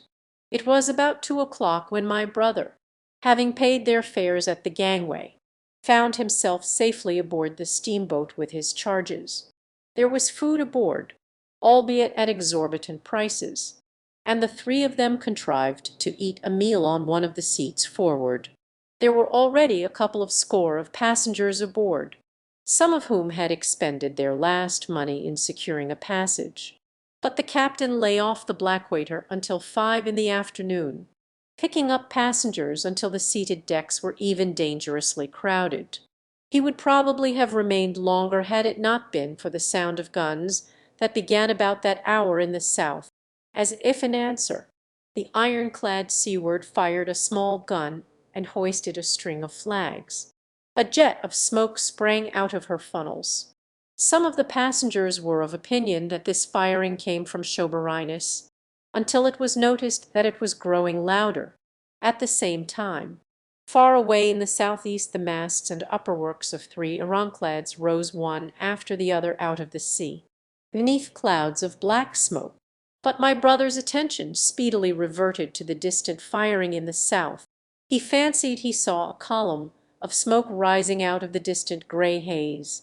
The little steamer was already flapping her way eastward of the big crescent of shipping, and the low Essex coast was growing blue and hazy, when a Martian appeared, small and faint in the remote distance, advancing along the muddy coast from the direction of Foulness. At that the captain on the bridge swore at the top of his voice with fear and anger at his own delay, and the paddles seemed infected with his terror. Every soul aboard stood at the bulwarks or on the seats of the steamer and stared at that distant shape, higher than the trees or church towers inland, and advancing with a leisurely parody of a human stride. It was the first Martian my brother had seen, and he stood, more amazed than terrified, watching this Titan advancing deliberately towards the shipping, wading farther and farther into the water as the coast fell away. Then, far away beyond the crouch, came another, striding over some stunted trees, and then yet another, still farther off, wading deeply through a shiny mudflat that seemed to hang halfway up between sea and sky. They were all stalking seaward, as if to intercept the escape of the multitudinous vessels that were crowded between Foulness and the Naze. In spite of the throbbing exertions of the engines of the little paddle boat, and the pouring foam that her wheels flung behind her, she receded with terrifying slowness from this ominous advance. Glancing northwestward, my brother saw the large crescent of shipping already writhing with the approaching terror, one ship passing behind another coming round from broadside to end on, steamships whistling and giving off volumes of steam, sails being let out, launches rushing hither and thither. He was so fascinated by this and by the creeping danger away to the left that he had no eyes for anything seaward. And then a swift movement of the steamboat she had suddenly come round to avoid being run down flung him headlong from the seat upon which he was standing. There was a shouting all about him, a trampling of feet, and a cheer that seemed to be answered faintly. The steamboat lurched and rolled him over upon his hands. He sprang to his feet and saw to starboard, and not 100 yards from their heeling, pitching boat, a vast iron bulk like the blade of a plough tearing through the water, tossing it on either side in huge waves of foam that leaped towards the steamer, flinging her paddles helplessly in the air, and then sucking her deck down almost to the waterline. A douche of spray blinded my brother for a moment. When his eyes were clear again he saw the monster had passed and was rushing landward. Big iron upperworks rose out of this headlong structure, and from that twin funnels projected and spat a smoking blast shot with fire. It was the torpedo ram, Thunder Child, steaming headlong, coming to the rescue of the threatened shipping, keeping his footing on the heaving deck by clutching the bulwarks. My brother looked past this charging leviathan at the Martians again. and he saw the three of them now close together, and standing so far out to sea that their tripod supports were almost entirely submerged. Thus sunken, and seen in remote perspective, they appeared far less formidable than the huge iron bulk in whose wake the steamer was pitching so helplessly. It would seem they were regarding this new antagonist with astonishment. To their intelligence, it may be, the giant was even such another as themselves. The Thunder Child fired no gun, but simply drove full speed towards them. It was probably her not firing that enabled her to get so near the enemy as she did. They did not know what to make of her. One shell, and they would have sent her to the bottom forthwith with the heat ray. She was steaming at such a pace that in a minute she seemed halfway between the steamboat and the Martians, a diminishing black bulk against the receding horizontal expanse of the Essex coast. Suddenly the foremost Martian lowered his tube and discharged a canister of the black gas at the ironclad. It hit her larboard side and glanced off in an inky jet that rolled away to seaward, an unfolding torrent of black smoke, from which the ironclad drove clear. To the watchers from the steamer, low in the water and with the sun in their eyes, it seemed as though she were already among the Martians. They saw the gaunt figures separating and rising out of the water as they retreated shoreward, and one of them raised the camera-like generator of the heat ray. He held it pointing obliquely downward, and a bank of steam sprang from the water at its touch. It must have driven through the iron of the ship's side like a white-hot iron rod. A flicker of flame went up through the rising steam, and then the Martian reeled and staggered. In another moment he was cut down, and a great body of water and steam shot high in the air. The guns of the Thunder Child sounded through the reek, going off one after the other, and one shot splashed the water high close by the steamer, ricocheted towards the other flying ships to the north, and smashed a smack to matchwood. But no one heeded that very much. At the sight of the Martian's collapse the captain on the bridge yelled inarticulately, and all the crowding passengers on the steamer's stern shouted together, and then they yelled again, for, surging out beyond the white tumult, drove something long and black, the flames streaming from its middle parts, its ventilators and funnels spouting fire. She was alive still. The steering gear, it seems, was intact and her engines working. She headed straight for a second Martian, and was within 100 yards of him when the heat ray came to bear. Then, with a violent thud, a blinding flash, her decks, her funnels, leaped upward.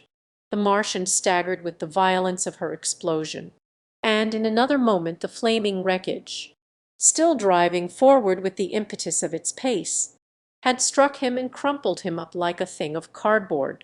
My brother shouted involuntarily. A boiling tumult of steam hid everything again. He too, every one was shouting. The whole steamer from end to end rang with frantic cheering that was taken up first by one and then by all in the crowding multitude of ships and boats that was driving out to sea. The steam hung upon the water for many minutes, hiding the third Martian and the coast altogether, and all this time the boat was paddling steadily out to sea and away from the fight. And when at last the confusion cleared, the drifting bank of black vapor intervened, and nothing of the Thunder Child could be made out, nor could the third Martian be seen. But the ironclads to seaward were now quite close and standing in towards shore past the steamboat. The little vessel continued to beat its way seaward, and the ironclads receded slowly towards the coast, which was hidden still by a marbled bank of vapor, part steam, part black gas, dying and combining in the strangest way. The fleet of refugees was scattering to the northeast. Several smacks were sailing between the ironclads and the steamboat. After a time, and before they reached the sinking cloud bank, the warships turned northward, and then abruptly went about and passed into the thickening haze of evening southward. The coast grew faint, and at last indistinguishable amid the low banks of clouds that were gathering about the sinking sun. Then suddenly out of the golden haze of the sunset came the vibration of guns, and a form of black shadows moving. Every one struggled to the rail of the steamer and peered into the blinding furnace of the west. But nothing was to be distinguished clearly. A mass of smoke rose slanting and barred the face of the sun. The steamboat throbbed on its way through an interminable suspense. The sun sank into gray clouds. The sky flushed and darkened. The evening star trembled into sight. It was deep twilight when the captain cried out and pointed. My brother strained his eyes. Something rushed up into the sky out of the dryness, rushed slantingly upward and very swiftly into the luminous clearness above the clouds in the western sky. Something flat and broad, and very large, that swept round in a vast curve, grew smaller, sank slowly, and vanished again into the grey mystery of the night, and as it flew it rained down darkness upon the land. Book 2. The Earth Under the Martians. Underfoot. In the first book I have wandered so much from my own adventures. There I will resume. We stopped there all Sunday night, and all the next day, the day of the panic, in a little island of daylight. Cut off by the black smoke from the rest of the world, we could do nothing but wait in aching inactivity during those 2 weary days. My mind was occupied by anxiety for my wife. I figured her at Leatherhead, terrified, in danger. Mourning me already as a dead man, I paced the rooms and cried aloud when I thought of how I was cut off from her, of all that might happen to her in my absence. My cousin, I knew, was brave enough for any emergency, but he was not the sort of man to realize danger quickly, to rise promptly. What was needed now was not bravery, but circumspection. My only consolation was to believe that the Martians were moving Londonward and away from her. Such vague anxieties keep the mind sensitive and painful. I grew very weary and irritable with the curate's perpetual ejaculations. I tired of the sight of his selfish despair. After some ineffectual remonstrance, I kept away from him, staying in a room, evidently a children's schoolroom, containing globes, forms, and copybooks. When he followed me thither, I went to a box room at the top of the house and, in order to be alone with my aching miseries, locked myself in. We were hopelessly hemmed in by the black smoke all that day and the morning of the next. There were signs of people in the next house on Sunday evening, a face at a window and moving lights, and later the slamming of a door. But I do not know who these people were, nor what became of them. We saw nothing of them next day. The black smoke drifted slowly riverward all through Monday morning, creeping nearer and nearer to us, driving at last along the roadway outside the house that hid us. A Martian came across the fields about midday, laying the stuff with a jet of superheated steam that hissed against the walls, smashed all the windows it touched, and scalded the curate's hand as he fled out of the front room. When at last we crept across the sodden rooms and looked out again, the country northward was as though a black snowstorm had passed over it. Looking towards the river, we were astonished to see an unaccountable redness mingling with the black of the scorched meadows. For a time we did not see how this change affected our position, save that we were relieved of our fear of the black smoke. But later I perceived that we were no longer hemmed in, that now we might get away.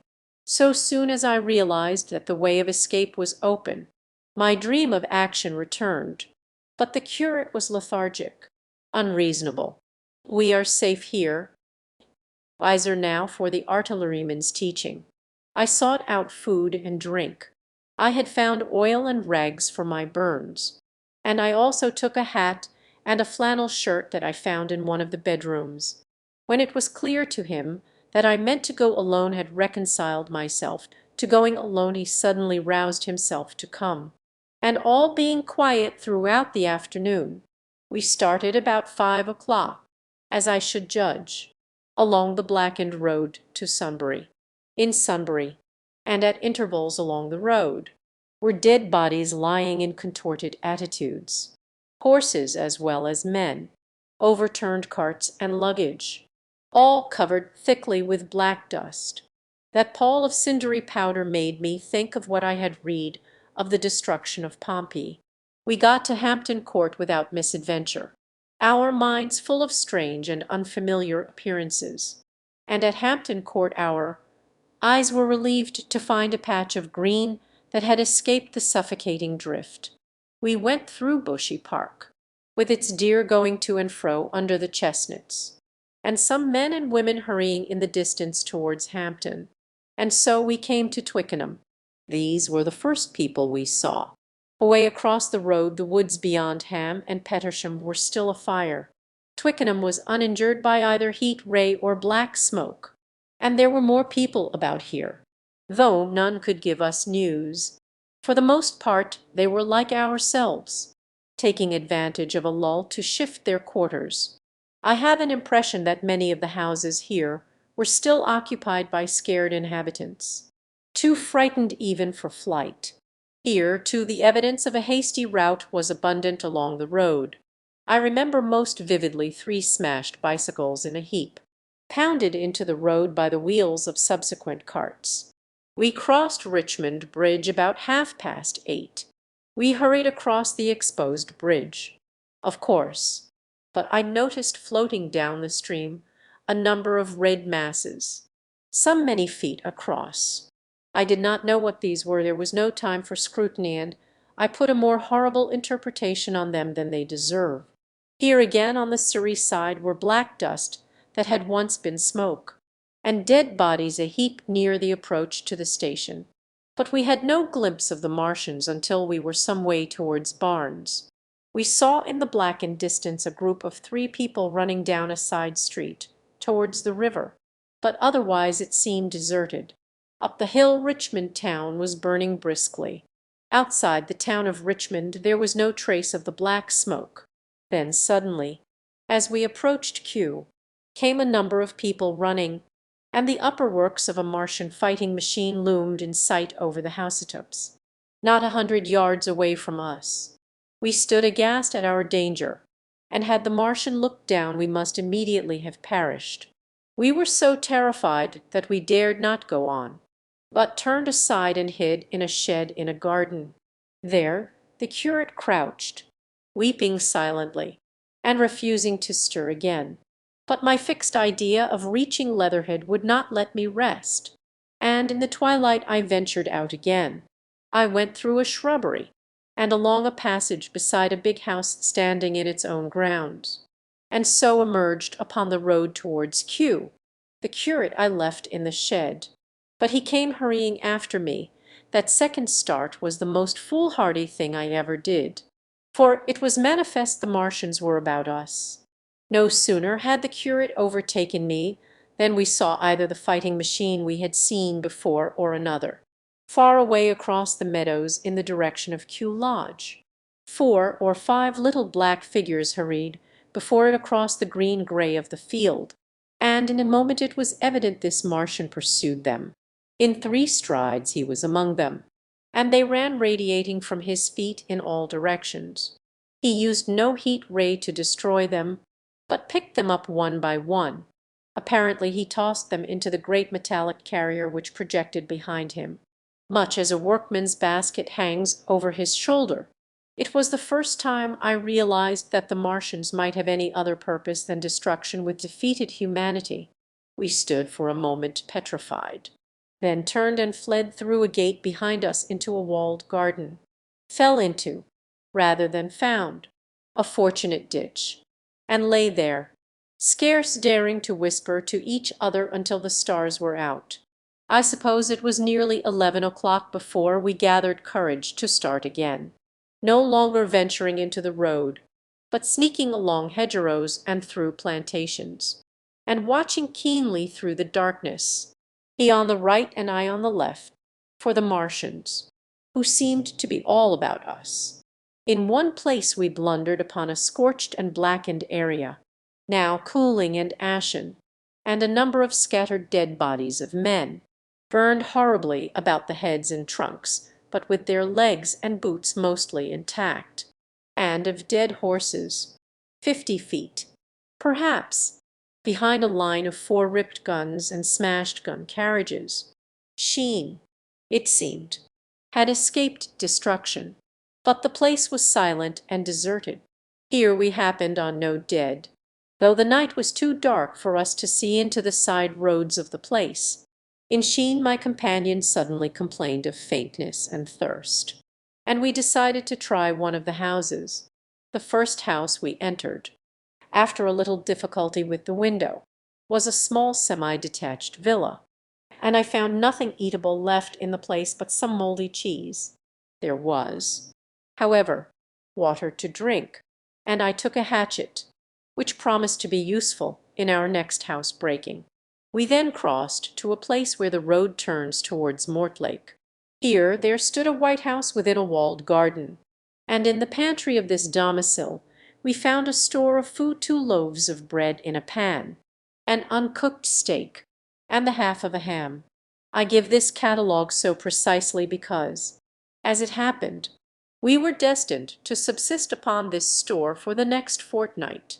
Bottled beer stood under a shelf, and there were 2 bags of haricot beans and some limp lettuce. This pantry opened into a kind of wash-up kitchen, and in this was firewood. There was also a cupboard, in which we found nearly a dozen of Burgundy, tinned soups and salmon, and 2 tins of biscuits. We sat in the adjacent kitchen in the dark, for we dared not strike a light, and ate bread and ham, and drank beer out of the same bottle. The curate, who was still timorous and restless, was now, oddly enough, for pushing on, and I was urging him to keep up his strength by eating when the thing happened that was to imprison us. It can't be midnight yet. And then came a blinding glare of vivid green light. Everything in the kitchen leaped out, clearly visible in green and black, and vanished again. And then followed such a concussion as I have never heard before or since. So close on the heels of this as to seem instantaneous came a thud behind me, a clash of glass, a crash and rattle of falling masonry all about us, and the plaster of the ceiling came down upon us, smashing into a multitude of fragments upon our heads. I was knocked headlong across the floor against the oven handle and stunned. I was insensible for a long time. The curate told me, and when I came to we were in darkness again, and he, with a face wet, as I found afterwards, with blood from a cut forehead, was dabbing water over me. For some time I could not recollect what had happened. Then things came to me slowly. A bruise on my temple asserted itself. "Are you better?" At last I answered him. I sat up. "Don't move. The floor is covered with smashed crockery from the dresser. You can't possibly move without making a noise. And I fancy they are outside, so that we could scarcely hear each other breathing." Everything seemed deadly still. But once something near us, some plaster or broken brickwork, slid down with a rumbling sound. Outside and very near was an intermittent, metallic rattle, when presently it happened again. Yes. But what is it? A Martian? I listened again.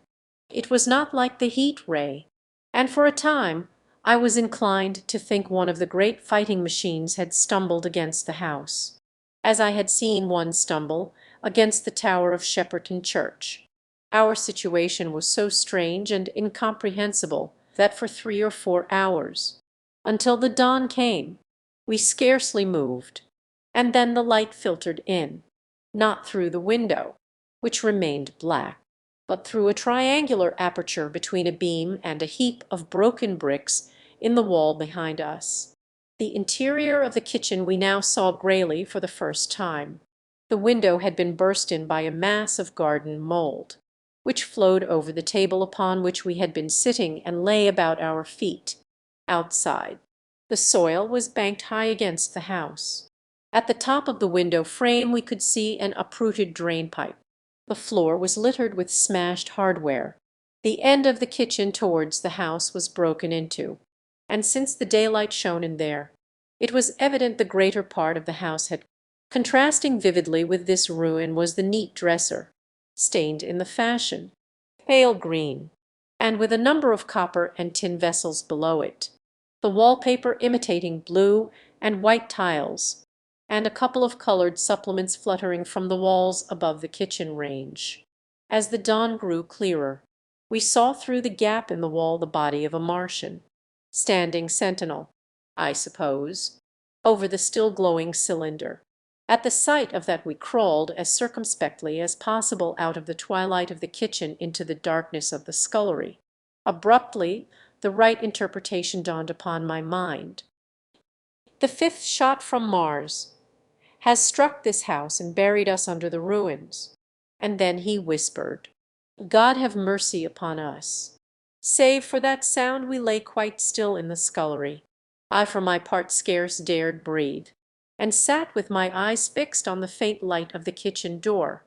I could just see the curate's face, a dim, oval shape, and his collar and cuffs. Outside there began a metallic hammering, then a violent hooting, and then again, after a quiet interval, a hissing like the hissing of an engine. These noises, for the most part problematical, continued intermittently, and seemed if anything to increase in number as time wore on. Presently a measured thudding and a vibration that made everything about us quiver and the vessels in the pantry ring and shift, began and continued, once the light was eclipsed, and the ghostly kitchen doorway became absolutely dark. For many hours we must have crouched there, silent and shivering, until our tired attention failed. I am inclined to believe we must have spent the greater portion of a day before that awakening. My hunger was at a stride so insistent that it moved me to action. I told the curate I was going to seek food, and felt my way towards the pantry. He made me no answer, but so soon as I began eating the faint noise I made stirred him up, and I heard him crawling after me. What we saw from the ruined house. After eating we crept back to the scullery, and there I must have dozed again, for when presently I looked round I was alone. The thudding vibration continued with wearisome persistence. I whispered for the curate several times, and at last felt my way to the door of the kitchen. It was still daylight, and I perceived him across the room, lying against the triangular hole that looked out upon the Martians. His shoulders were hunched, so that his head was hidden from me. I could hear a number of noises almost like those in an engine shed, and the place rocked with that beating thud. Through the aperture in the wall I could see the top of a tree touched with gold and the warm blue of a tranquil evening sky. For a minute or so I remained watching the curate, and then I advanced, crouching and stepping with extreme care amid the broken crockery that littered the floor. I touched the curate's leg, and he started so violently that a mass of plaster went sliding down outside and fell with a loud impact. I gripped his arm, fearing he might cry out, and for a long time we crouched motionless. Then I turned to see how much of our rampart remained. The detachment of the plaster had left a vertical slit open in the debris, and by raising myself cautiously across a beam I was able to see out of this gap into what had been overnight a quiet suburban roadway. Vast, indeed, was the change that we beheld. The fifth cylinder must have fallen right into the midst of the house we had first visited. The building had vanished, completely smashed, pulverized, and dispersed by the blow. The cylinder lay now far beneath the original foundations, deep in a hole, already vastly larger than the pit I had looked into at Woking. The earth all round it had splashed under that tremendous impact. Splashed is the only word, and lay in heaped piles that hid the masses of the adjacent houses. It had behaved exactly like mud under the violent blow of a hammer. Our house had collapsed backward. The front portion, even on the ground floor, had been destroyed completely. By a chance the kitchen and scullery had escaped, and stood buried now under soil and ruins, closed in by tons of earth on every side save towards the cylinder. Over that aspect we hung now, on the very edge of the great circular pit the Martians were engaged in making.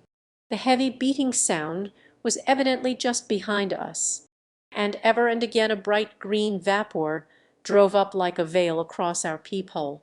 The cylinder was already opened in the center of the pit, and on the farther edge of the pit, amid the smashed and gravel-heaped shrubbery, one of the great fighting machines, deserted by its occupant, stood stiff and tall against the evening sky.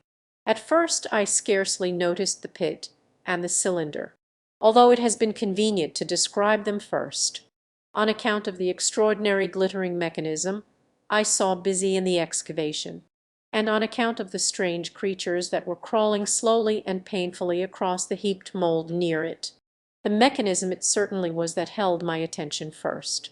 It was one of those complicated fabrics that have since been called handling machines, and the study of which has already given such an enormous impetus to terrestrial invention, as it dawned upon me first. It presented a sort of metallic spider with 5 jointed, agile legs, and with an extraordinary number of jointed levers, bars, and reaching and clutching tentacles about its body.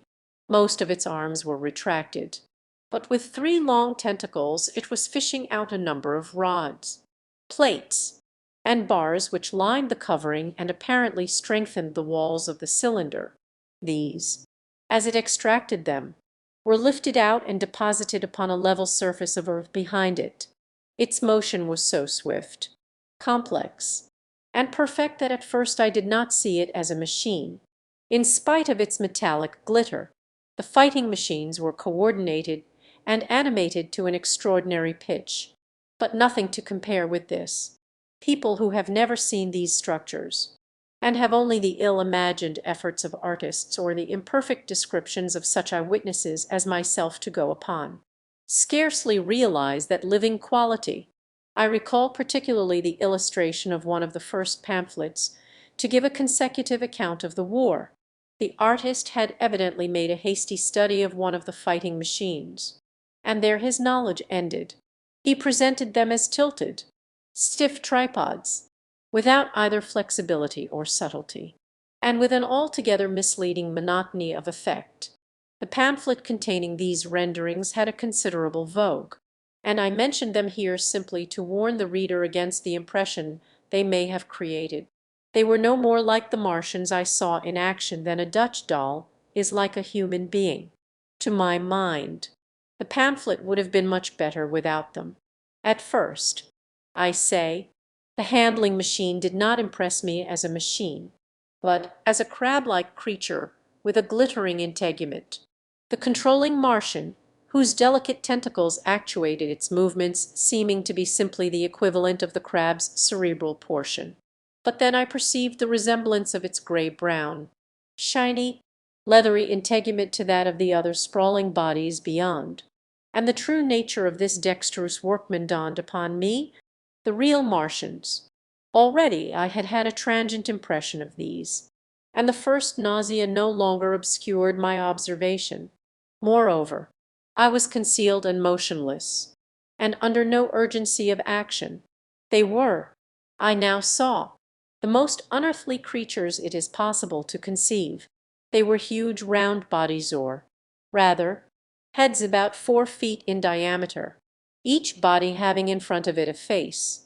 This face had no nostrils indeed. The Martians do not seem to have had any sense of smell, but it had a pair of very large dark-colored eyes, and just beneath this a kind of fleshy beak.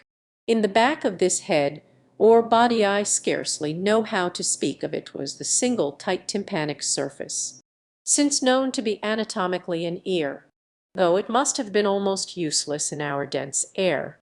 In a group round the mouth were 16 slender, almost whip-like tentacles, arranged in 2 bunches of 8 each.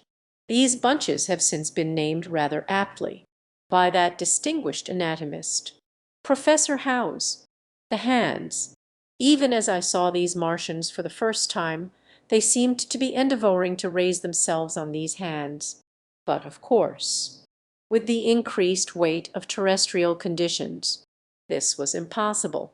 There is reason to suppose that on Mars they may have progressed upon them with some facility. The internal anatomy, I may remark here, as dissection has since shown, was almost equally simple. The greater part of the structure was the brain, sending enormous nerves to the eyes, ear, and tactile tentacles. Besides this were the bulky lungs, into which the mouth opened, and the heart and its vessels. The pulmonary distress caused by the denser atmosphere and greater gravitational attraction was only too evident in the convulsive movements of the outer skin, and this was the sum of the Martian organs. Strange as it may seem to a human being, all the complex apparatus of digestion, which makes up the bulk of our bodies, did not exist in the Martians. They were heads, merely heads. Entrails they had none.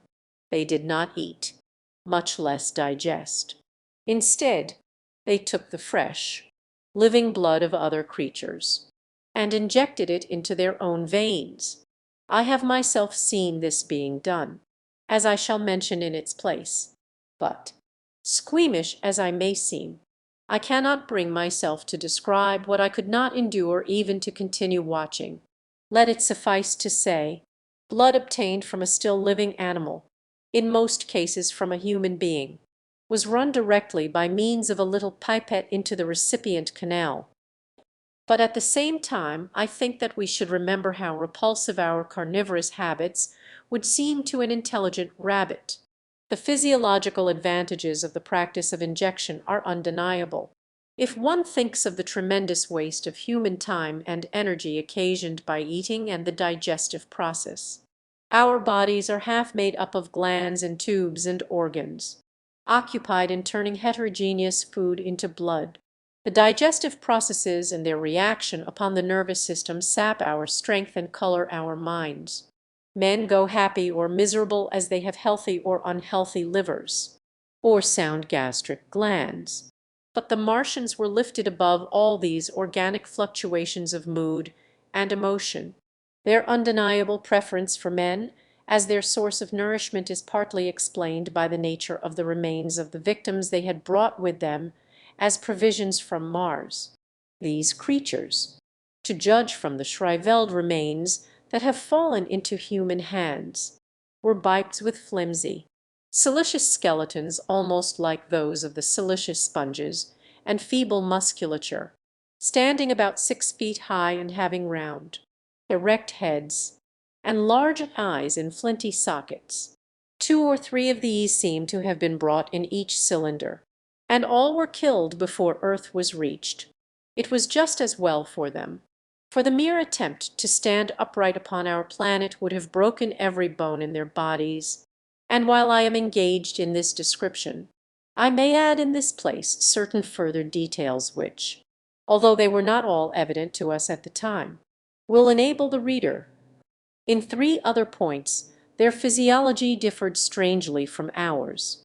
Their organisms did not sleep, any more than the heart of man sleeps, since they had no extensive muscular mechanism to recuperate. That periodical extinction was unknown to them. They had little or no sense of fatigue, it would seem. On Earth they could never have moved without effort. Yet even to the last they kept in action. In 24 hours they did 24 hours of work, as even on Earth is perhaps the case with the ants.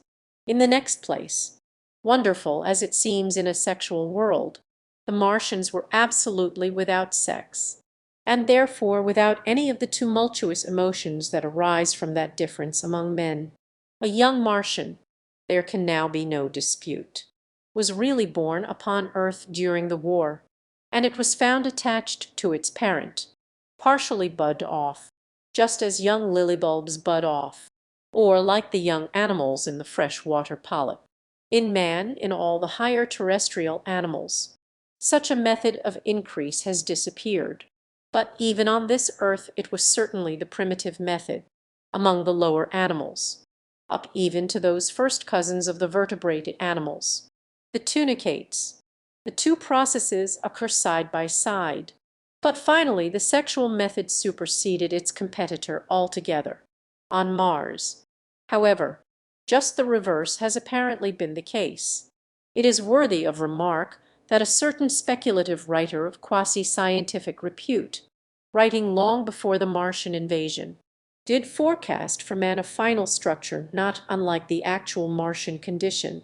His prophecy, I remember, appeared in November or December 1893 in a long-defunct publication, the Pall Mall Budget, and I recall a caricature of it in a pre-Martian periodical called He Pointed Out Writing in a Foolish, facetious tone that the perfection of mechanical appliances must ultimately supersede limbs, the perfection of chemical devices, digestion, that such organs as hair, external nose, teeth, ears, and chin were no longer essential parts of the human being, and that the tendency of natural selection would lie in the direction of their steady diminution through the coming ages.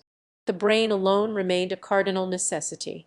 Only one other part of the body had a strong case for survival, and that was the hand. Teacher and agent of the brain, the hands would grow larger. There is many a true word written in jest, and here in the Martians we have beyond dispute the actual accomplishment of such a suppression of the animal side of the organism by the intelligence. To me it is quite credible that the Martians may be descended from beings not unlike ourselves, by a gradual development of brain and hands, the latter giving rise to the two bunches of delicate tentacles at last at the expense of the rest of the body. Without the body the brain would, of course, become a mere selfish intelligence, without any of the emotional substratum of the human being. The last salient point in which the systems of these creatures differed from ours was in what one might have thought a very trivial particular. Microorganisms, which cause so much disease and pain on Earth, have either never appeared upon Mars or Martian sanitary science eliminated them ages ago. 100 diseases, all the fevers and contagions of human life, consumption, cancers, tumors, and such morbidities, never enter the scheme of their life. And speaking of the differences between the life on Mars and terrestrial life, I may allude here to the curious suggestions of the red weed, apparently the vegetable kingdom in Mars, instead of having green for a dominant color, is of a vivid blood-red tint. At any rate, the seeds which the Martians intentionally or accidentally brought with them gave rise in all cases to red-colored growths. Only that known popularly as the red weed, however, gained any footing in competition with terrestrial forms. The red creeper was quite a transitory growth, and few people have seen it growing. For a time, however, the red weed grew with astonishing vigor and luxuriance. It spread up the sides of the pit by the third or fourth day of our imprisonment, and its cactus-like branches formed a carmine fringe to the edges of our triangular window, and afterwards I found it broadcast throughout the country, and especially wherever there was a stream of water. The Martians had what appears to have been an auditory organ, a single round drum at the back of the head body, and eyes with a visual range not very different from ours, except that, according to Phillips, blue and violet were as black to them. It is commonly supposed that they communicated by sounds and tentacular gesticulations. This is asserted, for instance, in the able but hastily compiled pamphlet written evidently by someone not an eyewitness of Martian actions to which I have already alluded, and which, so far, has been the chief source of information concerning them. Now no surviving human being saw so much of the Martians in action as I did. I take no credit to myself for an accident, but the fact is so, and I assert that I watched them closely time after time, and that I have seen 4, 5, and once 6 of them sluggishly performing the most elaborately complicated operations together without either sound or gesture. Their peculiar hooting invariably preceded feeding. It had no modulation, and was, I believe, in no sense a signal, but merely the expiration of air preparatory to the suctional operation. I have a certain claim to at least an elementary knowledge of psychology, and in this matter I am convinced as firmly as I am convinced of anything that the Martians interchanged thoughts without any physical intermediation. and I have been convinced of this in spite of strong preconceptions. Before the Martian invasion, as an occasional reader here or there may remember, I had written with some little vehemence against the telepathic theory. The Martians wore no clothing. Their conceptions of ornament and decorum were necessarily different from ours. And not only were they evidently much less sensible of changes of temperature than we are, but changes of pressure do not seem to have affected their health at all seriously. Yet, though they wore no clothing, it was in the other artificial additions to their bodily resources that their great superiority over man lay. We men, with our bicycles and road skates, our lethal soaring machines, our guns and sticks and so forth, are just in the beginning of the evolution that the Martians have worked out. They have become practically mere brains, wearing different bodies according to their needs, just as men wear suits of clothes and take a bicycle in a hurry or an umbrella in the wet. And of their appliances, perhaps nothing is more wonderful to a man than the curious fact that what is the dominant feature of almost all human devices in mechanism is absent. The wheel is absent. Among all the things they brought to earth there is no trace or suggestion of their use of wheels. One would have at least expected it in locomotion, and in this connection it is curious to remark, or has preferred other expedients to its development. And not only did the Martians either not know of, which is incredible, or abstain from, the wheel, but in their apparatus singularly little use is made of the fixed pivot or relatively fixed pivot, with circular motions thereabout confined to one plane. Almost all the joints of the machinery present a complicated system of sliding parts moving over small but beautifully curved friction bearings. And while upon this matter of detail, it is remarkable that the long leverages of their machines are in most cases actuated by a sort of sham musculature of the discs in an elastic sheath. These discs become polarized and drawn closely and powerfully together when traversed by a current of electricity. In this way, the curious parallelism to animal motions, which was so striking and disturbing to the human beholder, was attained. Such quasi-muscles abounded in the crab-like handling machine which, on my first peeping out of the slit, I watched unpacking the cylinder. It seemed infinitely more alive than the actual Martians lying beyond it in the sunset light, panting, stirring ineffectual tentacles, and moving feebly after their vast journey across space, while I was still watching their sluggish motions in the sunlight, and noting each strange detail of their form. The curate reminded me of his presence by pulling violently at my arm. I turned to a scowling face and silent, eloquent lips. He wanted the slit, which permitted only one of us to peep through, and so I had to forego watching them for a time while he enjoyed that privilege. When I looked again, the busy handling machine had already put together several of the pieces of apparatus it had taken out of the cylinder into a shape having an unmistakable likeness to its own, and down on the left a busy little digging mechanism had come into view, emitting jets of green vapor and working its way round the pit, excavating and embanking in a methodical and discriminating manner. This it was which had caused the regular beating noise, and the rhythmic shocks that had kept our ruinous refuge quivering. It piped and whistled as it worked. So far as I could see, the thing was without a directing Martian at all. The days of imprisonment, the arrival of a second fighting machine drove us from our peephole into the scullery, for we feared that from his elevation the Martian might see down upon us behind our barrier. At a later date we began to feel less in danger of their eyes, for to an eye in the dazzle of the sunlight outside our refuge must have been blank blackness. But at first the slightest suggestion of approach drove us into the scullery in heart-throbbing retreat.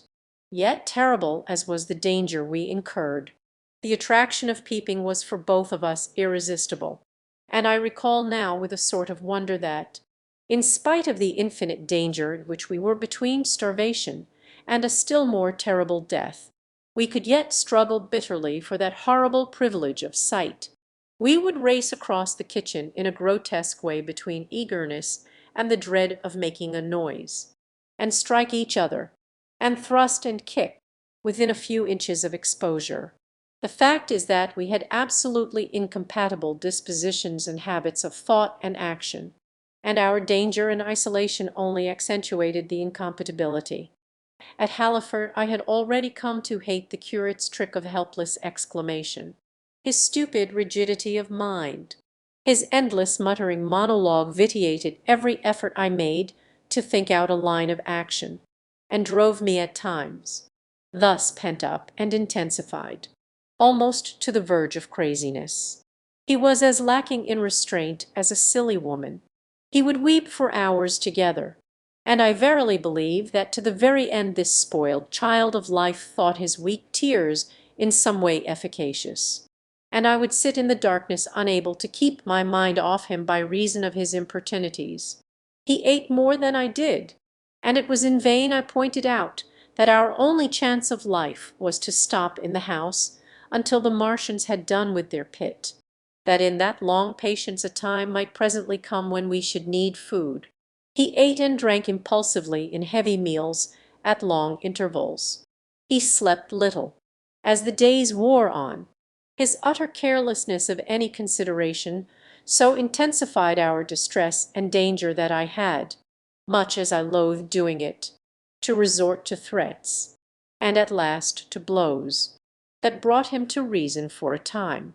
But he was one of those weak creatures, void of pride, timorous, enmic, hateful souls, full of shifty cunning, who face neither God nor man. It is disagreeable for me to recall and write these things, but I set them down that my story may lack nothing. Those who have escaped the dark and terrible aspects of life will find my brutality, my flash of rage in our final tragedy, easy enough to blame, for they know what is wrong as well as any, but not what is possible to tortured men. But those who have been under the shadow, who have gone down at last to elemental things, will have a wider charity, and while within we fought out our dark, dim contest of whispers, snatched food and drink, and gripping hands and blows, without, in the pitiless sunlight of that terrible June, was the strange wonder, the unfamiliar routine of the Martians in the pit. Let me return to those first new experiences of mine. After a long time I ventured back to the peephole, to find that the newcomers had been reinforced by the occupants of no fewer than 3 of the fighting machines. These last had brought with them certain fresh appliances that stood in an orderly manner about the cylinder. The second handling machine was now completed, and was busied in serving one of the novel contrivances the big machine had brought. This was a body resembling a milk can in its general form, above which oscillated a pear-shaped receptacle, and from which a stream of white powder flowed into a circular basin below. The oscillatory motion was imparted to this by one tentacle of the handling machine.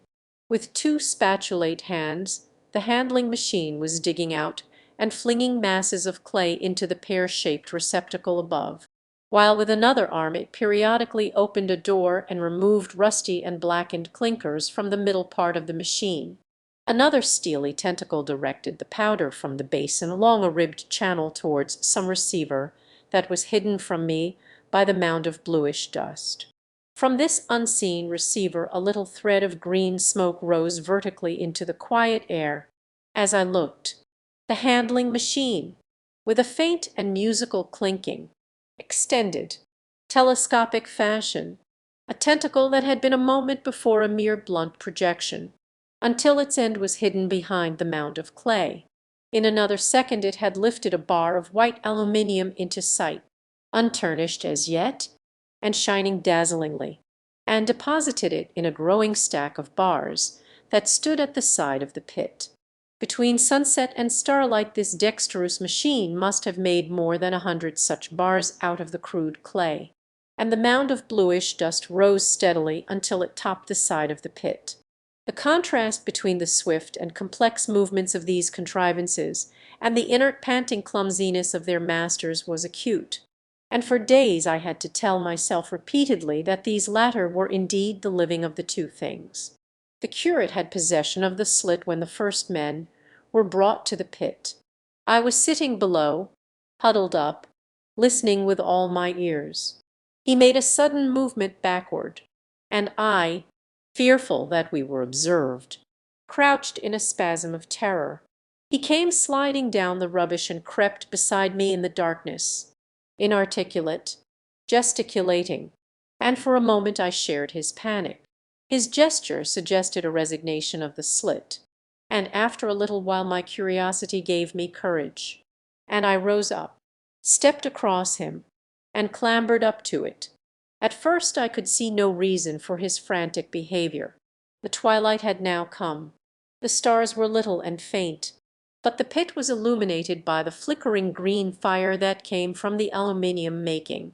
The whole picture was a flickering scheme of green gleams and shifting rusty black shadows, strangely trying to the eyes. Over and through it all went the bats, heeding it not at all. The sprawling Martians were no longer to be seen. The mound of blue-green powder had risen to cover them from sight, and a fighting machine, with its legs contracted, crumpled, and abbreviated, stood across the corner of the pit. And then, amid the clangor of the machinery, came a drifting suspicion of human voices, that I entertained at first only to dismiss.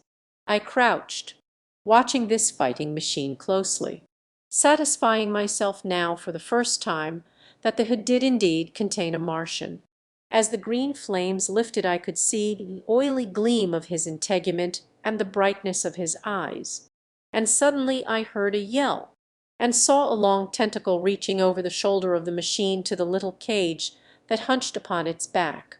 Then something struggling violently was lifted high against the sky, a black, vague enigma against the starlight, and as this black object came down again, I saw by the green brightness that it was a man. For an instant he was clearly visible. He was a stout, ruddy, middle-aged man, well dressed.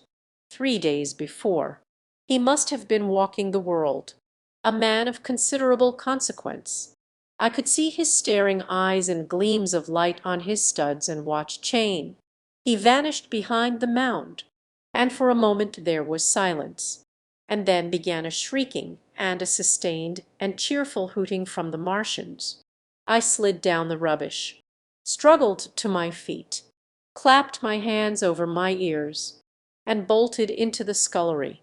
The curate, who had been crouching silently with his arms over his head, looked up as I passed, cried out quite loudly at my desertion of him, and came running after me that night, as we lurked in the scullery, balanced between our horror and the terrible fascination this peeping had.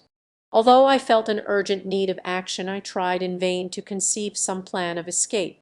But afterwards, during the second day, I was able to consider our position with great clearness. The curate, I found, was quite incapable of discussion.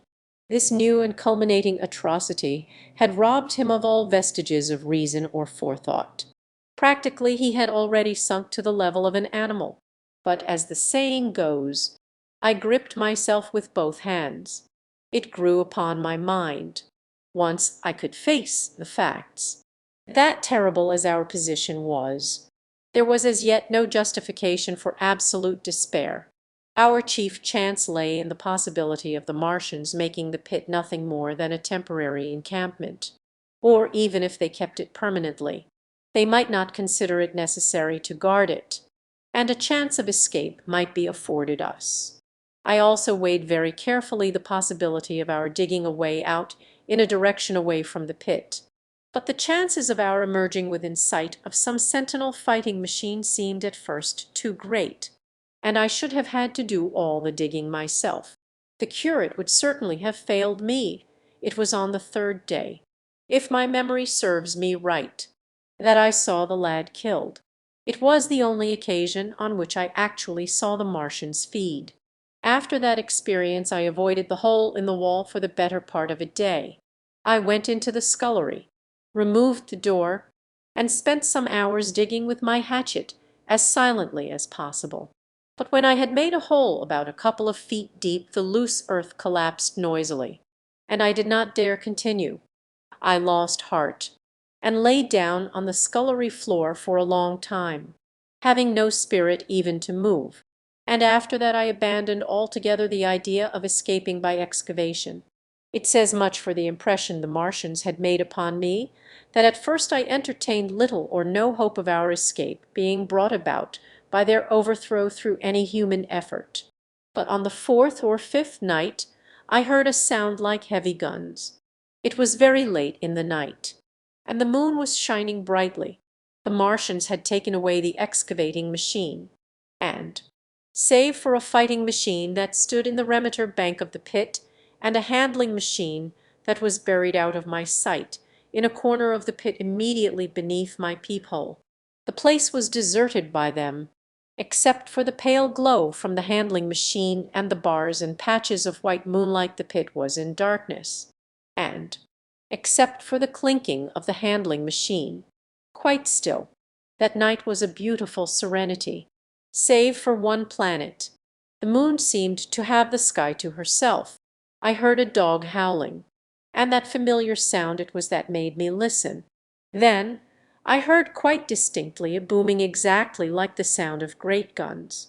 6 distinct reports I counted, and after a long interval 6 again. And that was all. The death of the curate. It was on the 6th day of our imprisonment that I peeped for the last time, and presently found myself alone. Instead of keeping close to me and trying to oust me from the slit, the curate had gone back into the scullery. I was struck by a sudden thought. I went back quickly and quietly into the scullery. In the darkness I heard the curate drinking. I snatched in the darkness, and my fingers caught a bottle of Burgundy. For a few minutes there was a tussle. The bottle struck the floor and broke, and I desisted and rose. We stood panting and threatening each other. In the end I planted myself between him and the food, and told him of my determination to begin a discipline. I divided the food in the pantry into rations to last us 10 days. I would not let him eat any more that day. In the afternoon he made a feeble effort to get at the food. I had been dozing, but in an instant I was awake. All day and all night we sat face to face, I weary but resolute, and he weeping and complaining of his immediate hunger. It was, I know, a night and a day, but to me it seems now an interminable length of time. And so our widened incompatibility ended at last in open conflict. For 2 vast days we struggled in undertones and wrestling contests. There were times when I beat and kicked him madly, times when I cajoled and persuaded him, and once I tried to bribe him with the last bottle of Burgundy, for there was a rain-water pump from which I could get water. But neither force nor kindness availed. He was indeed beyond reason. He would neither desist from his attacks on the food nor from his noisy babbling to himself. The rudimentary precautions to keep our imprisonment endurable he would not observe. Slowly I began to realize the complete overthrow of his intelligence, to perceive that my sole companion in this close and sickly darkness was a man insane. From certain vague memories I am inclined to think my own mind wandered at times. I had strange and hideous dreams whenever I slept. It sounds paradoxical, but I am inclined to think that the weakness and insanity of the curate warned me, braced me, and kept me a sane man. On the 8th day he began to talk aloud instead of whispering, and nothing I could do would moderate his speech. It is just, O God, over and over again. It is just, on me and mine be the punishment laid, we have sinned, praying, begging, weeping, at last threatening. He began to raise his voice. I prayed him not to. He perceived a hold on me. He threatened he would shout and bring the Martians upon us. For a time that scared me, but any concession would have shortened our chance of escape beyond estimating. I defied him, although I felt no assurance that he might not do this thing. But that day, at any rate, he did not. He talked with his voice rising slowly, through the greater part of the 8th and 9th day's threats, entreaties, mingled with a torrent of half-sane and always frothy repentance for his vacant sham of God's service, such as made me pity him. Then he slept a while, and began again with renewed strength, so loudly that I must needs make him desist. Be still. He rose to his knees, for he had been sitting in the darkness near the copper, in a tone that must have reached the pit. And now I must bear my witness. Woe unto this unfaithful city! Woe, woe, woe, woe, woe to the inhabitants of the earth by reason of the other voices of the trumpet. Shut up, rising to my feet, and in a terror lest the Martians should hear us. For God's sake, nay, at the top of his voice, standing likewise and extending his arms. Speak. The word of the Lord is upon me. I must bear my witness. I go. It has already been too long delayed. In a flash I was after him. I was fierce with fear. Before he was halfway across the kitchen I had overtaken him. With one last touch of humanity I turned the blade back and struck him with the butt. He went headlong forward and lay stretched on the ground. I stumbled over him and stood panting. He lay still. Suddenly I heard a noise without, the run and smash of slipping plaster, and the triangular aperture in the wall was darkened. I looked up and saw the lower surface of a handling machine coming slowly across the hole. One of its gripping limbs curled amid the debris. Another limb appeared, feeling its way over the fallen beams. I stood petrified, staring. Then I saw through a sort of glass plate near the edge of the body the face, as we may call it, and the large dark eyes of a Martian, peering, and then a long metallic snake of tentacle came feeling slowly through the hole. I turned by an effort, stumbled over the curate, and stopped at the scullery door. The tentacle was now some way, 2 yards or more, in the room, and twisting and turning, with queer sudden movements, this way and that. For a while I stood fascinated by that slow, fitful advance. Then, with a faint, hoarse cry, I forced myself across the scullery. I trembled violently. I could scarcely stand upright. I opened the door of the coal cellar, and stood there in the darkness staring at the faintly lit doorway into the kitchen, and listening. Had the Martian seen me? What was it doing now? Something was moving to and fro there, very quietly. Every now and then it tapped against the wall, or started on its movements with a faint metallic ringing, like the movements of keys on a split ring. Then a heavy body, I knew too well what, was dragged across the floor of the kitchen towards the opening. Irresistibly attracted, I crept to the door and peeped into the kitchen. In the triangle of bright outer sunlight I saw the Martian, in its brierus of a handling machine, scrutinizing the curate's head. I thought at once that it would infer my presence from the mark of the blow I had given him. I crept back to the coal cellar, shut the door, and began to cover myself up as much as I could, and as noiselessly as possible in the darkness, among the firewood and coal therein.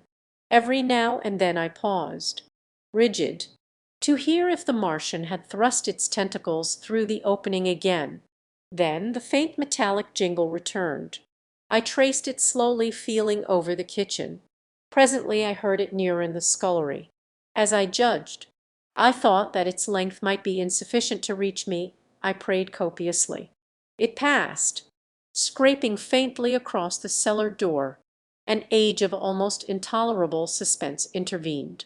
Then I heard it fumbling at the latch. It had found the door. The Martians understood doors. It worried at the catch for a minute, perhaps, and then the door opened. In the darkness I could just see the thing like an elephant's trunk more than anything else, waving towards me and touching and examining the wall, coals, wood, and ceiling. It was like a black worm swaying its blind head to and fro. Once, even. It touched the heel of my boot. I was on the verge of screaming. I bit my hand. For a time the tentacle was silent. I could have fancied it had been withdrawn. Presently, with an abrupt click, it gripped something I thought it had me. For a minute I was not sure. Apparently it had taken a lump of coal to examine. I seized the opportunity of slightly shifting my position, which had become cramped, and then listened. I whispered passionate prayers for safety. Then I heard the slow, deliberate sound creeping towards me again.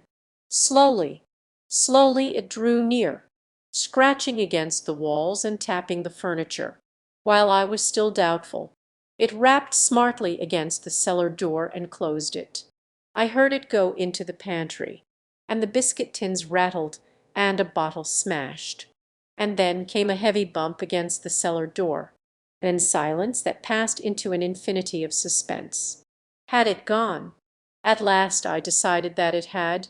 It came into the scullery no more, but I lay all the 10th day in the close darkness, buried among coals and firewood, not daring even to crawl out for the drink for which I craved. It was the 11th day before I ventured so far from my security. The stillness. My first act before I went into the pantry was to fasten the door between the kitchen and the scullery. But the pantry was empty. Every scrap of food had gone. Apparently, the Martian had taken it all on the previous day. At that discovery I despaired for the first time. I took no food, or no drink either, on the 11th or the 12th day. At first my mouth and throat were parched, and my strength ebbed sensibly. I sat about in the darkness of the scullery, in a state of despondent wretchedness. My mind ran on eating. I thought I had become deaf, for the noises of movement I had been accustomed to hear from the pit had ceased absolutely. I did not feel strong enough to crawl noiselessly to the peephole, or I would have gone there. On the 12th day my throat was so painful that, taking the chance of alarming the Martians, I attacked the creaking rain-water pump that stood by the sink, and got a couple of glassfuls of blackened and tainted rain-water. I was greatly refreshed by this, and emboldened by the fact that no enquiring tentacle followed the noise of my pumping. During these days, in a rambling, inconclusive way, I thought much of the curate and of the manner of his death. On the 13th day I drank some more water, and dozed and thought disjointedly of eating, and of vague impossible plans of escape.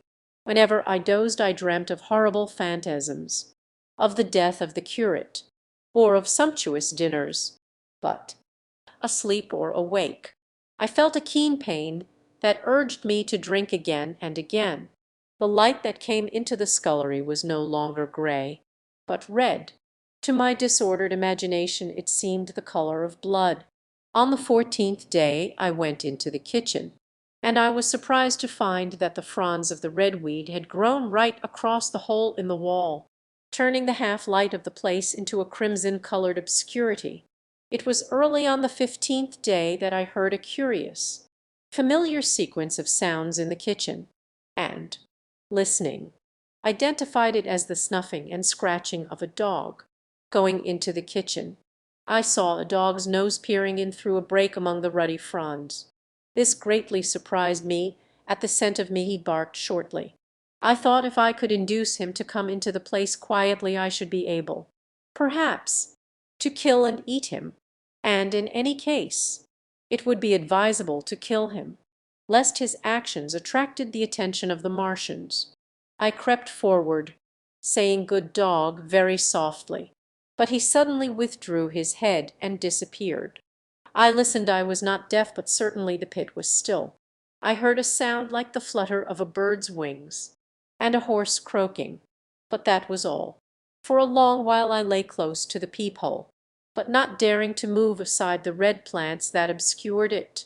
Once or twice I heard a faint pitter-patter like the feet of the dog going hither and thither on the sand far below me, and there were more bird-like sounds. But that was all. At length, encouraged by the silence, I looked out, except in the corner, where a multitude of crows hopped and fought over the skeletons of the dead the Martians had consumed. There was not a living thing in the pit. I stared about me, scarcely believing my eyes. All the machinery had gone, save for the big mound of grayish-blue powder in one corner, certain bars of aluminium in another, the black birds, and the skeletons of the killed. The place was merely an empty circular pit in the sand. Slowly I thrust myself out through the red weed, and stood upon the mound of rubble. I could see in any direction save behind me to the north, and neither Martians nor sign of Martians were to be seen. The pit dropped surely from my feet, but a little way along the rubbish afforded a practicable slope to the summit of the ruins. My chance of escape had come. I began to tremble. I hesitated for some time, and then, in a gust of desperate resolution, and with a heart that throbbed violently, I scrambled to the top of the mound in which I had been buried so long. I looked about again, to the northward, too. No Martian was visible. When I had last seen this part of Sheen in the daylight it had been a straggling street of comfortable white and red houses, interspersed with abundant shady trees. Now I stood on a mound of smashed brickwork, clay, and gravel, over which spread a multitude of red cactus-shaped plants, knee-high, without a solitary terrestrial growth to dispute their footing. The trees near me were dead and brown, but further a network of red thread scaled the still living stems. The neighboring houses had all been wrecked, but none had been burned. Their walls stood, sometimes to the second story, with smashed windows and shattered doors. The redweed grew tumultuously in their roofless rooms. Below me was the great pit, with the crows struggling for its refuse. A number of other birds hopped about among the ruins. Far away I saw a gaunt cat slink crouchingly along a wall, but traces of men there were none. The day seemed, by contrast with my recent confinement, dazzlingly bright, the sky a glowing blue. A gentle breeze kept the redweed that covered every scrap of unoccupied ground gently swaying. And oh, the sweetness of the air! Why, the work of 15 days. For some time I stood tottering on the mound regardless of my safety. Within that noisome den from which I had emerged, I had thought with a narrow intensity only of our immediate security. I had not realized what had been happening to the world, had not anticipated this startling vision of unfamiliar things. I had expected to see Sheen in ruins. I found about me the landscape, weird and lurid, of another planet. For that moment I touched an emotion beyond the common range of men, yet one that the poor Brutus we dominate know only too well. I felt as a rabbit might feel returning to his burrow and suddenly confronted by the work of a dozen busy navvies digging the foundations of a house. I felt the first inkling of a thing that presently grew quite clear in my mind, that oppressed me for many days, a sense of dethronement, a persuasion that I was no longer a master, but an animal among the animals, under the Martian heel. With us it would be as with them, to lurk and watch, to run and hide. The fear and empire of man had passed away. But so soon as this strangeness had been realized it passed, and my dominant motive became the hunger of my long and dismal fast. In the direction away from the pit I saw, beyond a red-covered wall, a patch of garden ground unburied. This gave me a hint, and I went knee-deep, and sometimes neck-deep, in the red weed. The density of the weed gave me a reassuring sense of hiding.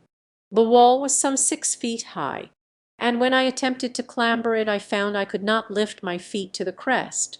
So I went along by the side of it, and came to a corner and a rockwork that enabled me to get to the top, and tumble into the garden I coveted. Here I found some young onions, a couple of gladiolus bulbs, and a quantity of immature carrots, all of which I secured, and, scrambling over a ruined wall, went on my way through scarlet and crimson trees towards Kew. It was like walking through an avenue of gigantic blood drops, possessed with two ideas: to get more food, and to limp, as soon and as far as my strength permitted, out of this accursed unearthly region of the pit. Some way farther, in a grassy place, was a group of mushrooms, which also I devoured, and then I came upon a brown sheet of flowing shallow water, where meadows used to be. These fragments of nourishment served only to whet my hunger.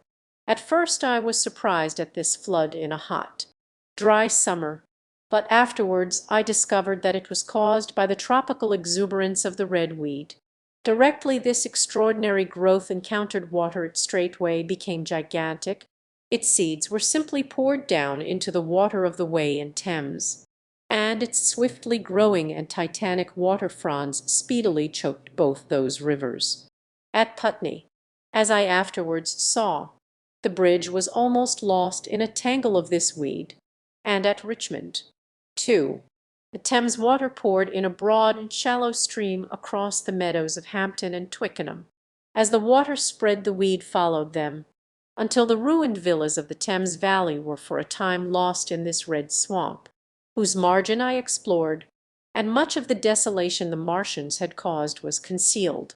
In the end the red weed succumbed almost as quickly as it had spread, a cankering disease, due, it is believed, to the action of certain bacteria, presently seized upon it. Now, by the action of natural selection, all terrestrial plants have acquired a resisting power against bacterial diseases. They never succumb without a severe struggle. But the red weed rotted like a thing already dead. The fronds became bleached, and then shriveled and brittle. They broke off at the least touch, and the waters that had stimulated their early growth carried their last vestiges out to sea. My first act on coming to this water was, of course, to slake my thirst. I drank a great deal of it and, moved by an impulse, gnawed some fronds of red weed, but they were watery and had a sickly, metallic taste. I found the water was sufficiently shallow for me to wade securely, although the red weed impeded my feet a little, but the flood evidently got deeper towards the river, and I turned back to Mortlake. I managed to make out the road by means of occasional ruins of its villas and fences and lamp, and so presently I got out of this spate and made my way to the hill going up towards Roehampton, and came out on Putney Common. Here the scenery changed from the strange and unfamiliar to the wreckage of the familiar. Patches of ground exhibited the devastation of a cyclone, and in a few score yards I would come upon perfectly undisturbed spaces, houses with their blinds trimly drawn and doors closed, as if they had been left for a day by the owners, or as if their inhabitants slept within. The red weed was less abundant. The tall trees along the lane were free from the red creeper. I hunted for food among the trees, finding nothing, and I also raided a couple of silent houses, but they had already been broken into and ransacked. I rested for the remainder of the daylight in a shrubbery, being, in my enfeebled condition, too fatigued to push on. All this time I saw no human beings, and no signs of the Martians. I encountered a couple of hungry-looking dogs, but both hurried circuitously away from the advances I made them.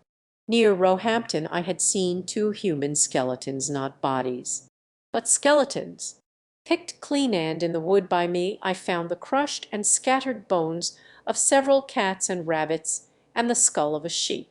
But though I gnawed parts of these in my mouth, there was nothing to be got from them.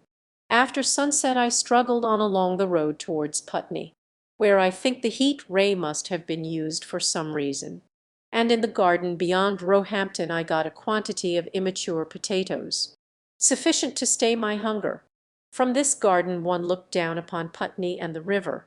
The aspect of the place in the dusk was singularly desolate. Blackened trees, blackened, desolate ruins, and down the hill the sheets of the flooded river, red tinged with the weed, and over all silence. It filled me with indescribable terror to think how swiftly that desolating change had come.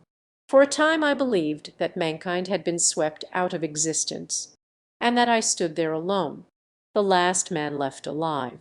Hard by the top of Putney Hill I came upon another skeleton, with the arms dislocated and removed several yards from the rest of the body.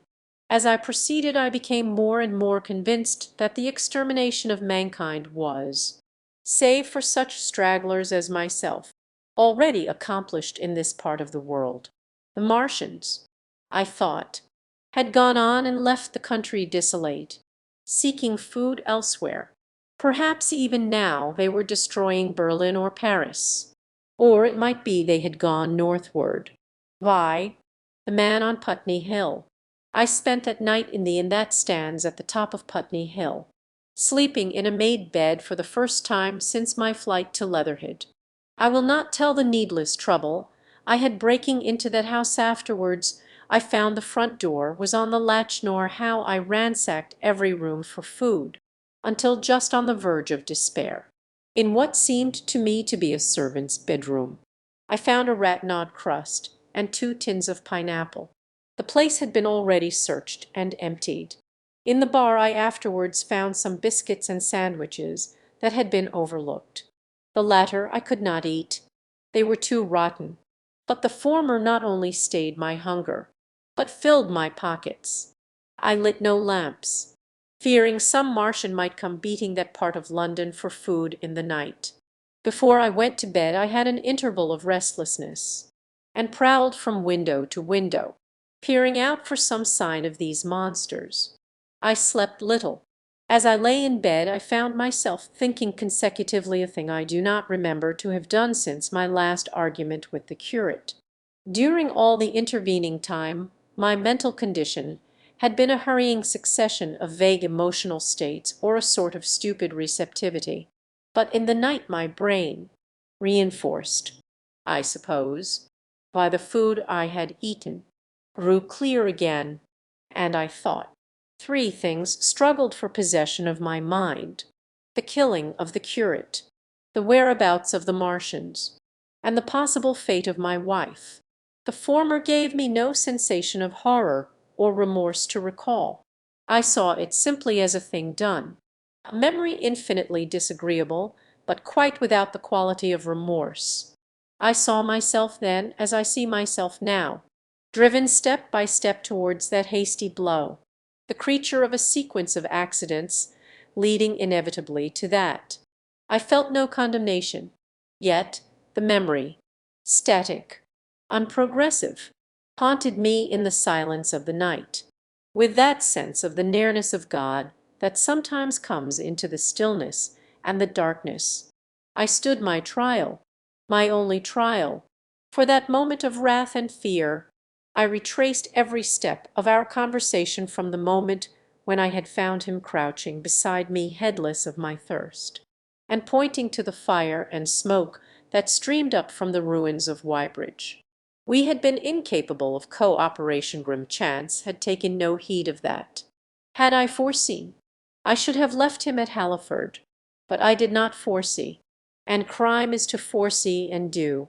And I set this down as I have set all this story down, as it was. There were no witnesses all these things I might have concealed, but I set it down, and the reader must form his judgment as he will. And when, by an effort, I had set aside that picture of a prostrate body, I faced the problem of the Martians and the fate of my wife. For the former I had no data. I could imagine 100 things, and so, unhappily, I could for the latter. And suddenly that night became terrible. I found myself sitting up in bed, staring at the dark. I found myself praying that the heat ray might have suddenly and painlessly struck her out of being. Since the night of my return from Leatherhead I had not prayed. I had uttered prayers, fetish prayers, had prayed as heathens mutter charms when I was in extremity. But now I prayed indeed, pleading steadfastly and sanely, face to face with the darkness of God. Strange night, strangest in this, that so soon as dawn had come, I, who had talked with God, crept out of the house like a rat leaving its hiding place, a creature scarcely larger, an inferior animal, a thing that for any passing whim of our masters might be hunted and killed. Perhaps they also prayed confidently to God. Surely, if we have learned nothing else, this war has taught us pity for those witless souls that suffer our dominion. The morning was bright and fine, and the eastern sky glowed pink, and was fretted with little golden clouds. In the road that runs from the top of Putney Hill to Wimbledon was a number of poor vestiges of the panic torrent that must have poured Londonward on the Sunday night after the fighting began. There was a little two-wheeled cart inscribed with the name of Thomas Lobb, Grangresser, New Malden, with a smashed wheel and an abandoned tin trunk. There was a straw hat trampled into the now hardened mud, and at the top of West Hill a lot of blood-stained glass about the overturned water trough. My movements were languid, my plans of the vaguest. I had an idea of going to Leatherhead, though I knew that there I had the poorest chance of finding my wife. Certainly, unless death had overtaken them suddenly, my cousins and she would have fled thence. But it seemed to me I might find or learn there whither the Surrey people had fled. I knew I wanted to find my wife, that my heart ached for her and the world of men, but I had no clear idea how the finding might be done. I was also sharply aware now of my intense loneliness. From the corner I went, under cover of a thicket of trees and bushes, to the edge of Wimbledon Common, stretching wide and far. That dark expanse was lit in patches by yellow gorse and broom. There was no redweed to be seen, and as I prowled, hesitating, on the verge of the open, the sun rose, flooding it all with light and vitality. I came upon a busy swarm of little frogs in a swampy place among the trees. I stopped to look at them, drawing a lesson from their stout resolve to live, and presently, turning suddenly, with an odd feeling of being watched, I beheld something crouching amid a clump of bushes. I stood regarding this. I made a step towards it, and it rose up and became a man armed with a cutlass. I approached him slowly. He stood silent and motionless. Regarding me as I drew nearer I perceived he was dressed in clothes as dusty and filthy as my own. He looked, indeed, as though he had been dragged through a culvert. Nearer, I distinguished the green slime of ditches mixing with the pale drab of dried clay and shiny, coaly patches. His black hair fell over his eyes, and his face was dark and dirty and sunken, so that at first I did not recognize him. There was a red cut across the lower part of his face. When I was within 10 yards of him, and I stopped, his voice was hoarse. "Where do you come from?" I thought, surveying him. "I come from Mortlake. I was buried near the pit the Martians made about their cylinder. I have worked my way out and escaped. There is no food about here. This is my country, all this hill down to the river, and back to Clapham, and up to the edge of the common. There is only food for one. Which way are you going?" "I don't know. I have been buried in the ruins of a house 13 or 14 days. I don't know what has happened." Then started, and looked with a changed expression. "I've no wish to stop about here. I think I shall go to Leatherhead, for my wife was there." "It is you?" "The man from Woking." I recognized him at the same moment. "You are the artilleryman who came into my garden. Good luck." "We are lucky ones, and I took it. I crawled up a drain." "Only a rook. One gets to know that birds have shadows these days. This is a bit open. Let us crawl under those bushes and talk. Have you seen any Martians?" "Since I crawled out. They've gone away across London. I guess they've got a bigger camp there of a night, all over their Hampstead way. The sky is alive with their lights. It's like a great city, and in the glare you can just see them moving. By daylight you can't, but nearer I haven't seen them." He counted on his fingers 5 days. "Then I saw a couple across Hammersmith way carrying something began the night before last." He stopped. "But it was something up in the air. I believe they've built a flying machine and are learning to fly on hands and knees, for we had come to the bushes." "Yes, fly," and sat down. "It is all over with humanity." "They will, but it will relieve things over here a bit, and besides, aren't you satisfied? It is up with humanity. I am. We're down. We're beat. Strange as it may seem, I had not arrived at this fact, a fact perfectly obvious, so soon as he spoke. I had still held a vague hope. Rather, I had kept a lifelong habit of mind. He repeated his words. "We're beat. It's all over. They've lost one, just one, and they've made their footing good and crippled the greatest power in the world. They've walked over us. The death of that one at Weybridge was an accident, and these are only pioneers. They kept on coming, these green stars. I've seen none these 5 or 6 days, but I've no doubt they're falling somewhere every night. Nothing's to be done." I made him no answer. I sat staring before me, trying in vain to devise some countervailing thought. It never was a war, any more than there's war between man and ants. After the 10th shot they fired no more, at least, until the first cylinder came. "How do you know?" I explained. He thought. "Something wrong with the gun. But what if there is? They'll get it right again, and even if there's a delay, how can it alter the end? It's just men and ants. There's the ants builds their cities, live their lives, have wars, revolutions, until the men want them out of the way, and then they go out of the way. We are now just ants. Yes, we're eatable ants. That's what I've been thinking after Weybridge. I went south thinking. I saw what was up. Most of the people were hard at it, squealing and exciting themselves. But I'm not so fond of squealing. I've been in sight of death once or twice. I'm not an ornamental soldier, and at the best and worst death it's just death." And halted awkwardly.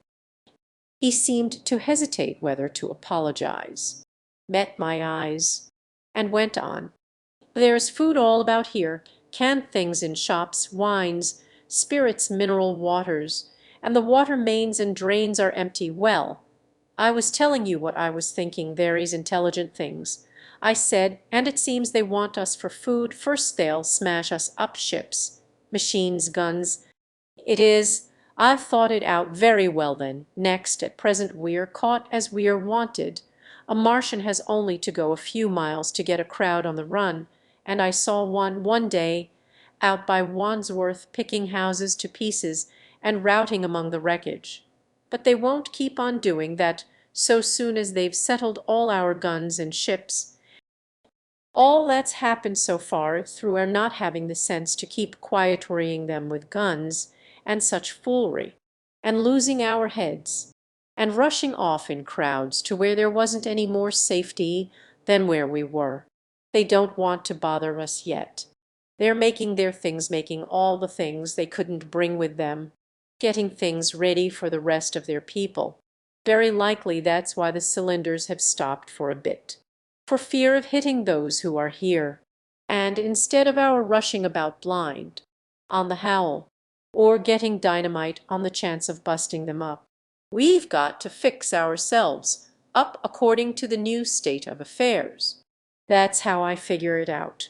It isn't quite according to what a man wants for his species, but it's about what the facts point to. And that's the principle I acted upon.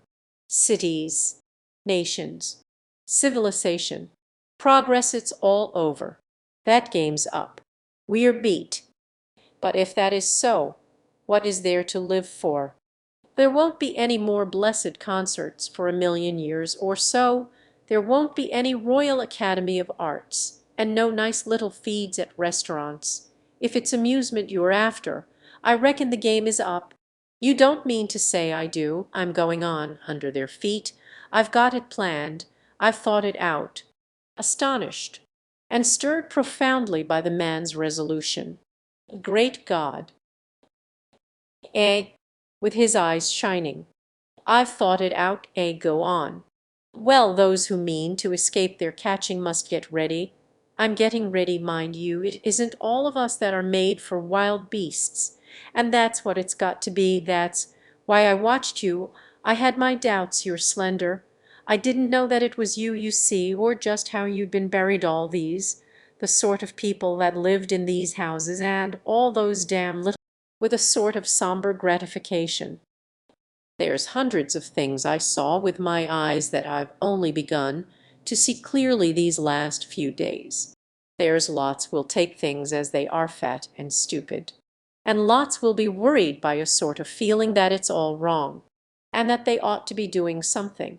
Now, whenever things are so that a lot of people feel they ought to be doing something, the weak, and those who go weak with a lot of complicated thinking, always make for a sort of do-nothing religion, very pious and superior, and submit to persecution and the will of the Lord. Very likely you've seen the same thing. Its energy in a gale of funk, and turned clean inside out. These cages will be full of psalms and hymns and piety, and those of a less simple sort will work in a bit of what is it. Very likely these Martians will make pets of some of them, train them to do tricks. Who knows, get sentimental over the pet boy who grew up and had to be killed, and some maybe they will train to hunt us. No, that's impossible, no human being. There's men who do it cheerful, and I succumb to his conviction. If they come after me, Lord, if they come after me. I sat contemplating these things. I could find nothing to bring against this man's reasoning. In the days before the invasion no one would have questioned my intellectual superiority to his eye. A professed and recognized writer on philosophical themes. And he, a common soldier. And yet he had already formulated a situation that I had scarcely realized. What are you doing? What plans have you made? Well, it's like this. We have to invent a sort of life where men can live and breed, and be sufficiently secure to bring the children up. Yes, wait a bit, and I'll make it clearer what I think ought to be done. The tame ones will go like all tame beasts. In a few generations they'll be big, beautiful, rich-blooded, stupid rubbish. The risk is that we who keep wild will go savage, degenerate into a sort of big, savage rat. How I mean to live is underground. I've been thinking about the drains. Of course those who don't know drains think horrible things. But under this London are miles and miles, hundreds of miles, and a few days' rain, and London empty will leave them sweet and clean. The main drains are big enough and airy enough for anyone. Then there's cellars, vaults, stores, from which bolting passages may be made to the drains, and the railway tunnels and subways. And you begin to see, and we form a band, able-bodied, clean-minded men. We're not going to pick up any rubbish that drifts in. Weaklings go out again. We won't quarrel about that. Go on. Able-bodied, clean-minded women we want, also mothers and teachers. No lackadaisical ladies, no blasted rolling eyes. We can't have any weak or silly. Life is real again, and the useless and cumbersome and mischievous have to die. They ought to die. They ought to be willing to die. It's a sort of disloyalty, after all, to live and taint the race. And they can't be happy. Moreover, dying's none so dreadful. It's the funking makes it bad. And in all those places we shall gather. Our district will be London, and we may even be able to keep a watch, and run about in the open when the Martians keep away. Play cricket. Perhaps. That's how we shall save the race. And it's a possible thing. But saving the race is nothing in itself. As I say, that's only being rats. It's saving our knowledge and adding to it is the thing. There men like you come in. There's books. There's models. We must make great safe places down deep, and get all the books we can. not novels and poetry swipes, but ideas, science books. That's where men like you come in. We must go to the British Museum and pick all those books through. Especially we must keep up our science learn more. We must watch these Martians. Some of us must go as spies. When it's all working. Perhaps I will get caught. I mean, and the great thing is, we must leave the Martians alone. We mustn't even steal. If we get in their way, we clear out. We must show them we mean no harm. Yes, I know, but they're intelligent things, and they won't hunt us down if they have all they want, and think we are just harmless vermin. After all, it may not be so much we may have to learn before. Just imagine this for, and the tone of assurance and courage he assumed completely dominated my mind. I believed unhesitatingly both in his forecast of human destiny and in the practicability of his astonishing scheme, and the reader who thinks me susceptible and foolish must contrast his position, reading steadily with all his thoughts about his subject, and mine, crouching fearfully in the bushes and listening, distracted by apprehension. We talked in this manner through the early morning time, and later crept out of the bushes, and, after scanning the sky for Martians, hurried precipitately to the house on Putney Hill where he had made his lair. It was the coal cellar of the place, and when I saw the work he had spent a week upon it was a burrow scarcely 10 yards long, which he designed to reach to the main drain on Putney Hill. I had my first inkling of the gulf between his dreams and his powers. Such a hole I could have dug in a day, but I believed in him sufficiently to work with him all that morning until past midday at his digging. We had a garden barrow, and shot the earth we removed against the kitchen range. We refreshed ourselves with a tin of mock turtle soup and wine from the neighboring pantry. I found a curious relief from the aching strangeness of the world in this steady labor. As we worked, I turned his project over in my mind, and presently objections and doubts began to arise. But I worked there all the morning. So glad was I to find myself with a purpose again. After working an hour I began to speculate on the distance one had to go before the cloaca was reached, the chances we had of missing it altogether. My immediate trouble was why we should dig this long tunnel, when it was possible to get into the drain at once down one of the manholes, and work back to the house. It seemed to me, too, that the house was inconveniently chosen, and required a needless length of tunnel. And just as I was beginning to face these things, the artilleryman stopped digging, and looked at me. "We're working well." He put down his spade. "Let us knock off a bit." I was for going on, and after a little hesitation he resumed his spade, and then suddenly I was struck by a thought. I stopped, and so did he at once. "Why were you walking about the common?" "Taking the air. I was coming back, and in a flash I saw the man plain." He hesitated, holding his spade. "We ought to reconnoitre now, because if any come near they may hear the spades and drop upon us unawares." We went together to the roof and stood on a ladder peeping out of the roof door. No Martians were to be seen, and we ventured out on the tiles, and slipped down under shelter of the parapet. From this position a shrubbery hid the greater portion of Putney, but we could see the river below, a bubbly mass of red weed, and the low parts of Lambeth flooded and red. The red creeper swarmed up the trees about the old palace, and their branches stretched gaunt and dead, and set with shrivelled leaves, from amid its clusters. It was strange how entirely dependent both these things were upon flowing water for their propagation. About us neither had gained a footing. Laburnums, pink maize, snowballs, and trees of arbor vitae rose out of laurels and hydrangeas, green and brilliant into the sunlight. Beyond Kensington dense smoke was rising, and that and a blue haze hid the northward hills. The artilleryman began to tell me of the sort of people who still remained in London. One night last week, some fools got the electric light in order, and there was all Regent Street, and the circus ablaze, crowded with painted and ragged drunkards. From that, in answer to my questions, he came round to his grandiose plans again. He grew enthusiastic.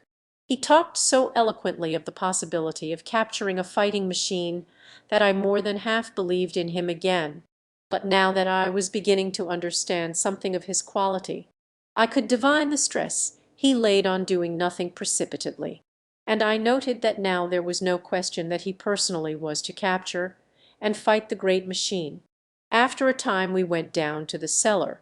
Neither of us seemed disposed to resume digging, and when he suggested a meal, I was nothing loath. He became suddenly very generous, and when we had eaten he went away and returned with some excellent cigars. We lit these, and his optimism glowed. He was inclined to regard my coming as a great occasion. "We can dig better on this Thames side Burgundy." I. "Champagne. Great God! We've a heavy enough task before us. Let us take a rest and gather strength while we may look at these blistered hands."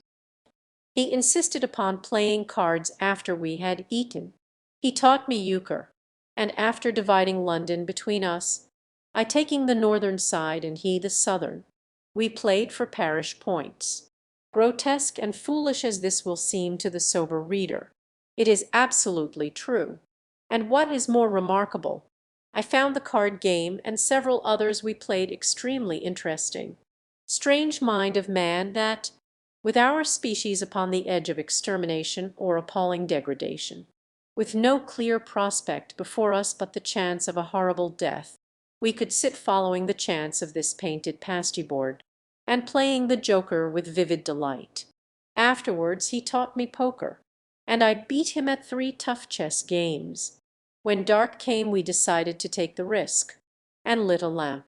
After an interminable string of games, we supped, and the artilleryman finished the champagne. We went on smoking the cigars. He was no longer the energetic regenerator of his species I had encountered in the morning. He was still optimistic, but it was a less kinetic, a more thoughtful optimism. I remember he wound up with my health, proposed in a speech of small variety and considerable intermittence. I took a cigar, and went upstairs to look at the lights of which he had spoken that blazed so greenly along the Highgate hills. At first I stared unintelligently across the London valley. The northern hills were shrouded in darkness. The fires near Kensington glowed redly, and now and then an orange-red tongue of flame flashed up. All the rest of London was black. Then, nearer, I perceived a strange light, a pale, violet-purple fluorescent glow, quivering under the night breeze. For a space I could not understand it, and then I knew that it must be the redweed from which this faint irradiation proceeded. With that realization my dormant sense of wonder, my sense of the proportion of things, awoke again. I glanced from that to Mars, red and clear, glowing high in the west, and then gazed long and earnestly at the darkness of Hampstead and Highgate. I remained a very long time upon the roof, wondering at the grotesque changes of the day. I recalled my mental states from the midnight prayer to the foolish card playing. I had a violent revulsion of feeling. I remember I flung away the cigar with a certain wasteful symbolism. My folly came to me with glaring exaggeration. I seemed a traitor to my wife and to my kind.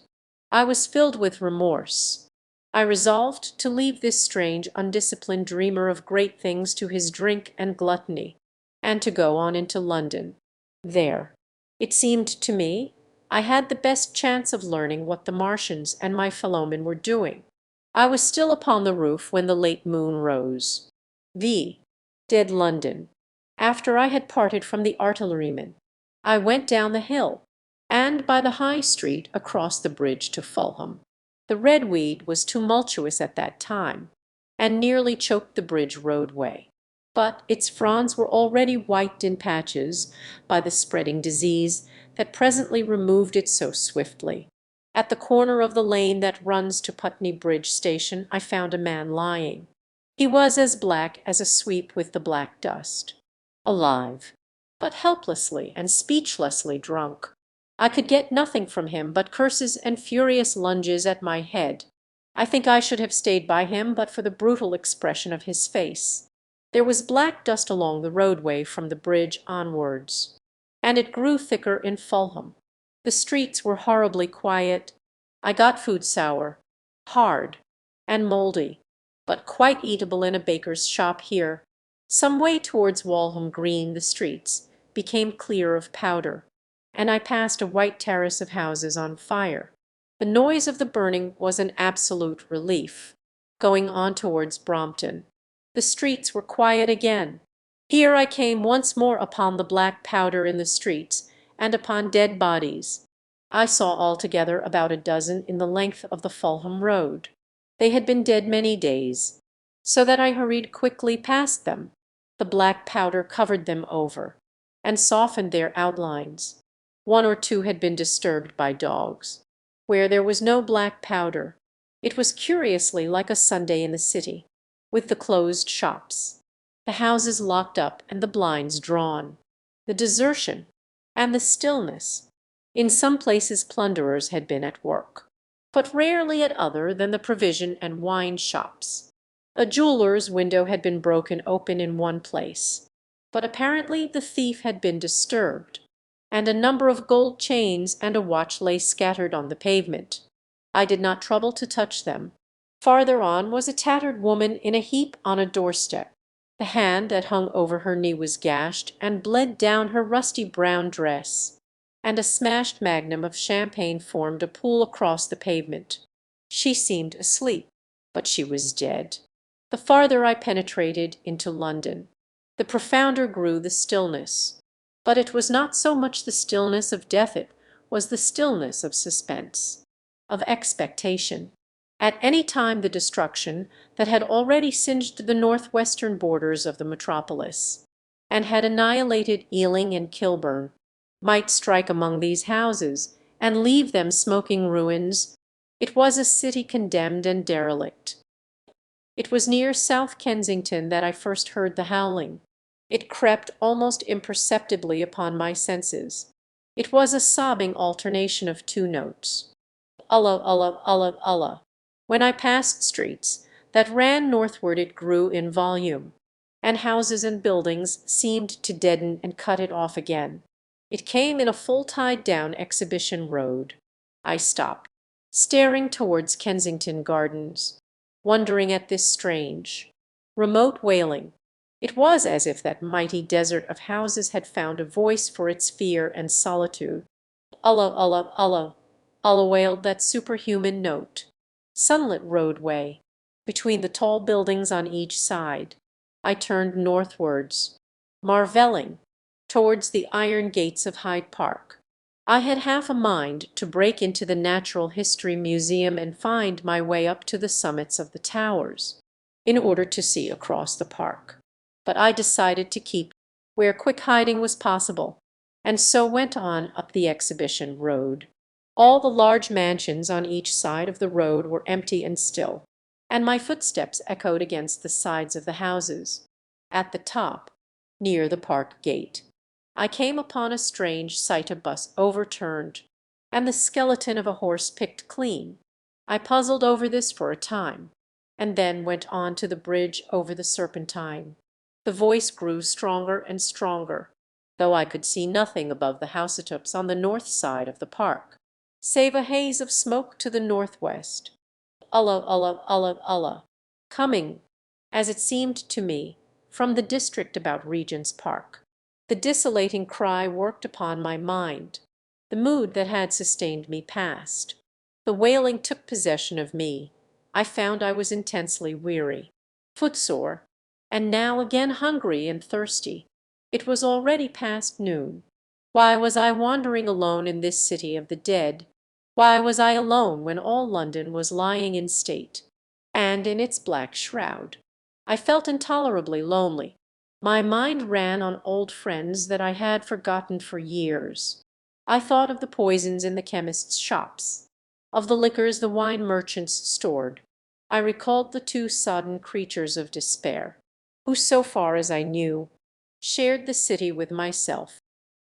And here again were black powder and several bodies, and an evil, ominous smell from the grattings of the cellars of some of the houses.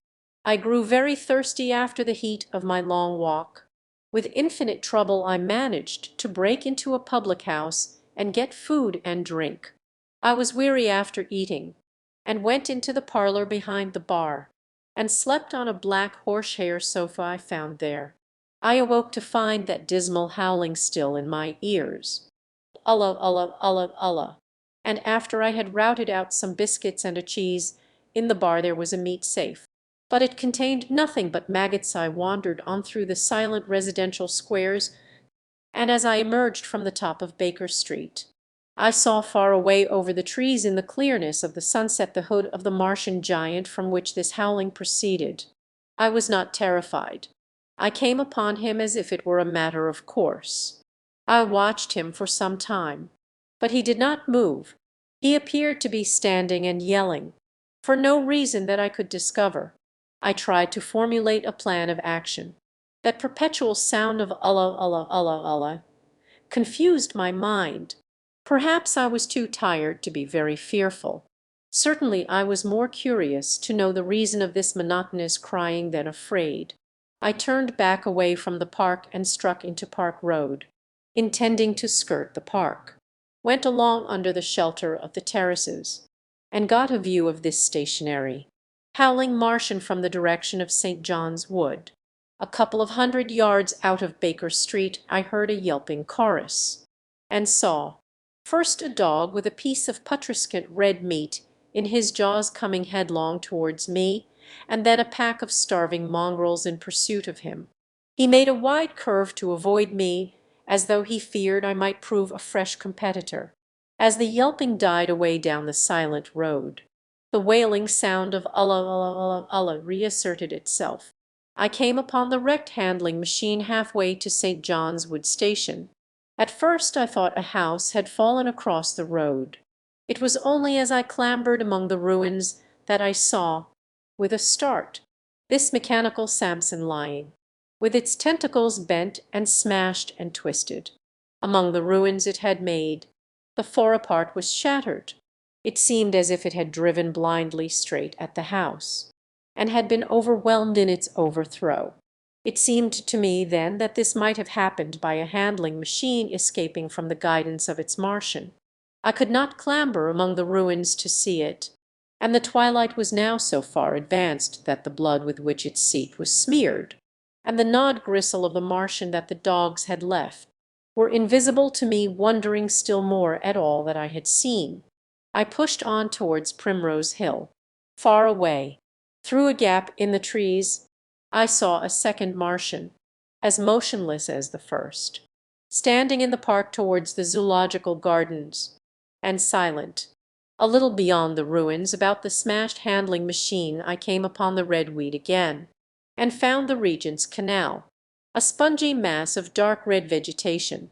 As I crossed the bridge, the sound of Allah, Allah, Allah, Allah ceased. It was, as it were, cut off. The silence came like a thunderclap. The dusky houses about me stood faint and tall and dim. The trees towards the park were growing black. All about me the red weed clambered among the ruins, writhing to get above me in the dimness. Night, the mother of fear and mystery, was coming upon me, but while that voice sounded the solitude, the desolation, had been endurable.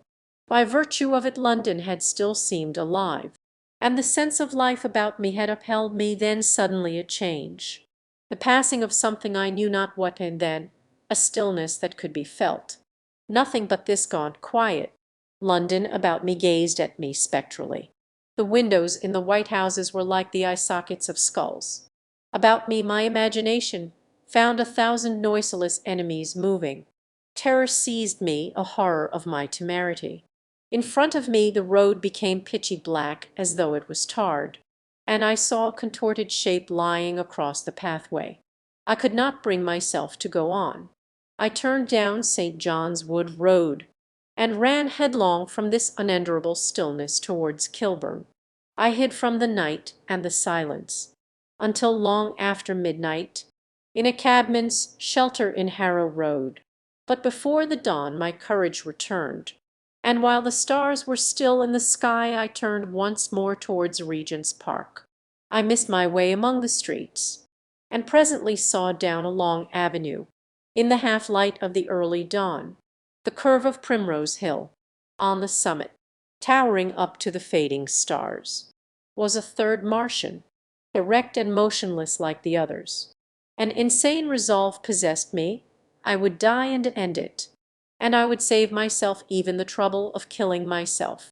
I marched on recklessly towards this Titan, and then, as I drew nearer and the light grew, I saw that a multitude of black birds was circling and clustering about the hood. At that my heart gave a bound, and I began running along the road.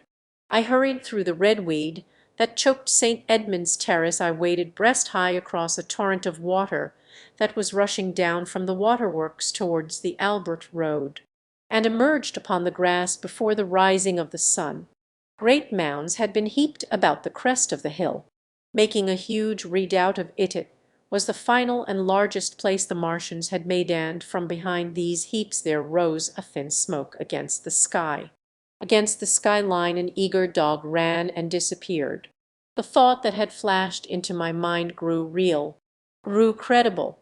I felt no fear, only a wild, trembling exultation, as I ran up the hill towards the motionless monster. Out of the hood hung lank shreds of brown, at which the hungry birds pecked and tore. In another moment I had scrambled up the earthen rampart and stood upon its crest, and the interior of the redoubt was below me. A mighty space it was, with gigantic machines here and there within it, huge mounds of material and strange shelter places, and scattered about it, some in their overturned war machines, some in the now rigid handling machines, and a dozen of them stark and silent and laid in a row, were the Martians dead. Slain as the red weed was being slain.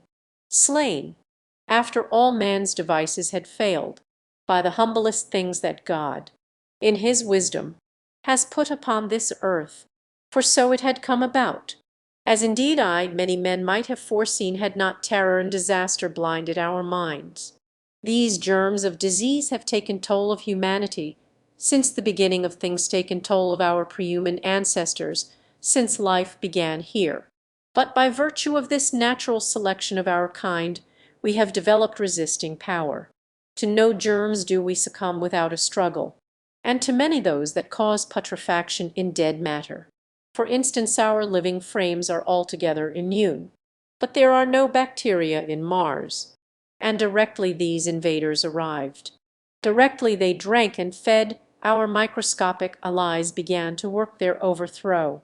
Already, when I watched them, they were irrevocably doomed, dying and rotting even as they went to and fro. It was inevitable. By the toll of 1,000,000,000 deaths man has bought his birthright of the earth, and it is his against all comers. It would still be his were the Martians 10 times as mighty as they are, for neither do men live nor die in vain. Here and there they were scattered, nearly 50 altogether, in that great gulf they had made, overtaken by a death that must have seemed to them as incomprehensible as any death could be. To me also at that time this death was incomprehensible. All I knew was that these things that had been alive and so terrible to men were dead. For a moment I believed that the destruction of Sennacherib had been repeated, that God had repented, that the angel of death had slain them in the night. I stood staring into the pit, and my heart lightened gloriously, even as the rising sun struck the world to fire about me with his rays. The pit was still in darkness. The mighty engines, so great and wonderful in their power and complexity, so unearthly in their tortuous forms, rose weird and vague and strange out of the shadows towards the light. A multitude of dogs, I could hear, fought over the bodies that lay darkly in the depth of the pit. Far below me across the pit on its farther lip, Flat and vast and strange lay the great flying machine with which they had been experimenting upon our denser atmosphere when decay and death arrested them. Death had come not a day too soon. At the sound of a cowing overhead I looked up at the huge fighting machine that would fight no more forever, at the tattered red shreds of flesh that dripped down upon the overturned seats on the summit of Primrose Hill. I turned and looked down the slope of the hill to where, antelope now in birds, stood those other two Martians that I had seen overnight, just as death had overtaken them. The one had died, even as it had been crying to its companions. Perhaps it was the last to die, and its voice had gone on perpetually until the force of its machinery was exhausted. They glittered now, harmless tripod towers of shining metal, in the brightness of the rising sun, all about the pit, and saved as by a miracle from everlasting destruction, stretched the great mother of cities. Those who have only seen London veiled in her sombre robes of smoke can scarcely imagine the naked clearness and beauty of the silent wilderness of houses. Eastward, over the blackened ruins of the Albert Terrace and the splintered spire of the church, the sun blazed dazzling in a clear sky, and here and there some facet in the great wilderness of roofs caught the light and glared with a white intensity. Northward were Kilburn and Hampstead, blue and crowded with houses. Westward the great city was dimmed, and southward, beyond the Martians, the green waves of Regent's Park, the Langham Hotel, the dome of the Albert Hall, the Imperial Institute, and the giant mansions of the Brompton Road came out clear and little in the sunrise, the jagged ruins of Westminster rising hazily beyond. Far away in blue were the Surrey hills, and the towers of the Crystal Palace glittered like two silver rods.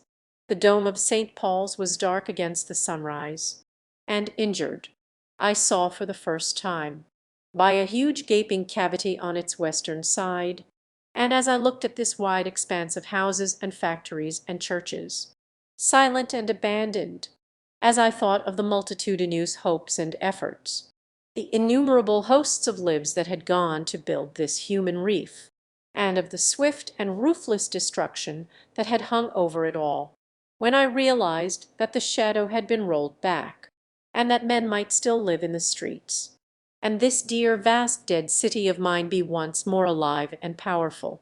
I felt a wave of emotion that was near akin to tears. The torment was over. Even that day the healing would begin.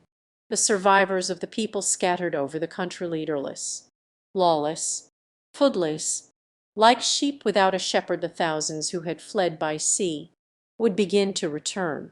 The pulse of life, growing stronger and stronger, would beat again in the empty streets and pour across the vacant squares. Whatever destruction was done, the hand of the destroyer was stayed. All the gaunt wrecks, the blackened skeletons of houses that stared so dismally at the sunlit grass of the hill, would presently be echoing with the hammers of the restorers and ringing with the tapping of their trowels. At the thought I extended my hands towards the sky, began thanking God.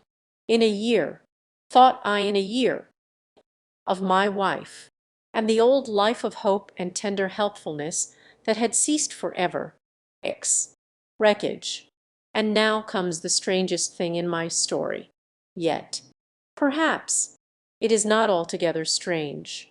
I remember, clearly and coldly and vividly, all that I did that day until the time that I stood weeping and praising God upon the summit of Primrose Hill. And then I forget. Of the next 3 days I know nothing.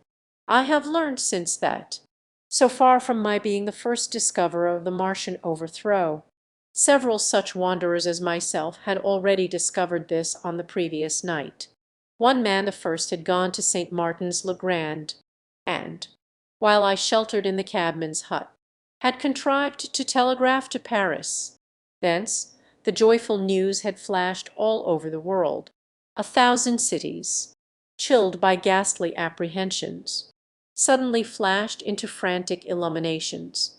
They knew of it in Dublin, Edinburgh, Manchester, Birmingham, at the time when I stood upon the verge of the pit.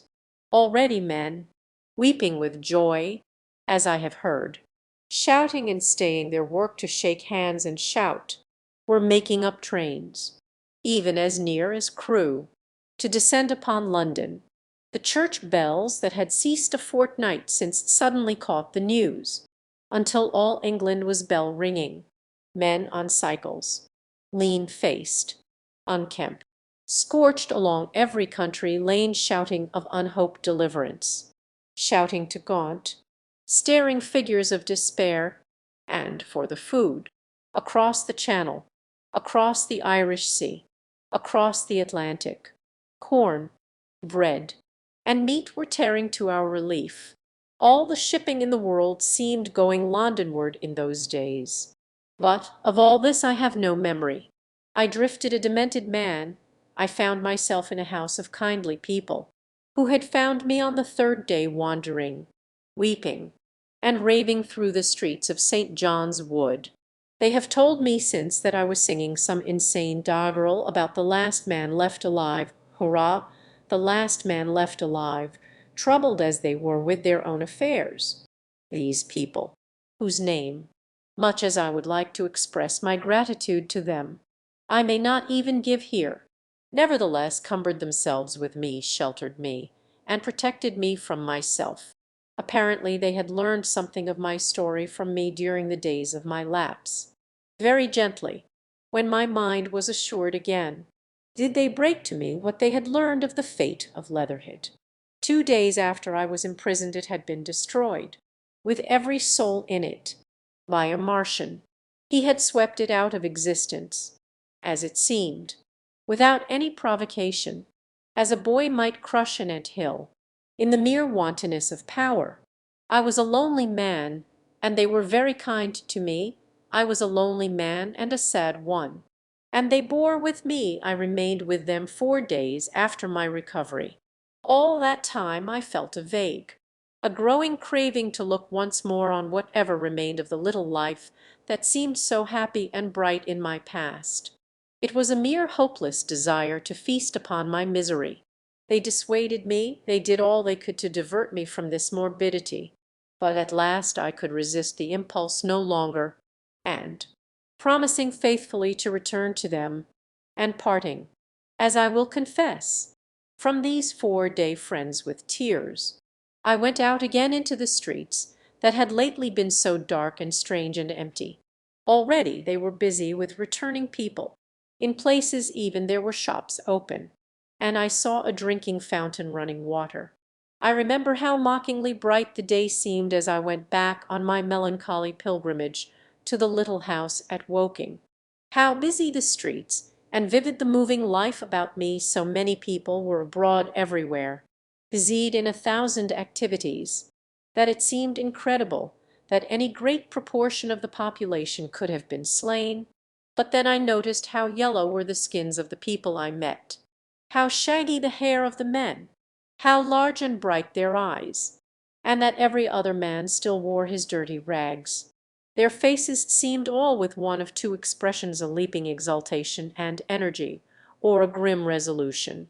Save for the expression of the faces, London seemed a city of tramps. The vestries were indiscriminately distributing bread sent us by the French government. The ribs of the few horses showed dismally. Haggard special constables with white badges stood at the corners of every street. I saw little of the mischief wrought by the Martians until I reached Wellington Street, and there I saw the red weed clambering over the buttresses of Waterloo Bridge. At the corner of the bridge, too, I saw one of the common contrasts of that grotesque time, a sheet of paper flaunting against a thicket of the red weed, transfixed by a stick that kept it in place. It was the placard of the first newspaper to resume publication, the Daily Mail. I bought a copy for a blackened shilling I found in my pocket. Most of it was in blank, but the solitary compositor who did the thing had amused himself by making a grotesque scheme of advertisement stereo on the back page.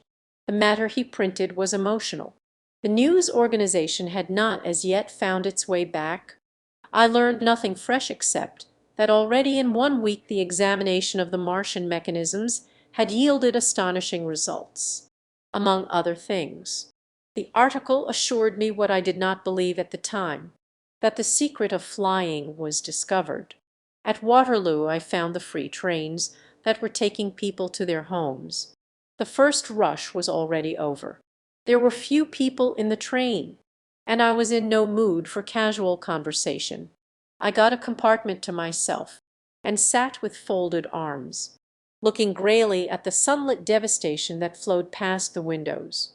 And just outside the terminus the train jolted over temporary rails, and on either side of the railway the houses were blackened ruins. To Clapham Junction the face of London was grimy with powder of the black smoke, in spite of 2 days of thunderstorms and rain, and at Clapham Junction the line had been wrecked again. There were hundreds of out-of-work clerks and shopmen working side by side with the customary navvies, and we were jolted over a hasty relaying. All down the line from there the aspect of the country was gaunt and unfamiliar. Wimbledon particularly had suffered. Walton, by virtue of its unburned pine woods, seemed the least hurt of any place along the line. The Wandle, the Mole, every little stream, was a heaped mass of red weed, in appearance between butcher's meat and pickled cabbage. The Surrey pine woods were too dry, however, for the festoons of the red climber. Beyond Wimbledon, within sight of the line, in certain nursery grounds, were the heaped masses of earth about the sixth cylinder. A number of people were standing about it, and some sappers were busy in the midst of it. Over it flaunted a Union Jack, flapping cheerfully in the morning breeze. The nursery grounds were everywhere crimson with the weed, a wide expanse of livid color cut with purple shadows, and very painful to the eye. One's gaze went with infinite relief from the scorched greens and sullen reds of the foreground to the blue-green softness of the eastward hills.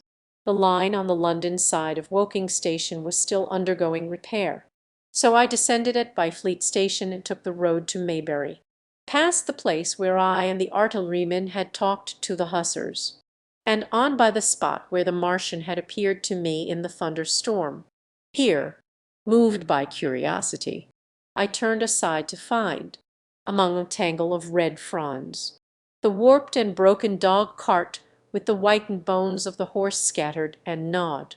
For a time I stood regarding these vestiges, neck high with red weed here and there, to find the landlord of the spotted dog had already found burial, and so came home past the College Arms. A man standing at an open cottage door greeted me by name as I passed. I looked at my house with a quick flash of hope that faded immediately. The door had been forced. It was unfast and was opening slowly as I approached. It slammed again. The curtains of my study fluttered out of the open window from which I and the artilleryman had watched the dawn.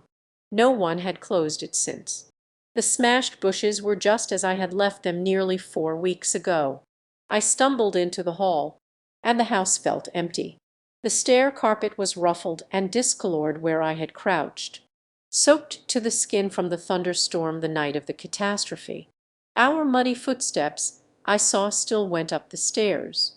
I followed them to my study, and found lying on my writing table still, with the selenite paper weight upon it, the sheet of work I had left on the afternoon of the opening of the cylinder.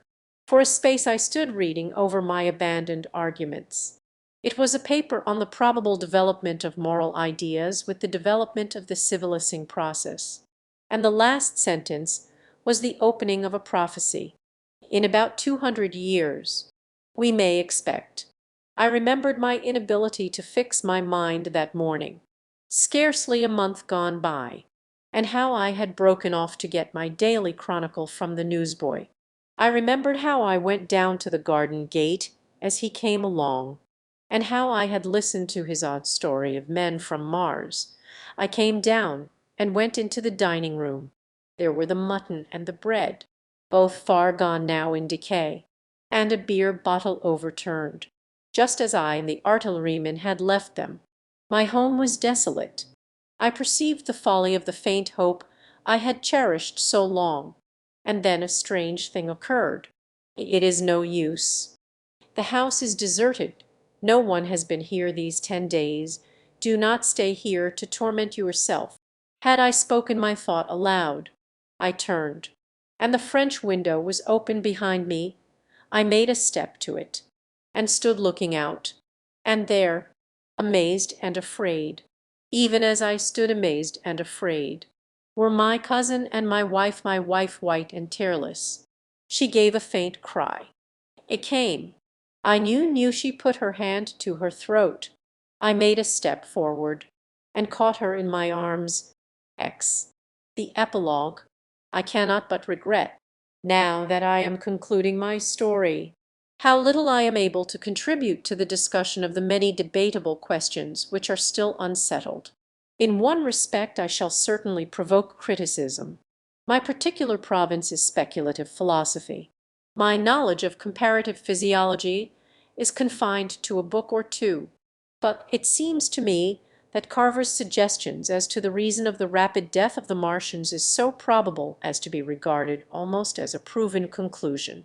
I have assumed that in the body of my narrative, at any rate, in all the bodies of the Martians that were examined after the war, no bacteria except those already known as terrestrial species were found, that they did not bury any of their dead, and the reckless slaughter they perpetrated point also to an entire ignorance of the putrefactive process.